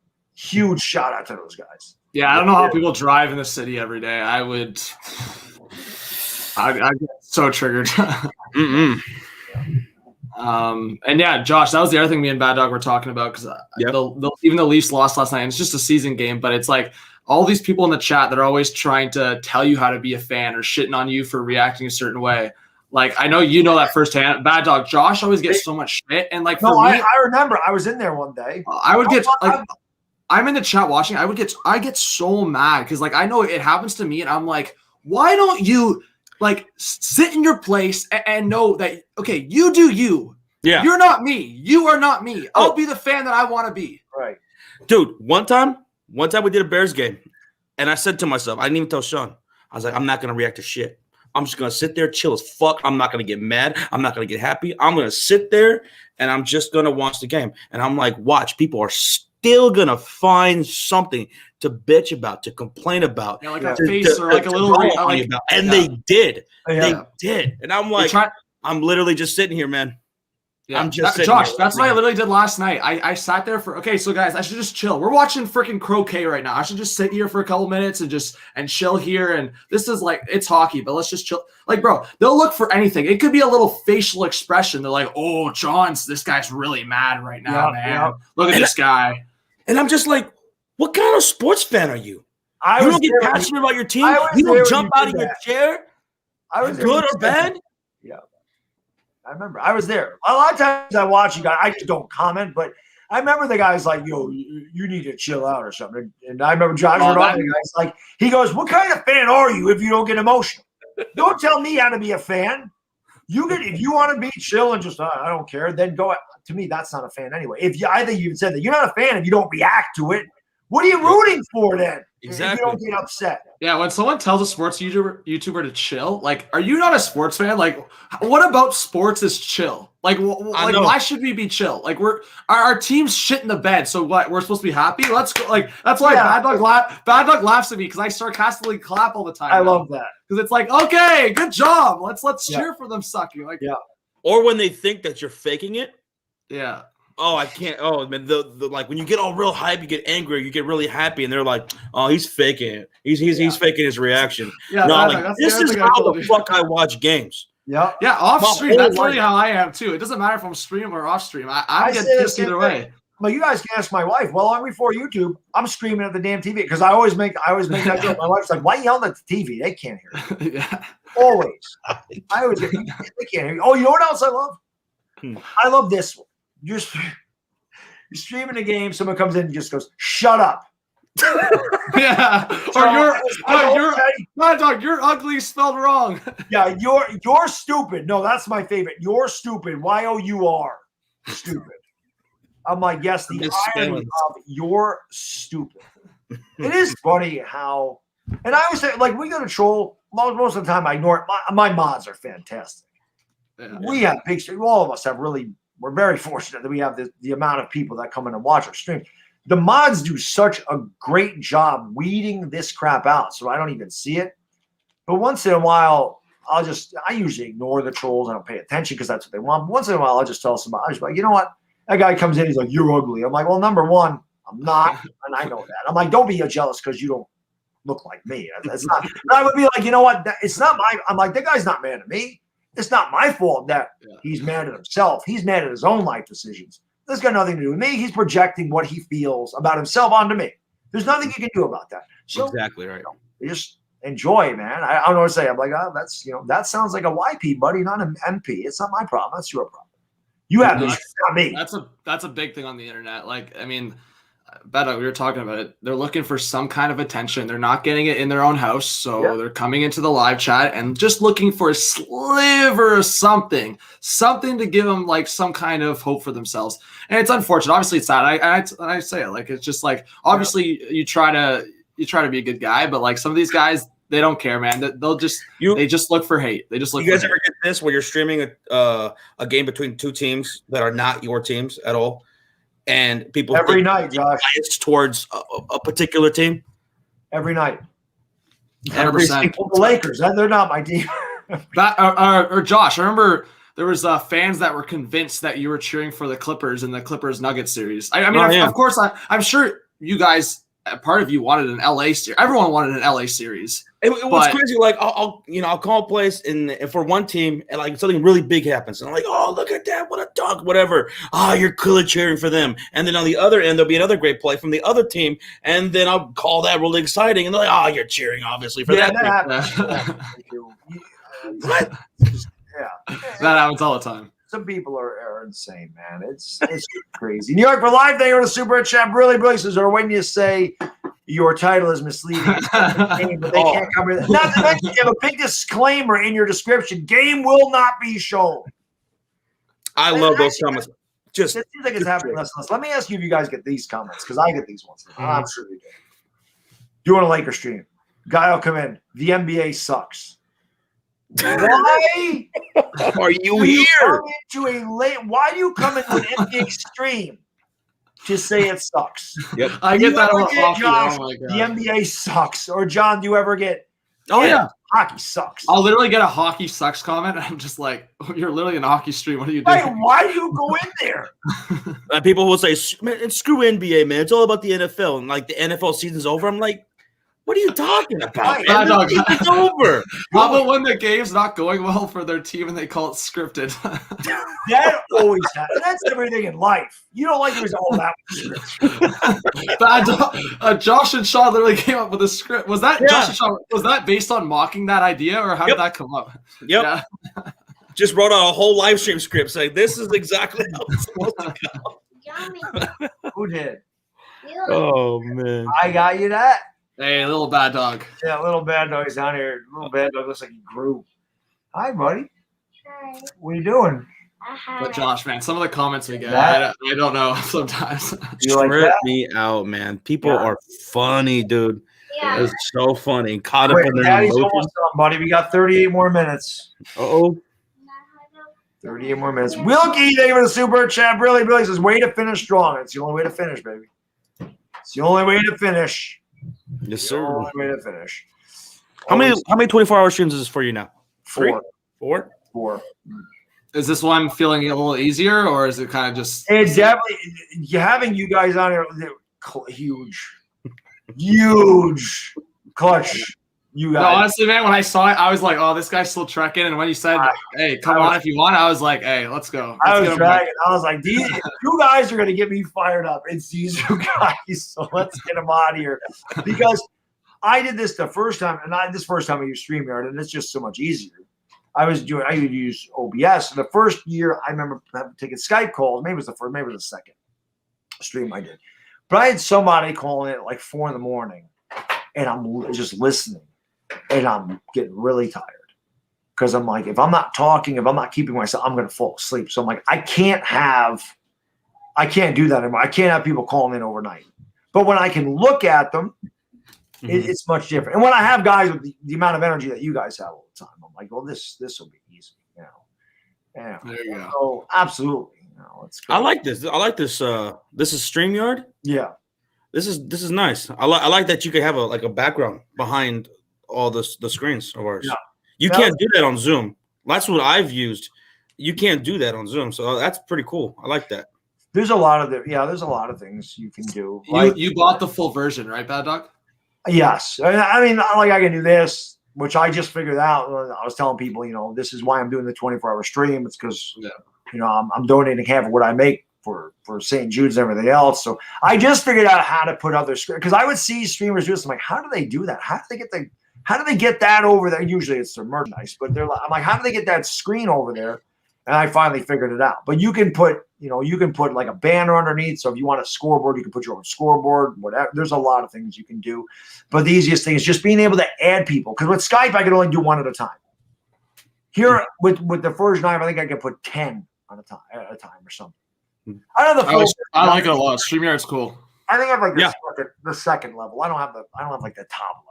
Oh, there's levels to this. Yeah.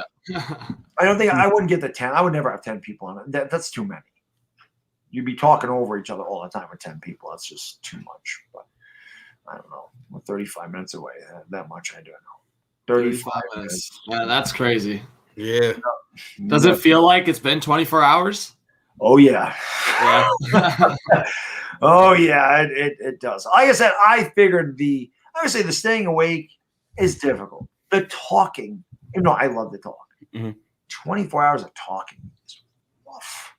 Yeah. Well, that's the big thing. That's for sure the big thing for sure. Yeah. I think like when I finish a stream and just lying there and just not talking, it's like such a it's so fresh. But that's the big thing for sure. I mean, I could sit here and watch TV for a couple hours and just not talk, but consistently talking, like, how's your voice? Do you think your voice is going to be all right for the Lakers game, or?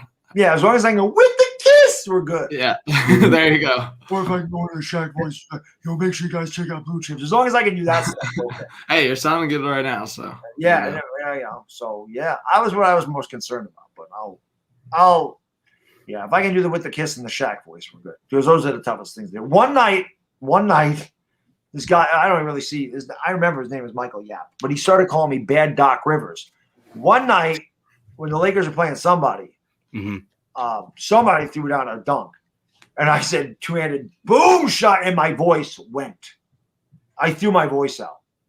I couldn't, like, it was really raspy. Wow. So I sounded like Doc Rivers, and I'm like, I can't. And this was like in the first quarter, like 8 minutes ago, or 6 minutes ago. I'm like, I've got to press through this thing. I'm drinking as much Coca-Cola. I'm drinking as much Coke as I can. I'm trying. I'm like, how am I going to get my voice back? And it came back as you're going, but I could not do the with the kiss. I couldn't do it. I couldn't do the Shaq voice. I had to just truck through the stream. But that was rough. I was like, I don't know what happened, but I strained too hard. Thing just went.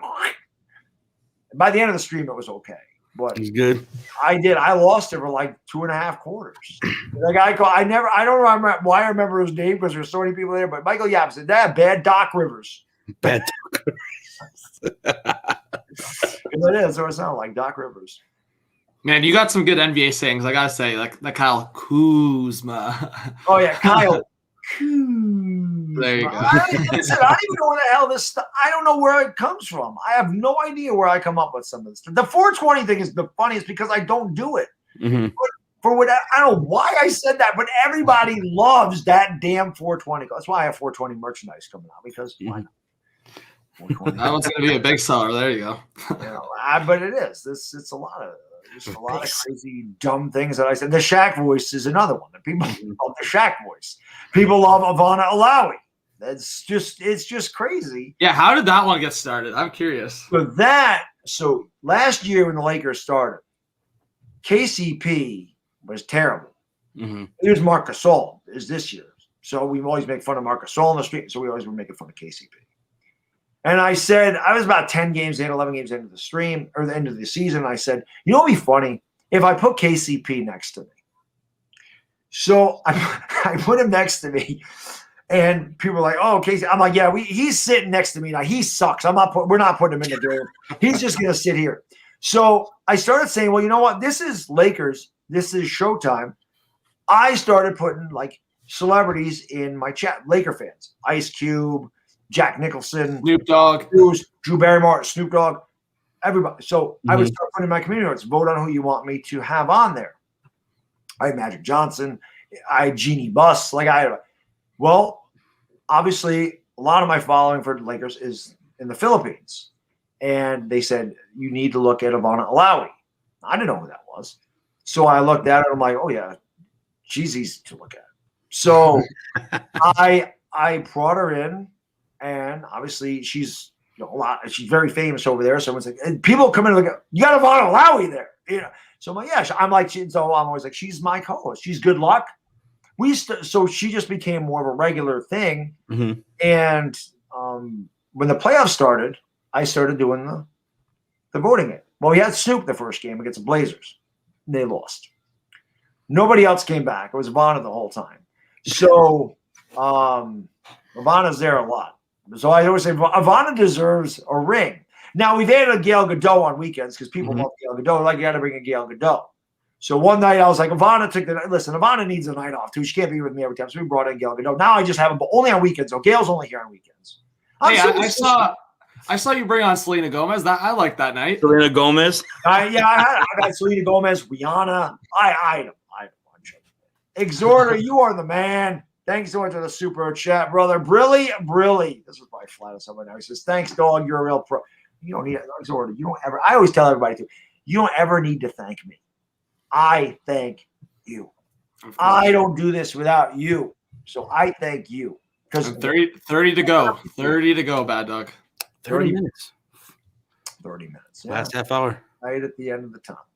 But that's the other thing. I mean, that's another thing that makes me feel good. And I'm sure it does you. How many guys say, thank you. Thank you for this. Thank you, man. Like you said, Josh, you saved my life. I'm working. I can't watch a game.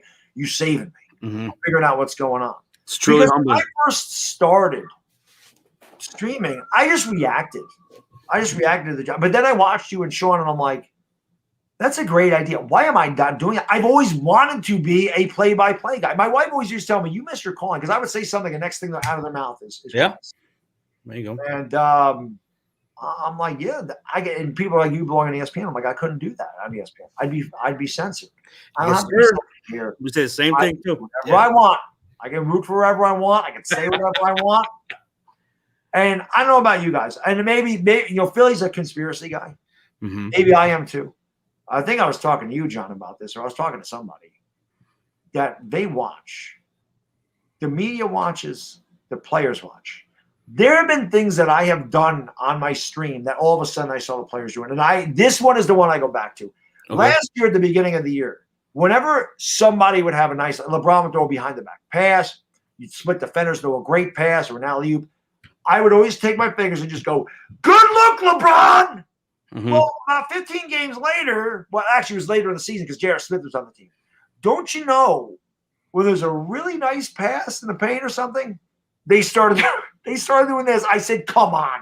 There's no way that I'm doing that. And then all of a sudden they do it. You know, there was always crap like that. A coincidence, for example. I think it was a coincidence. Wasn't there like an announcer that said something? Yeah. Really? You seen the Geico commercial? Which one? The Scoop, there it is, with tag team. I don't think so. You've never seen, you know the song Whoop, there it is? I know the song, yeah. You've never seen the commercial where what are you waiting for? Tag team to plan your dessert, and then they go, French vanilla, Rocky Road, chocolate peanut butter cookie dough, Scoop, there it is. Mm-mm. Okay. So they have that commercial. So when a guy lays it up with an underhand flip, I'd always go, Scoop, there it is. And I was like, I was waiting to break that one out. Well, I was doing that for about a week. I'm watching some game on ESPN. The guy goes, Scoop, there it is. I go, you bullshit. There is no way. I told my wife, I go, that guy's still left. I'm like, I don't, but I mean, what are the odds? What are the odds? And like, it wasn't even a scoop. It was a damn lay. It was with the kiss. It wasn't Scoop, there it is. Yeah, he's calling the wrong thing, Bad Dog. You got to call him out. I called out Jordan Renan for saying that content creators steal their material. Mini guy says Danny Dimes. You came up with Danny Dimes? So, again, there's another one. Uh-huh. Danny Dimes, first preseason game ever. Right. Like Bears. He don't even throw a pass yet. Mm-hmm. I just see him on the sideline. There's my boy Danny Dimes. I say it like 4 or 5 times before the game even starts. Then he throws a beautiful touchdown pass. I'm like, Danny Dimes. So then next day, Danny Dimes is everywhere. I'm dead ass serious. I mean, you can ask the people in the chat. Nobody ever heard Danny Dimes before. Right. I say it, it's everywhere the next day. Mm-hmm. And so people always say, you came up with that. You came up with that. I mean, I probably didn't, but the fact of the matter is that I said it, and then all of a sudden it's everywhere to be found. I'm like, somebody, it's not a bunch of people, but there's got to be one person in there that's like, yeah, Bad Dog, you never know. I mean, here's the thing. You could say it, and then a bunch of people that are watching you go on Twitter and go, yo, Danny Dimes with the throw. And then all of a sudden a media person sees one it. influencer to see it, and then Exactly. All it takes is one media or one beat writer to see it, goes in an article, boom. It's insane. Then again, a big coincidence. Last year, the Lakers and Nuggets are playing the Western Conference Finals. First game, Lakers can't guard Nikola Jokic. Who can? The guy's a beast. But McGee sucks. And I'm like, McGee can't guard this guy. And McGee don't score. I'm like, the Lakers need to bring McGee off the bench. And they need Dwight Howard to start because Dwight Howard is more physical. He's younger. He's more athletic. He's going to be a much tougher matchup for Jokic than McGee. The next game, and I said something else. I said somebody should come off the bench and start or whatever. In the next game, both of those moves happened. And I'm like, what? I go with that. I just didn't say Frank Vogel stole my idea, but I said, obviously, he must be thinking the same thing I am. You're a smart guy, Bad Dog. You're a smart guy. There you go. Let's not get carried away. But when you watch a team, well, you kind of know their tendencies and everything. So I picked up a lot of stuff with that. But it's funny. Another thing, and again, I'm not saying this out, but I mentioned this earlier too. I have 1 million 3-point calls.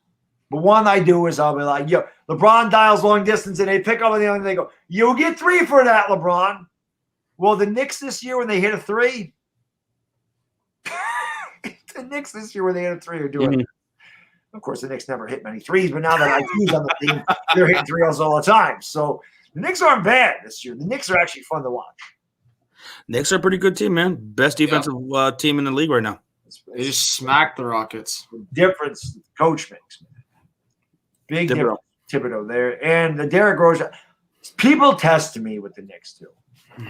They come in and they say, man, what do you think about that? They think I don't watch the Knicks because I stream the Lakers. Right. And then I tell them everything I know. They're like, oh, okay. I must watch the Knicks. I do. So no, it's a funny thing what people like. They think they like, well, because they know what they see on stream, right? They don't know your life outside of the stream. So they just see the stream. They know what you see on stream. Outside of that, they don't know. So they'll just assume anything outside of the stream, right? So, I mean, I think that's kind of funny in that. Yep. They all assume, oh, get out of your mom's basement. One day I was sitting on I just went back when I had the casting couch. Guy says to me, you look homeless, or you're homeless or something. And I said, yes, that's true. I go, because every homeless man sits on his couch downstairs with a computer. That's good analysis. Good analysis. I like No, I laugh when people tell me, well, because that's my saying. People will say like mama's basement to me or like in my closet, and I'm like, okay, bro. Like I worked hard for my shit. I've gone through school. Like I'm now in an apartment. Like I don't need to explain myself to you, but it's probably ironic because you're the one in mama's basement telling me that I'm in mama's basement. Yeah, I get this too about, oh, you're broke. Like, what are you even talking about? Like, you're right. I am. Why would somebody even say that? So or no, get a job. Get a job. Get a job. Get a real job. That's what I get sometimes. And then you got to come back with, I did get one from your mother last night, and then they don't. Damn, bad dog. You just smack him with the old TTC. That's the end of that. No, sometimes these guys, they don't think you'll respond to them. They'll say something to get your attention, and you fire back at them, and then they just don't know what to say. You don't see them in the chat again. Especially because when you're really witty and you nail them like that, then that chat Mm-hmm. like, fires them up, just destroys them. Yeah. And sometimes they'll laugh about it and go, okay, that was good. And then next thing you know, you have a regular. That has happened. That has happened to me too. That has. Yeah, where they're like, I like you. Like they're like, I like you. Yeah, I like that. Yeah, there has been times where I laid on to somebody and they're like, I like this guy. He didn't take no crap.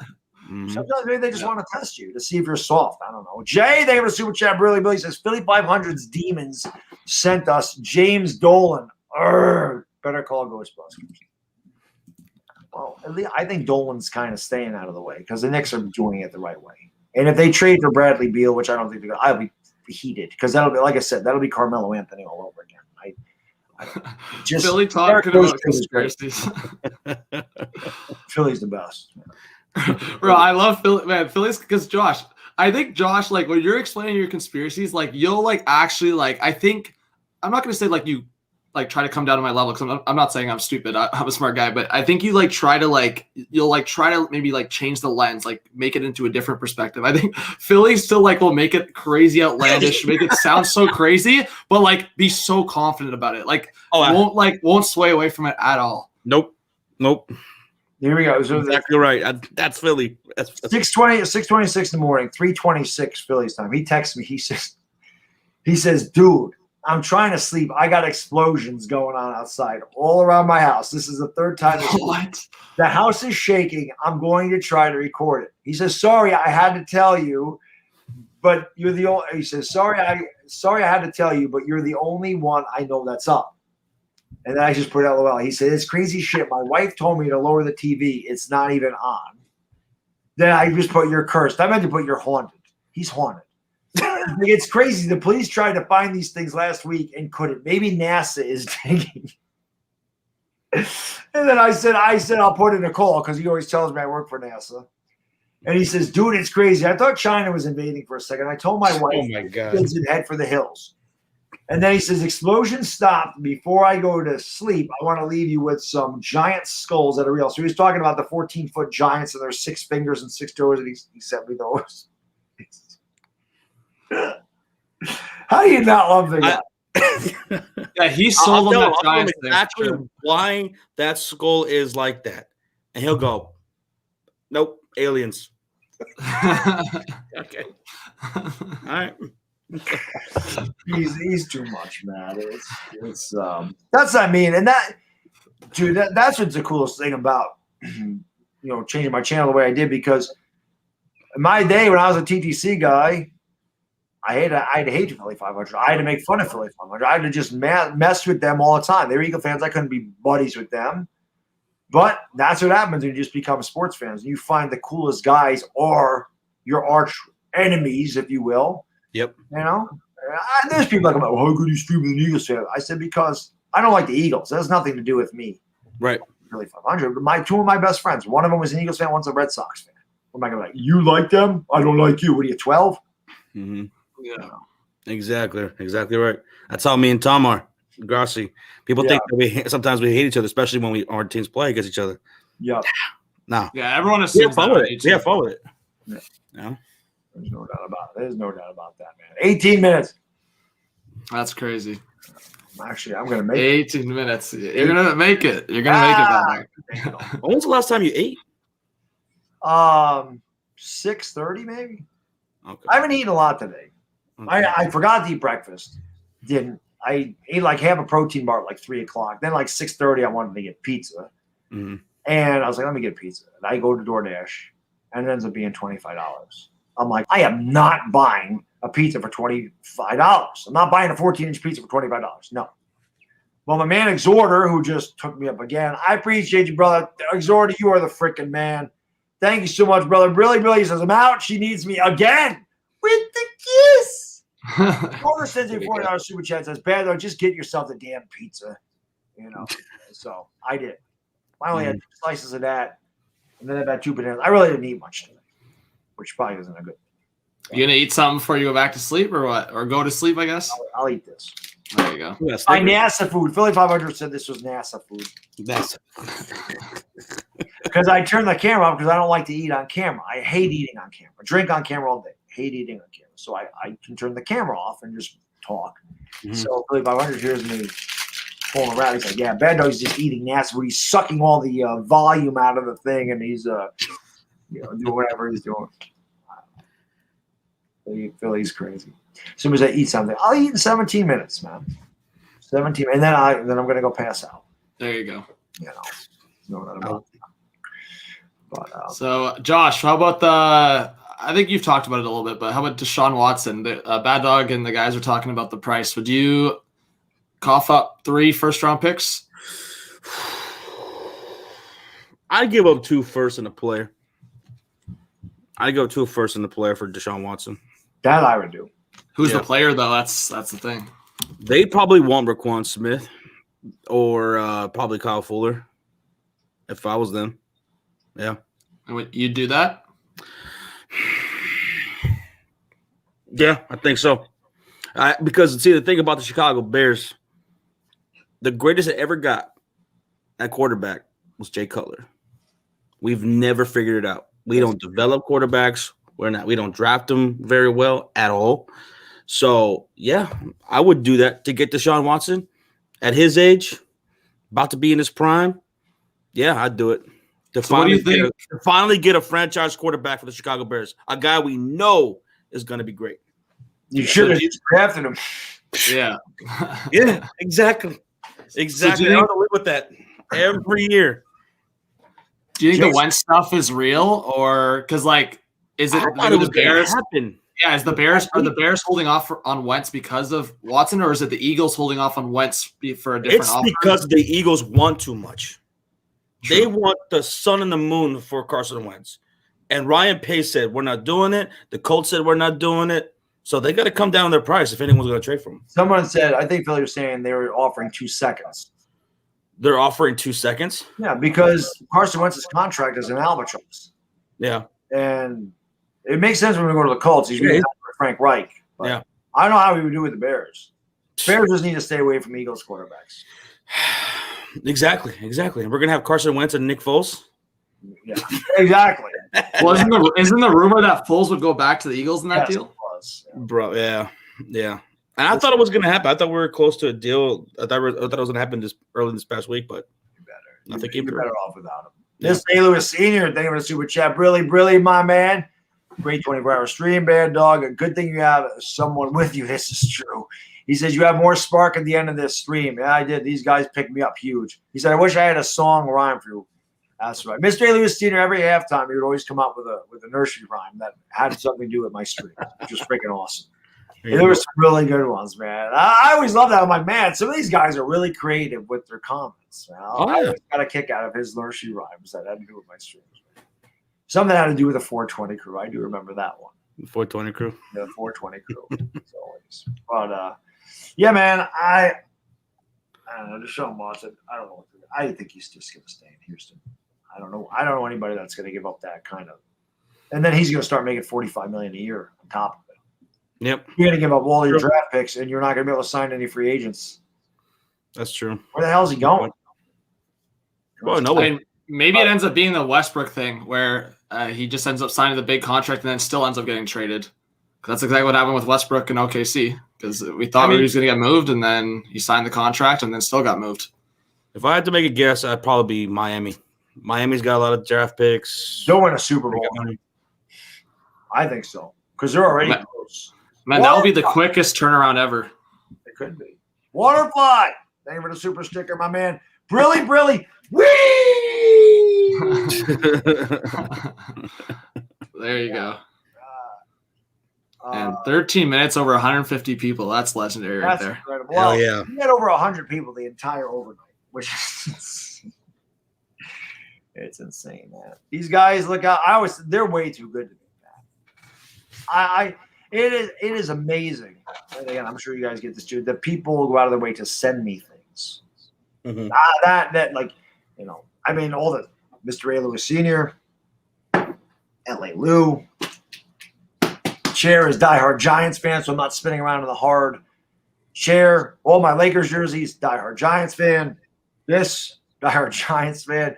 I got That's baseball crazy. cards over here from Mr. Ray Lewis Sr. I got Boston Red Sox toilet paper in there from L.A. Lou. He said don't use it. It's just symbolic, so I have not used it. Now, I was afraid when the pandemic hit, I might have to break into the Red Sox TV. Luckily, I didn't have to. I was worried because everybody was taking toilet paper like it was gold.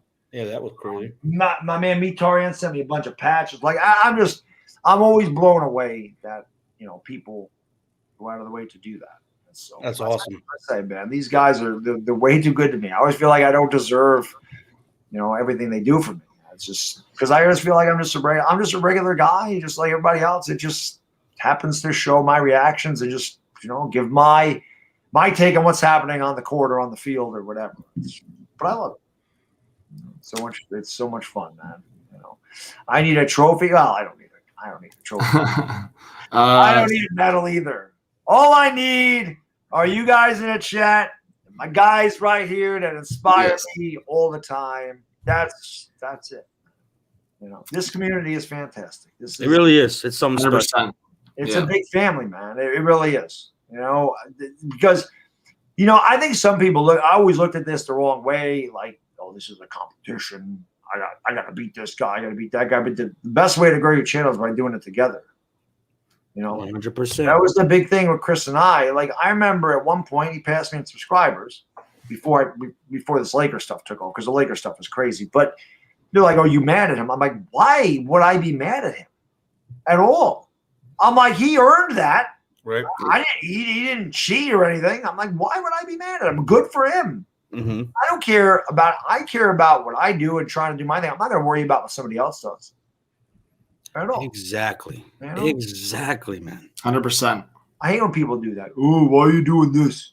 Why are you doing that? Why do you care? Right. That's always it. Why are you streaming the Lakers? Does it affect your life that I stream the Lakers? Mm-hmm. No. So why do you care? Exactly, dude. You know what I mean? I don't understand that. Totally agree. Like, John, why are you not streaming the Leafs if you're a Leafs fan? Does that hurt?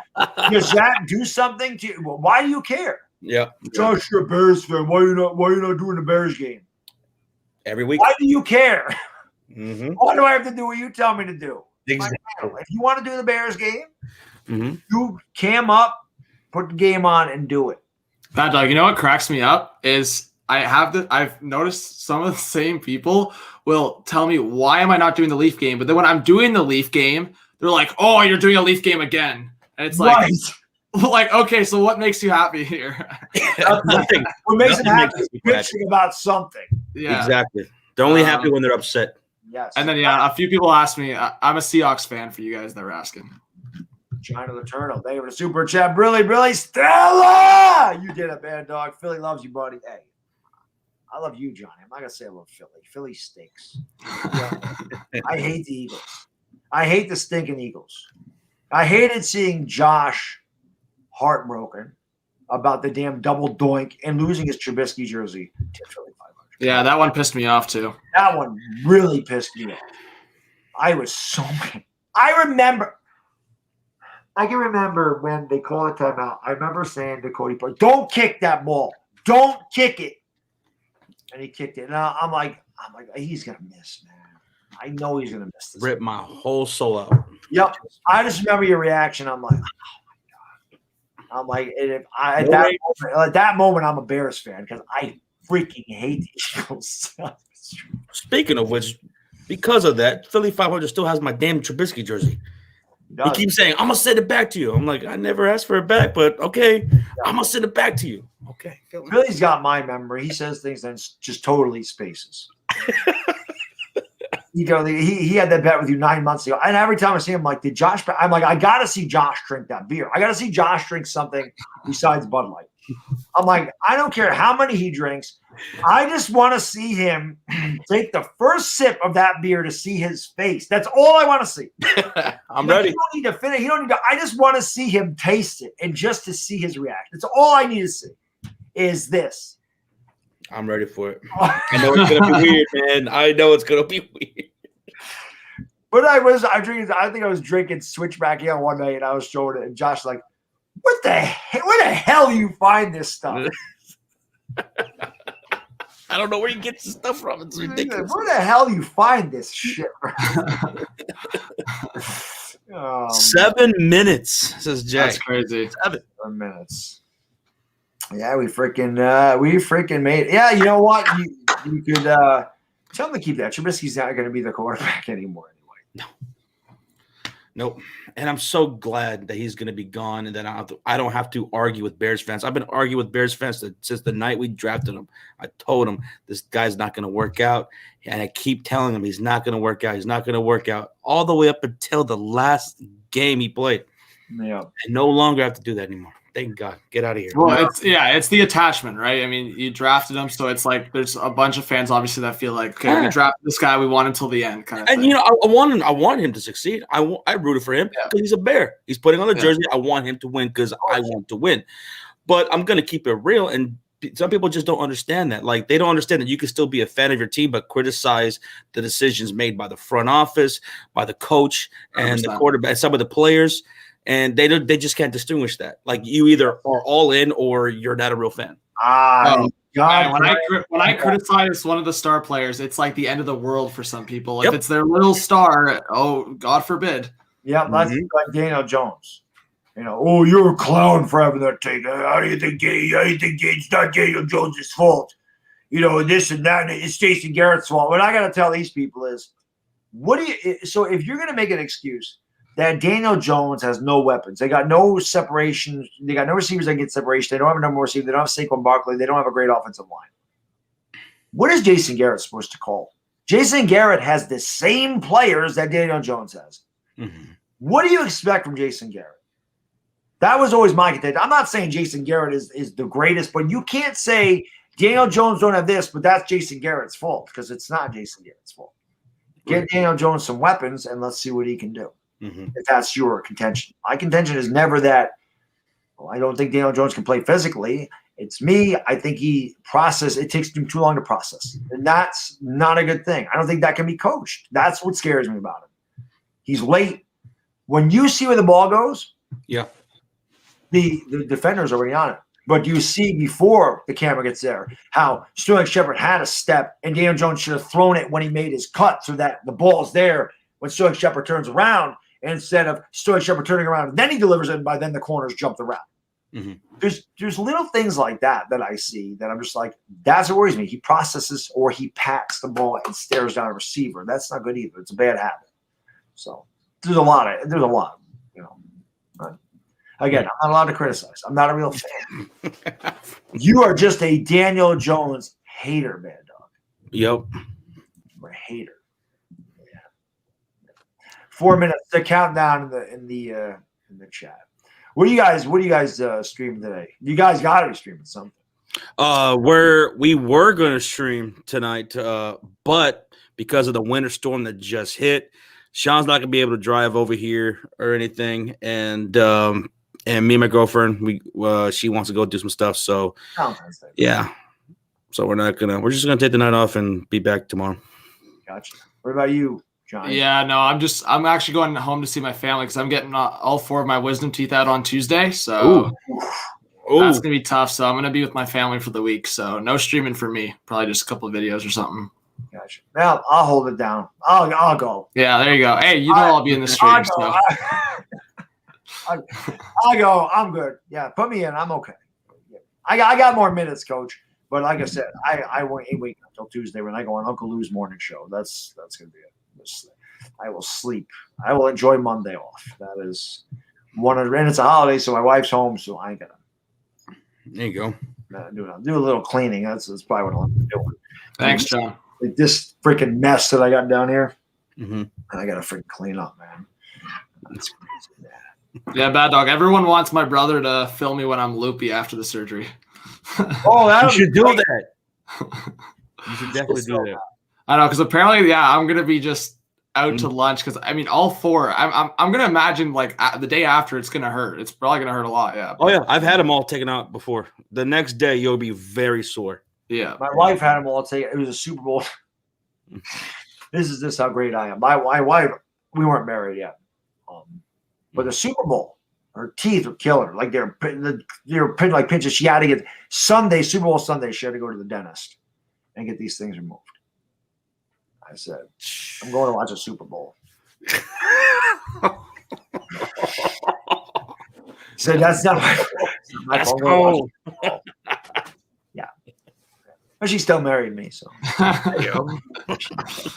I was like, what can I can't do anything about it. Yeah, but I remember it because Napoleon Dynamite had just come out, and she'd seen it and I hadn't. And I wanted to watch it, and she's like, because she's like, don't put it on. I'm like, why? Because she laughed at it, and when she laughed, it was killing her. It was like 2 days. Right. So crazy, man. Good luck with that, John. Yeah, thank you guys. I don't know. We'll see. I'm a little nervous, but it's whatever. It's got to happen, so it's life. Man. Holy shit, Bad Dog. 1 minute. Your last minute of One play. minute. I love it. This is a funny thing in chat. They're like, Bad Dog, you got 6 more hours. And your Mike Nick's like, Bad Dog, you can go another 6 hours, 10 hours. Like I said, somebody wants to do a 36-hour stream, you go right ahead. I'm not doing that. I always stay 1 minute extra, though. I always go to like 10:01 or whatever because I'm like, that just shows. Mm-hmm. I can cut it short. You know, we're Yeah, no excuses from anyone. If anyone wants to say Bad Dog was off for 5 seconds. right. Yeah, it's not happening, man. Nope. I don't do that. 72-hour stream. You have at that. You have at it. You guys are more than welcome to start your own stream and go for 24, 36, 40, however long you want to go. 365 days. Hey, well, congrats, Bad Dog. Quite the Thank you, accomplishment. guys. There you go. 10 o'clock. Guys, I appreciate you coming out. You guys Yes, really freaking helped me out here at the end, man. So Thank you, man. Yeah, I congratulations about appreciate 50K, man. I thank you, sir. I really appreciate that, man. That's unbelievable. That's awesome. It's freaking awesome. Mike Nixon, Brilly says, come on, Bad Dog, do 2 more hours, please. Well, I'll tell you what. In about 10 hours, I'll be live again. How's that? Does that work for everybody? In about 10, well, what is it? 9:45. So no, it's about 11 hours and 45 minutes. But we'll be live again. Hey, guys in the chat, as I would say, let's get some W's in the chat for Bad Dog for doing 24 hours. There you go. The 4th time. There you go. Yeah, GG's in the chat. Yeah, W's in the chat. GG's. All right. Well, guys, I will let you go. I appreciate you guys giving me. I don't know if I could have got through this without you guys. So huge, man. Clutch. Agni Kai, thank you so much for the super chat. Really, $24 for 24 hours. That's awesome. Unreal.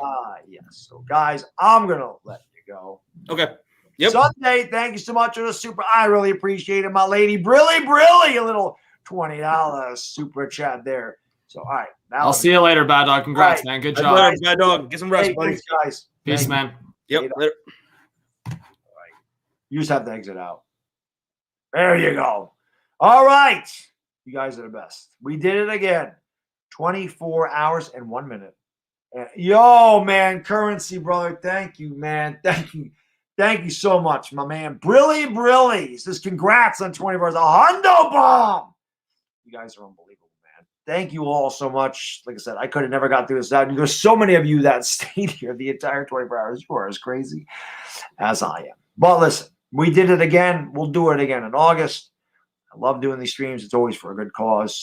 And like I said, I got the best subscribers and followers on YouTube because I wouldn't be able to do things like this without you guys and girls. And like I said, I'm coming back to the Lakers because you guys are always there for me.